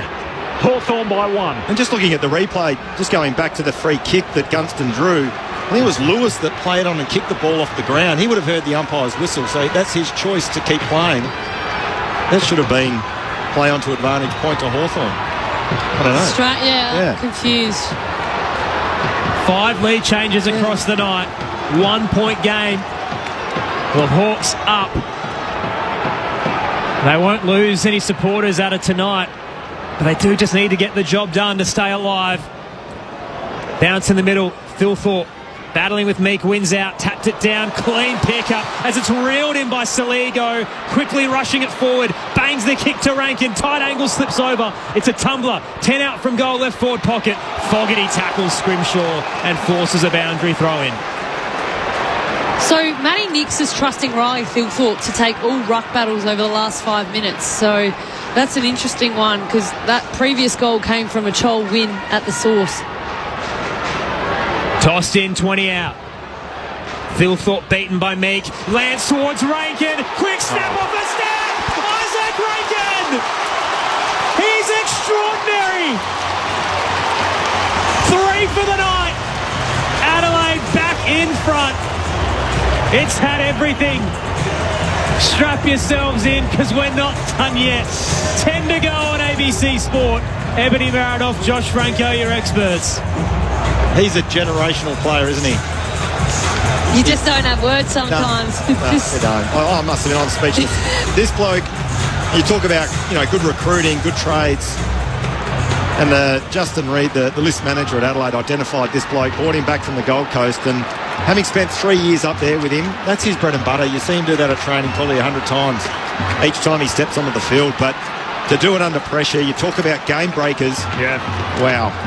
So he's got 3. He's kicked 2 in the last quarter. That's unbelievable. The game on the line. And so the last 4 goals in the game, 2 to Rankin, 2 to Gunston. Gunston and the gunslinger.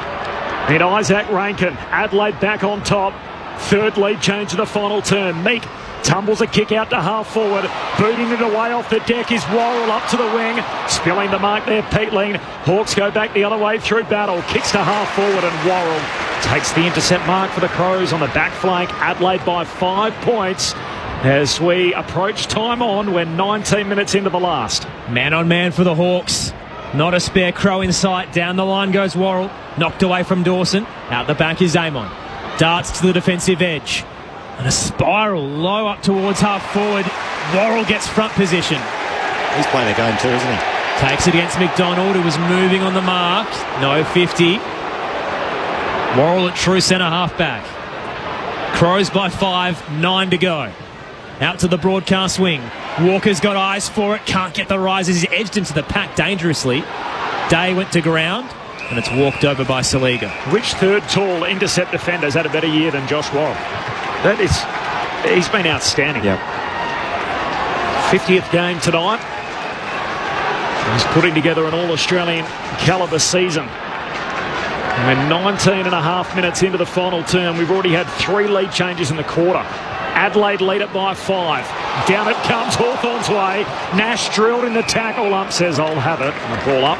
50th game for Worrell tonight as well. First 3 seasons he played just 5 games, then missed 13 with a broken arm last year. So solidified himself out of nowhere into this team. Meek palms it down. Can't quite trap it. Newcomb, ball runs away from him. Saligo puts his body in there, wins it. Pack forms around him and a ball up on the wing. So Adelaide by 5 points, 6 lead changes, 3 in the final term.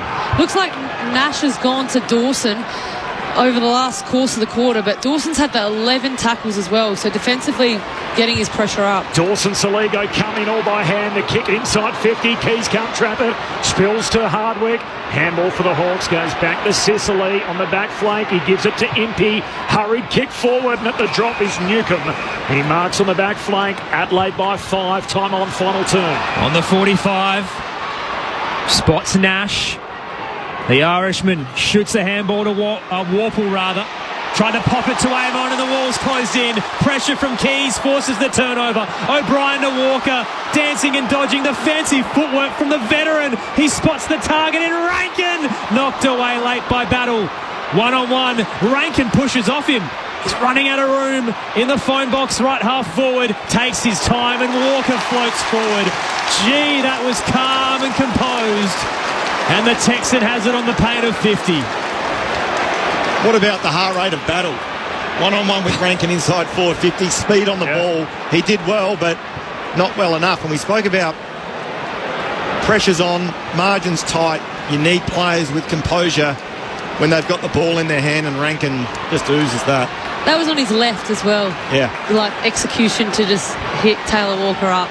Taylor Walker from 50 leans back. This will send them into a frenzy. Adelaide by 11. Time on final term in a game that has had so many chapters. This is an absolute barnstorming blockbuster. 14-11-95 the Crows. Hawthorn 13-6-84 in front of 50,000, and Taylor Walker has 2 for the night. Josh Franco, Ebony Marinoff, your experts for Friday Night Footy on ABC Sport. Well, he didn't have the first half, but this last quarter is Isaac Rankin magic. He's had 7 disposals. Pretty much everything he's touched has led into a score. His 2-goal one, 162 metres gained. He's getting 4 contested possessions. I spoke about it coming into the fourth quarter. He was in and around the centre bounce. Matty Nix said, go in there, get it, help us win this game. Is there another twist in this yet? The Hawks have it all to do. Down by 11. Time on final term. O'Brien palms it down. Here's Newcomb. Kicks inside 50. Touched on the way through by Bond. Hawks with the numbers. Watson to Moore to get him when he's mowed down. Good tackle by Hinge. Hawthorn still with it. Moore's handball turned over. And Hinge back the other way for Adelaide. Not quite the sprawling effort from Taylor, but the Crows keep it in the end as Jones gives it to Berry and he kicks down the wing. Fogarty edged out of it, but Meek fumbles. Rolls over the boundary line in front of the Bashir stand. And just once again, Hawthorn paying the price for just trying to use the ball too much by hand. Trying to invent, create it. Adelaide's pressure outstanding in their D50. Just got to get field position if you're Hawthorn. 11 points the lead. Meek wins it down on the eastern side. Berry forced to tackle Newcombe, couldn't stick it. He breaks through the Hawk, driving it towards the 50. Charles battling there with Keane. Worrell throws his body in and collapses everybody. Ball ricochets left forward pocket. Watson becomes the tackler on Worrell. Chol finally gets to his feet. Gunston extracts it. Ripped it off towards Lewis. Central curling kick and it lands in the lap of D'Ambrosio. Something out of nothing for the Hawks. And a chance for a late response. Bit of luck there for the Hawks. D'Ambrosio all on his own. It was Lewis that just hacked the ball back into the corridor. Uncontested mark. You can hear a pin drop. Big kick. The anxiety around the Adelaide Oval. Massimo D'Ambrosio starts at 40, comes into 20 and misses from near straight in front. Adelaide by 10, 6 to go on ABC Sport. Remember, he had that one earlier in the game too, the other end of the ground, D'Ambrosio, so had 2 gettable set shots he's missed. That would have made it a 1-score game with more than 6 minutes on the game clock, so there's plenty of time to go. 10 points the lead. Jones marks the kick out, goes long down the line, and Fogarty takes the mark. Continues to move it. Long to Walker. Sicily tries to knock him out of the way. Spills to Keys. Hand pass out in front of Taylor. Dabs it inside 50 to his namesake. And Walker marks against the boundary line. This will be the dagger to the heart if he can put this through the big Texan. You just saw D'Ambrosio miss. And this isn't outside his range either. One of the most beautiful, accurate kicks for goal you'll ever see. So, or angle. Yeah. He'll be backing himself here, and it will bring the house down if he nails it. 50 out against the boundary line. Man on the mark about 45 metres out, and he's underneath on that beautiful old scoreboard here at Adelaide Oval. Is it getting out of reach for the Hawks? The kick from Walker. Never looks like missing. He's a marksman. And the scoreboard drifts further away from the Hawks. 16 points Adelaide's way. Time on final term. And as Taylor Walker just put the whole thing on ice. I'll give him a 4-year contract. Yeah, how good is he? So he's kicked 2 goals in time on in the final term. Both difficult kicks. Neither of them look like missing. When he kicked that, the ball had gone about 15 metres off the boot, and he turned to the crowd. He knew it was going through. And you talk about dagger to the heart, D'Ambrosio missing that sitter in front of goal. Adelaide rebound, Taylor Walker nails it. Wow. The Crows raise the bat for the 12th time this season. 16 points the lead. Out of the middle goes the Hawks' direction. It'll come back. Non-controlling umpire spotted a free. Adelaide's way. Home crowd just waiting for it to be confirmed. Here we go. O'Brien to Dawson. No one on him as he steamrolls through the middle. On the march is Fogarty. He puts down the uncontested mark. Does enough close to the boundary line to hook it to Walker. Had a man all over him. Battle did well. Gets the clearing kick up to half-back. Adelaide have all the numbers. Dawson nearly took the mark. Knocked away late. Rolls 45 out. Day rips it out. Handball to Worrell. Just got it to his toes as it trickles towards the square. And too high on the tackle. A free kick to Hawthorn. Hawthorn in chase mode. Ginnivan kicks straight through the middle. Coming in the box seat. Whacked away from him. Says play on. Adelaide win it. O'Brien. Hand pass away to Neil Bullen. He gives it to Berry. Kicks wide to Walker. And the oldest man on the ground with a phenomenal final term. Kicks for Keys. Punched away by Hardwick. Ball spills back away the Hawks defender. He gives it to Meek and now to Scrimshaw. Goes all the way back to Impey. Comes out of defence. Ginnivan, who's been busy up the ground, takes the mark and looks to switch. Hawthorn have got to make something happen. We're in the final 5 minutes. Wide to D'Ambrosio. Kicks to a 2-on-1. Worrell leaves his man. Spoils down to Moore. He's crunched on the wing. Attracts the crowd. Curtin tackles him. Ball up on the logo. Adelaide by 16 points. 28.5 gone final term. Friday night footy on ABC Sport. Down 32 in the first after conceding the first 5. Adelaide up late in this top 8 clash. There's some concern in back play. Looks like it's Will Day, and he's hobbling on his foot, which is a concern. After that navicular fracture, Braden Ingram downstairs. Yeah, and he's been coming off throughout this second half, getting a fair bit of treatment. He looks sore and just maybe a little bit out of conditioning, but for this one, clearly he's copped a knock and he's limping off very slowly, having tried to battle on. So as you say, Aaron, that's a real concern. Read that past foot injury history. Just his second game back after being injured in round 3. Has looked right at home, but late, very troublesome. Tap down to Curtin. Out of the stoppage up to half forward. Thilthorpe knocks it to Taylor. Around the body hitting Hope. Battle put it down. Walker closes. They're under pressure. Hardwick did well. Hands it to Impey. Lowers the eyes and shares it with Amon. Defensive 50 for the Hawks. Down 16 and 50 metres. Wayne Miller didn't stand the mark. Here come the Hawks. Yeah, they've got to roll the dice here now. They've got to go quick. Amon, he's got Gunston leading at him. He kicks it into the man on the mark. Coming with the 1%er. Hawthorn win it back. D'Ambrosio, hand pass away to Scrimshaw. Hits up Gunston, who marks it left half forward. And he'll have a look from 40 metres out. And he knows there's not much time left. Jogging back on the mark, Gunston is. They need 3 goals in 3 minutes, the Hawks. Gunston on the drop punt, the kick misses. The most important thing in that moment is kicking the goal. Whether it takes 40 seconds or it takes 10 seconds, and yet he rushed that and he missed. There's still 3 or so minutes to go. You've got to really make sure that's a 6-point play, not a 7-point play to the Adelaide Crows. The Crows by 15 points, 30 and a half minutes gone. Final term, still just under 3 minutes on the game clock. Worrell, deep exit. Thilthorpe again. Throw 5 around him. 10. It won't matter. He reels it in every time.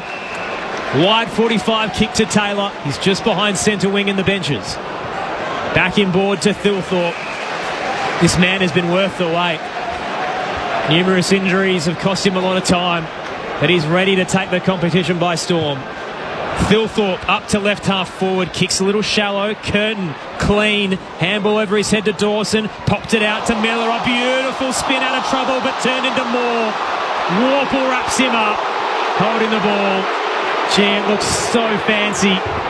Just couldn't cap it off, Wayne Miller. Warple now to the corridor to Ward. Ward marks, gives it to Amon. Hawthorn chasing the game late. Kicks long and wide out to Ginnivan, who takes the mark 60 metres out. And he rolls, looks inside the forward 50.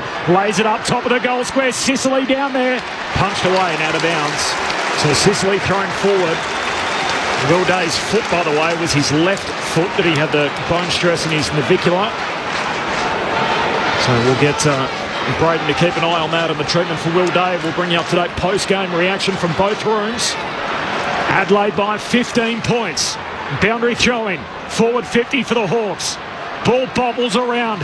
Picked up in the rubble by Watson. Trying to draw the free. He gets it. Taken high. The Wizard with his magic trick. Draws a high free. Misses.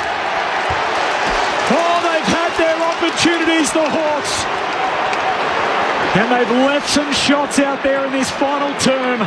Margin 14. Tick, tick, tick, tick, tick. Time running away from the Hawks. The script's been flipped from round 14. Adelaide couldn't finish in Launceston. Now it's the Hawks troubled in Adelaide.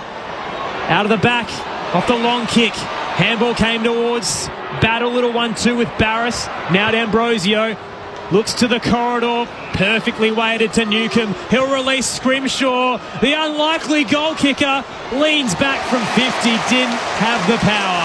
And coming marks on the goal line. Adelaide by 14. Called to play on, he drops it in short, just the required 15. And a diving slips catch taken by Chase Jones, left back pocket. Just listen to the crowd here. Chase Jones to the broadcast wing. Thilthorpe puts one down. Front and square is Curtin. Tries to tumble it through. Looking to gather his rank and did enough to knock it over. They're on their feet. 50,000 strong. Here they come, the Crows, for all the glory.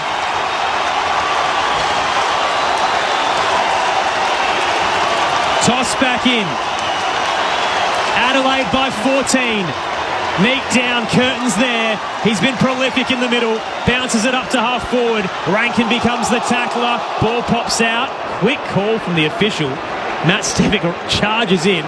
We'll get a ball up left half forward. Clock continues to run down. Hawthorn sees it on the brink. Adelaide surging to top spot.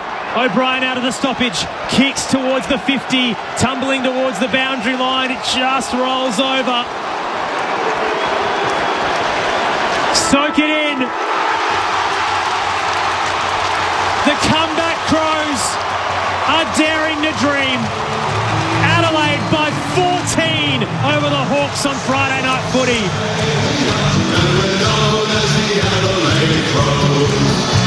Courageous, stronger, faster, and respected by our foes.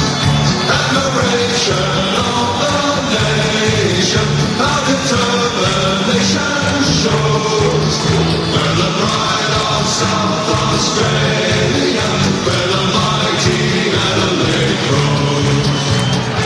The Hawks kicked the first 5 goals of the game to burst out to a 32-point lead. But it was all the northern end across the night. Adelaide with 8 unanswered through the second and third quarters. The Hawks fighting back to hold an 8-point advantage at the final change. But Adelaide with the last 3 of the game to storm the top spot. Hawthorn need a lifeline with a tough month to come. But the Crows now, they're thinking big. They're not just thinking about September. They're thinking about winning it all. Australia, we're the mighty Adelaide Crows. Yes, the pride of South Australia, we're the mighty Adelaide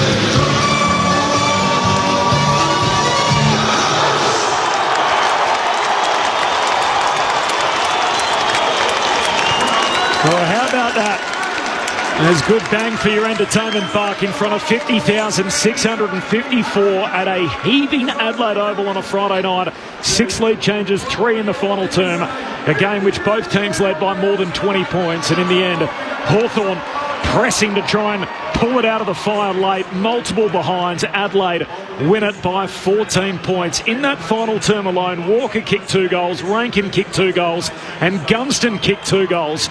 So the big-time players came out to play, and ultimately it was the Adelaide Crows who go home with the 4 points. And as Aaron mentioned, they sit on top of the tree at the end of the night. Most importantly, defending a top 2 spot in the process and all the advantages that come with that when we hit the spring next month. 14-point win for the Crows. Initial responses from Ebony Marinoff and Josh Franco on what is a special evening at Adelaide Oval as big-time footy has arrived. Big-time footy, all right. We probably haven't had a prime time in a couple of weeks now. You don't really know what to say because the game of so many momentum shifts, but for Adelaide Crows to be able to, keep that in that last quarter, I reckon in the last 10 minutes could have been anyone's game. Momentum shifts. But Adelaide Crows just set themselves to task. I really loved Matty Nix putting Dan Curtin in the centre bounce. Isaac Rankin around the footy in the last quarter. I reckon he had 7 touches, 6 score involvements, kicked 2 goals, 1. He said, you're the man. Dawson was the man in the second quarter. Yeah. Isaac Rankin, you're the man in the fourth. You're going to win this game. 3-4 years ago, they didn't have the likes of Dawson and Rankin, and they do now, and they're winning games on the back of their own boot. And Taylor Walker, wow, whistle. He's going to be playing footy in 2026. Absolutely he is. He was outstanding, wasn't he? Look, it was an interesting game, and I know we've talked about it throughout the course of the game, and I like the word you used, the violent momentum shifts. That's what it was. It was like the first quarter, Adelaide were nowhere near it. They were not even in the contest. They were almost bullied by Hawthorn and could not get a glove on them. It shifted on its head in the second. It shifted on its head again back to Hawthorn in the third. And the last quarter was probably the game we expected to get for 4 quarters, where it was a bit more of an even tussle. But look, I keep saying, and I said it quite a few weeks ago, that this side down here is the real deal. I honestly believe that. And you mentioned those 2 players, and they're 2 names that I've written down, Dawson and Rankin. They've got grunt, they've got class, they've got X factor, and to be challenged like they were against a side that's fifth on the ladder and also looking to play and go deep into September, to be challenged like they were and fight back and get the 4 points shows maturity, but it also shows that they are the real deal, without question. And you talk about maturity or being a premiership window, in your premiership window. I touched on Richmond being quite a low disposal possession team back when they had their dynasty. The highest disposal getters on the ground tonight was Mark Keane with 21 and Dawson with 21. Your next best is your Jake Saligos, Rankin Keys, like those likes around the 15, 16 mark. They don't need to have big numbers. It's impact. You've got Isaac Rankin with 9 at score involvements, Alex Neil-Bullen with a 9, Riley O'Brien with 8, Wayne Malera, we talk about him all night. He had an enormous, I reckon he's, like I said, last 2 months have been elite. Yeah. They're not big numbers. They're just getting it done. They're 3 tall timbers. And what a game of footy. So 101 beats 87.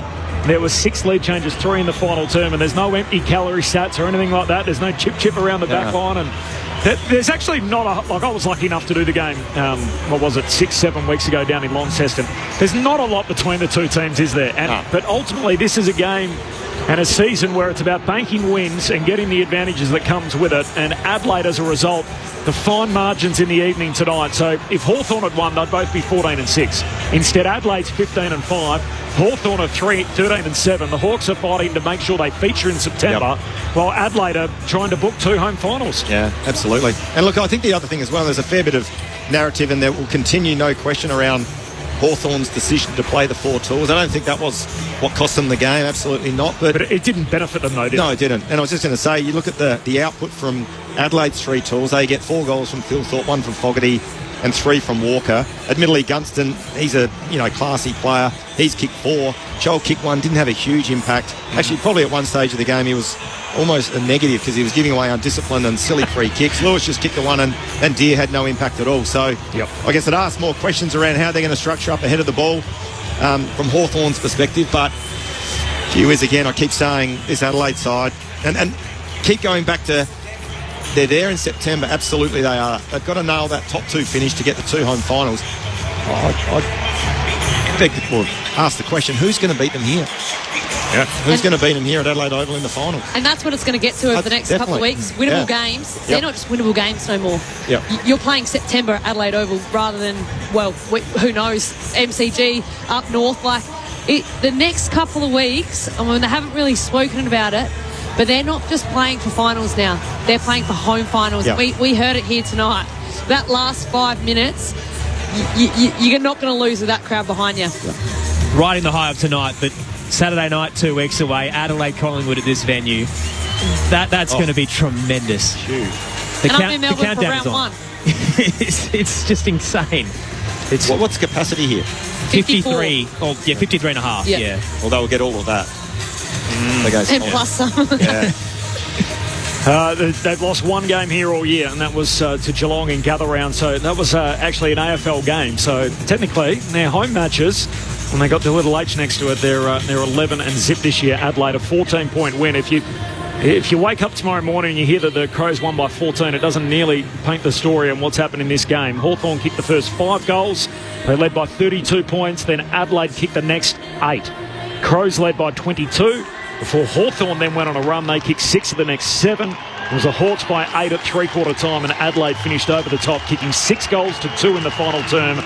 Isaac Rankin had 7 touches in the last quarter. 5 of them led to scores, including kicking 2 goals himself. He's got his fingerprints all over it. And the theme song plays as they make their way off. They refer to themselves as the pride of South Australia, and yet they're hunting a whole lot more outside of the border of this state. A 14-point win for the Crows. Let's celebrate with the winners. Braden Ingram is downstairs. Braden. It's standing room only. It was Isaac Cumming and Mitch Hinge who led them in, wooing very loudly.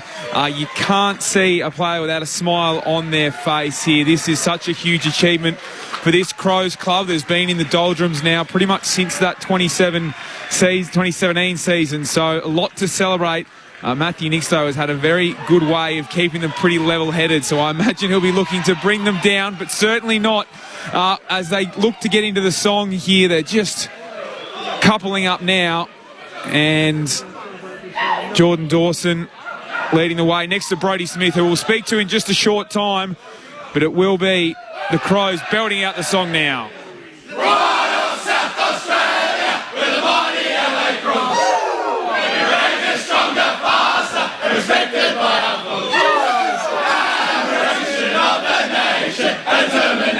Josh, Josh, Josh. Pride of South Australia, the mighty Adelaide Crows.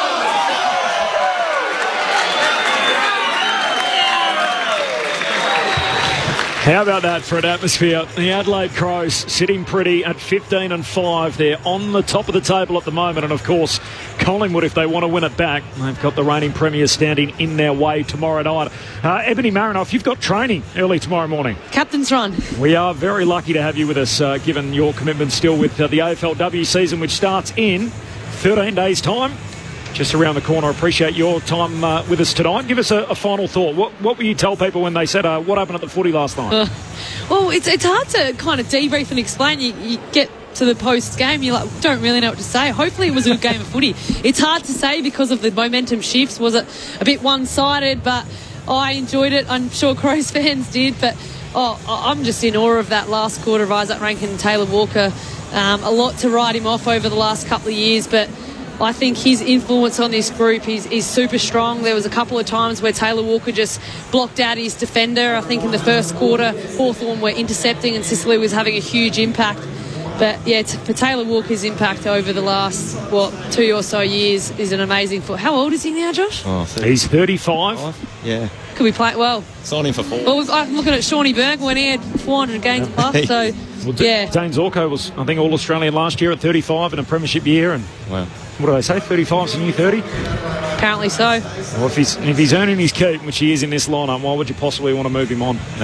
What a performance from Walker with the game on the line, and that's his calling card, isn't it? He's an accurate set shot from a long way out from any angle, and when they needed him to go through at the end, he was able to kick him, and Hawthorn weren't able to kick theirs. They had some looks late. Gunston rushed one. D'Ambrosio missed a sitter. Yeah. Had to get that. That was in the game in its reach. Yep. Watson missed one at the end, so they had their moments, and it wasn't to be for Hawthorn tonight. Ebony, appreciate your time. Good luck for the season ahead if we don't see you beforehand. Awesome. Thanks so much, guys. Ebony Marinoff with us all night here on ABC Sport. And, of course, the superstar from the Adelaide Crows, the reigning W medalist, is the premier player in the competition last year, just to go along with 7 All-Australians and 3 best and fairest, 3 premierships. She collects all her stuff and gets out of here with all those awards dragging behind her. And Josh Franco will stay with us as we hear from the winning team in a few moments' time. We'll go back to the Adelaide rooms with Braden Ingram and all the wash-up here on ABC Sport as the stadium empties out. What a night here at Adelaide Oval in front of over 50,654. A game with 6 lead changes. I must admit, it's been a year where the tops separated themselves from the bottom pretty early. And the top end, I think, has been pretty shallow the whole way through. And we sort of highlighted these 8 games on the run home. But that's without trying to be the latest, the greatest. It's got to be up there as one of the games of the season so far. What a tremendous game. Yeah, absolutely. It was interesting, even that the last quarter was probably how I anticipated the game was going to unfold right from the get-go, but it didn't. And I know that, again, going back to the momentum swings, I haven't seen a game like that. Josh's vote's coming up. This is Friday Night Footy on ABC Sport. Let's go into the winners' rooms. Braden Ingram. And it is pure delight down here for the entire 23-man team and their families and friends. I'm with Brodie Smith. Brodie, this is your 15th season. In terms of games and big games that you've played in, would that be right up there? Yeah, certainly. It's certainly good to be back in the mix. It's been a long time now since we played finals footy, and we've got ourselves in a position now to be able to do that. And I think tonight's as close as you're going to get to a final sort of atmosphere and type game against a quality side in Hawthorn. So for our group to step up the way we did after a poor first quarter, it's really good signs going forward. Other than in a showdown, when have you last experienced Adelaide Oval rocking like that? I haven't played much footy this year, so it's been a while. But, our crowd's amazing. We know that. We love it. Everyone saw that it was a sellout today and got pretty excited that we were going to have 50,000 in the house, and they're just amazing. They're so loud and they get right behind us, and as I said, we had a poor first quarter, but as soon as we get a couple of goals in the second, you can feel the crowd getting behind us, and we just ride that momentum. Just talk to how with your backs to the wall you sort of recovered. Matthew Nicks has made a big thing this year about fighting through momentum swings. You certainly did that, but to be 5 goals down early on, what did he say to you at quarter time, and how did things start to turn your way? Just to stay calm, really. We were a bit fumbly in the first quarter.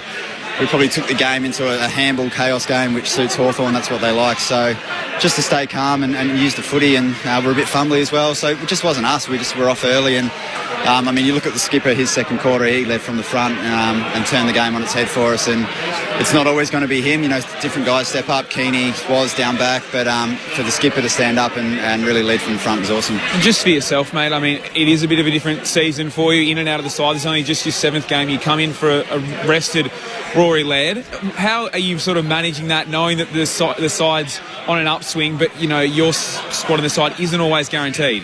It's certainly been tough on a personal level, but when the team's going as well as they are, I've just set a goal this year to be the best teammate I can be, and whether that's in the AFL or back in the SANFL, working closely with the young guys to try and improve them, that's just my role this year. So I understand where it's at, and I'm trying my hardest. I'm pushing hard to try and get into the 22, but when we're playing as well as we are, it's a tough team to get into. So I'm sitting there, I'm keeping myself ready for, if anyone's managed like Lady this week, or if there's injuries or a spot pops up, I'm ready to go. So, that's how I'll continue into the rest of the season, and, hopefully I can push and be there in finals. Josh, Aaron Corbin upstairs. Oh, Brody, Josh Franco, look, congratulations on the win tonight. Just interested to get your feeling and your thoughts just around the game in general. We used the language, there were sort of violent momentum swings. Hawthorn came out swinging, then it was Adelaide's turn in the second quarter, then it was Hawthorn's turn again. Have you ever played in a game with so many momentum swings with such large margins when a side did have momentum? Yeah, it's been a while. There was no wind out there, and the hill, for whatever reason, was a scoring end. So, bit of a strange night. As you said, Hawthorn came out swinging, and we weren't quite up to it. We were a bit fumbly and weren't playing our brand. And then, the second quarter, I guess we've got that scoring power and we've got the ability to score quickly and put ourselves right back in it. And then it sort of became that arm wrestle throughout the rest of the night where, as you say, we'd kick 3 and then they'd kick 2 or 3, and it kept the game pretty close. But just super effort from the boys, and I'm so proud of some of the guys that stood up. And as I said, I mentioned the skipper in the second, some of our backs, and Tex Walker winds the clock back in the last and just turns it on. He sure did. And just one other player that you played with down in that back six, Josh Worrell. How well is he playing at the moment? Oh, yeah, he's been awesome. He's had a super year, and, that's only his 50th game of footy, so I can't wait to see where his career goes to. He's going to be a super player for this footy club, and the back six certainly works together and allows Josh and Keeney to sort of play the way they do, and Muzz locks down and we all come across and try and help each other out, and Bondi comes in for his first game all year and puts away Dylan Moore, like stuff like that. It's just incredible that the next guy's stepping into the team and we're playing the way we are. Brody Smith with us on ABC Sport after Adelaide's 14-point win over the Hawks. Just on Josh Waller, Brody, you're an All-Australian defender. Does he have what it takes to get the blazer? Oh, if you ask him, he does. But he's, as I said, he's going super well, and it's certainly a team game, as I said, and we play as a unit. But hopefully, at the end of the year, we get a few guys recognised in that sort of individual space. Brody, probably a question from left field. How do you assess or compare the side in 2017 compared to now? It's sort of that scoring power, as I mentioned. Certainly a good comparison to 2017. The forward line has been super. We get the ball in there, we're very potent. So that's probably the similarity, that we can score so quickly. And as much as I talk about scoring, we're fully focused on defence and trying to lock teams down and limit their scoring, and the offence sort of comes on the back of that. What's different this time if you get all the way, Brody? What will be the difference on Grand Final Day compared to 2017? Hopefully I'm there. That'd be nice. But I don't know. Look, we can't look that far ahead. I don't want to throw cliches, but we've certainly looked at 1 week at a time and sort of treating each game like a final in the lead-up. We've got a pretty inexperienced group in terms of finals experience, so we're just trying to treat each game like that, and tonight was a great example. Friday night footy, big stage, 50,000 against a quality side. So we'll take a lot out of tonight, but it's on to the next. Do you feel like your best is as good as there is? Oh, well, I hope so. I hope so, boys. It's I think when you look at that second quarter, like I said, to be able to turn it on and score so quickly and not let Hawthorn score, when we turn it on, our best is very, very good. Obviously, last year's an obvious comparison where you finished fourth last year, and you've made this huge spike up the table. There's obviously 3 new guys that have come in. What's changed so dramatically across one season to the next? They've certainly had a huge impact on the footy club, not just on field but off field. The leadership that they brought to the footy club, the energy they bring. and we talk about role and playing your role. They're three guys that just do that to a T. They've been unbelievable for us, and that's infectious. Everyone just follows their lead, and you see, we really get around each other on field. Whether it's a big spoil, a big tackle, it's not just all the goals that we're celebrating, and that's been really infectious this year. And we're just playing as a tight group, and haven't had too many injuries either, so that always helps. Brodie, we're totally dumbfounded. What happened to the northern end tonight? Because there wasn't really a breeze, but 23 goals to 5 one side.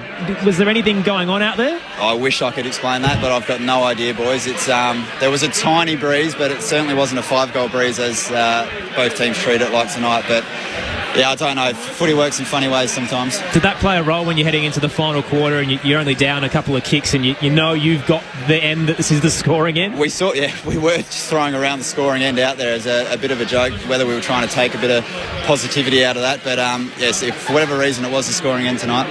And Matty Nix, so last week he opened the floodgates and said it's time to actually relish where you are, enjoy the moment for Crows fans. You've been very heads down, bums up all through the season, Brodie, but can you start to enjoy where you are now? I certainly am in my 15th year, and as I said, it's been 8 years since we get to finals, and we've put ourselves in a position to do that, but we can't start looking at September just yet. We've got to finish off this season strong, and as I said, we're pretty inexperienced in that space, so we need to treat the next 3 weeks like finals games and then take us into September, and hopefully we can do some damage. Hey Brodie, it was a joy to watch. Enjoy the weekend as a winner. Thank you very much. Brodie Smith inside the Adelaide rooms. We'll get a quick update from the Hawks. Obviously, it's a big watch over there with Will Day banged up, coming back from that navicular injury, second game back, and finished the game on the pine. Adelaide by 14 points here. That doesn't nearly tell the story. Hawthorn kicked the first 5 goals of the game. Adelaide kicked the next 8. Then Hawthorn responded with the next 5. Incredible game of footy. And then what was the theme of the night? We had it all thrown into that final term with 3 lead changes in the last quarter alone. And Adelaide beat the Hawks by 14 points, a game which they trailed by 32 early and led by as many as 22 in this third quarter themselves. They still had to win it late, kicking the last 3 goals. Isaac Rankin had his fingerprints all over it in the final term, 7 disposals and 2 goals. And Taylor Walker, at 35 years young, kicked the last 2 to ensure the Crows went home a winner. 50,654 in the house. Interestingly, in the last 20 meetings, it's only the 5th time Adelaide have beaten the Hawks. So the Hawks had won 15 of the last 19 against Adelaide over a prolonged period. So it's a win that I'm sure Adelaide fans will be well aware of, that Hawthorn has had it over them for a period of time. Is it even an even bigger statement that they came back from 32 tonight? That they could have gone out there and beaten Hawthorn by 4 goals in a pretty gripping game, but to do it from behind almost rattles the top 8 even more. That they're a real threat come September. I think even sort of mentioned that at half time, that the learning and I guess the experience that you get from that, being in that position, is invaluable. It's priceless. You can't buy that. You've got to be out there experiencing it, which Adelaide did tonight. So they'll take so much confidence out of that. So when they're in that position again, they never know they're out of it. Whereas, as you said, if they had a play tonight, the game unfolded the way that potentially it was going to, they win by 4 or 5. They don't get that experience from that as they did tonight. So yeah, look, it's one of those things that, no doubt, in the debrief and the review on Monday, that would be a huge focus, I'd imagine, for Matthew Nix, and just instilling that confidence in them that they can, when their backs to the wall, fight their way through it.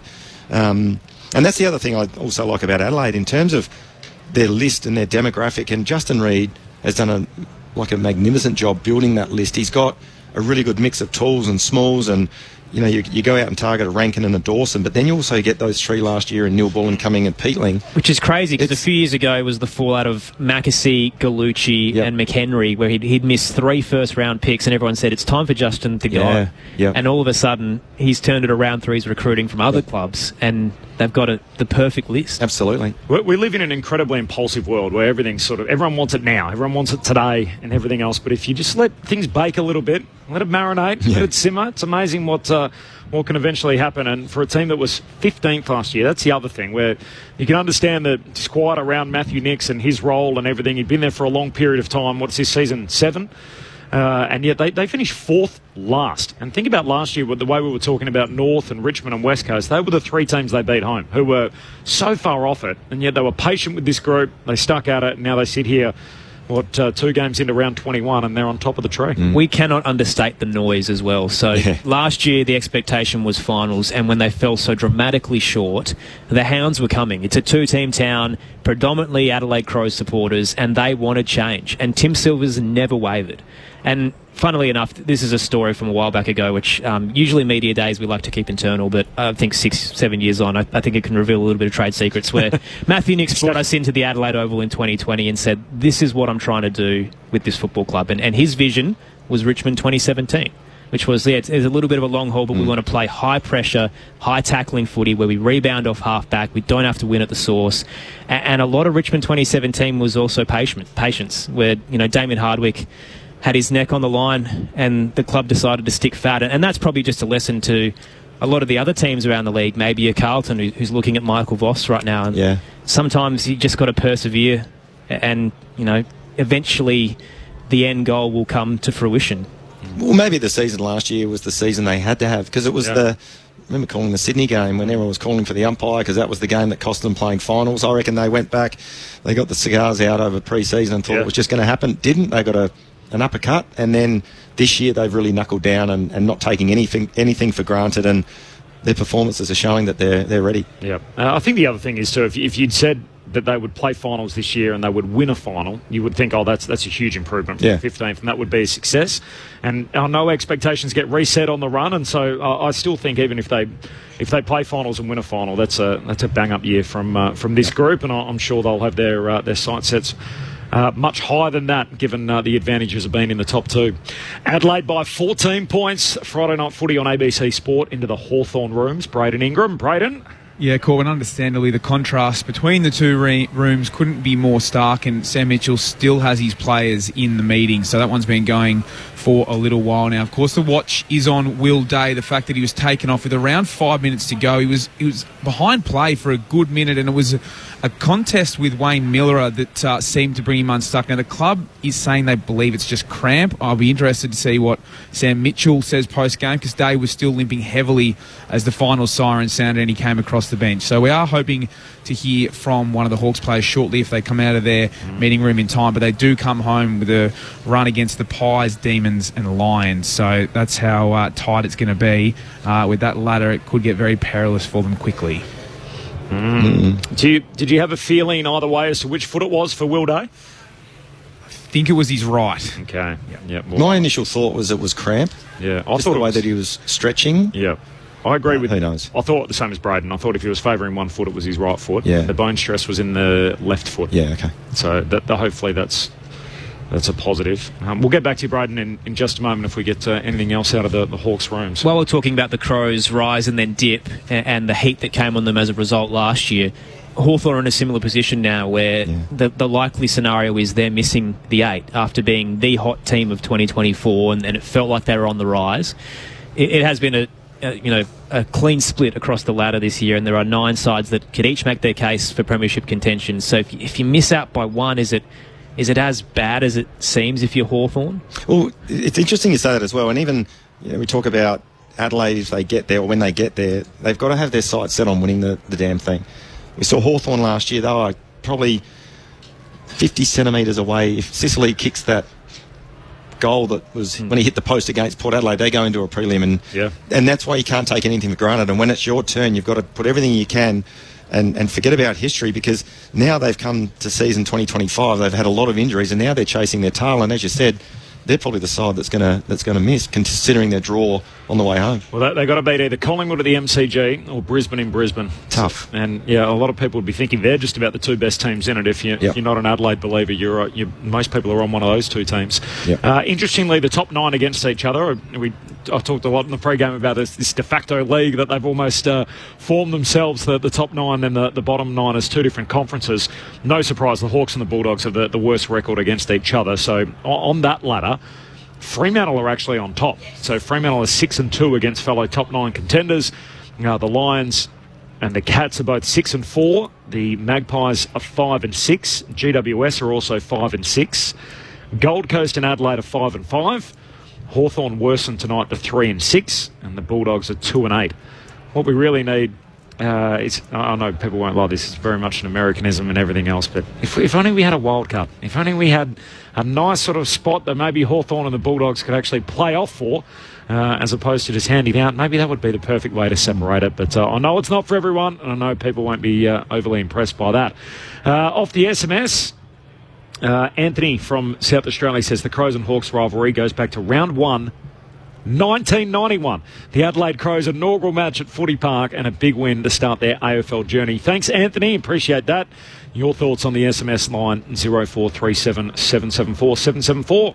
The votes, Josh, in the ABC Footballer of the Year.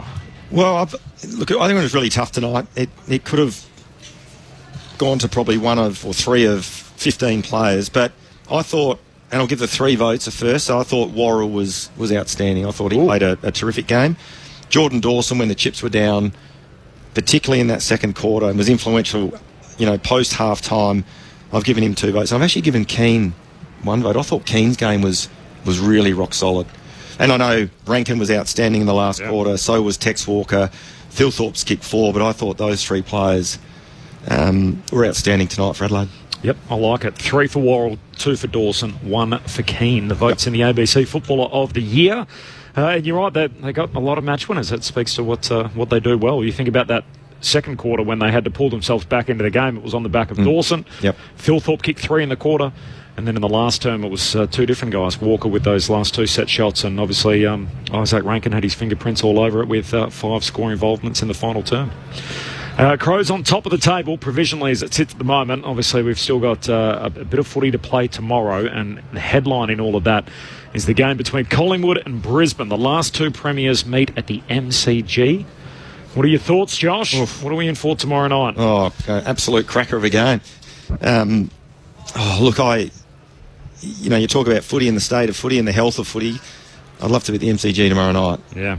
Come and watch that. That'd be an absolute cracker. Who'd you tip?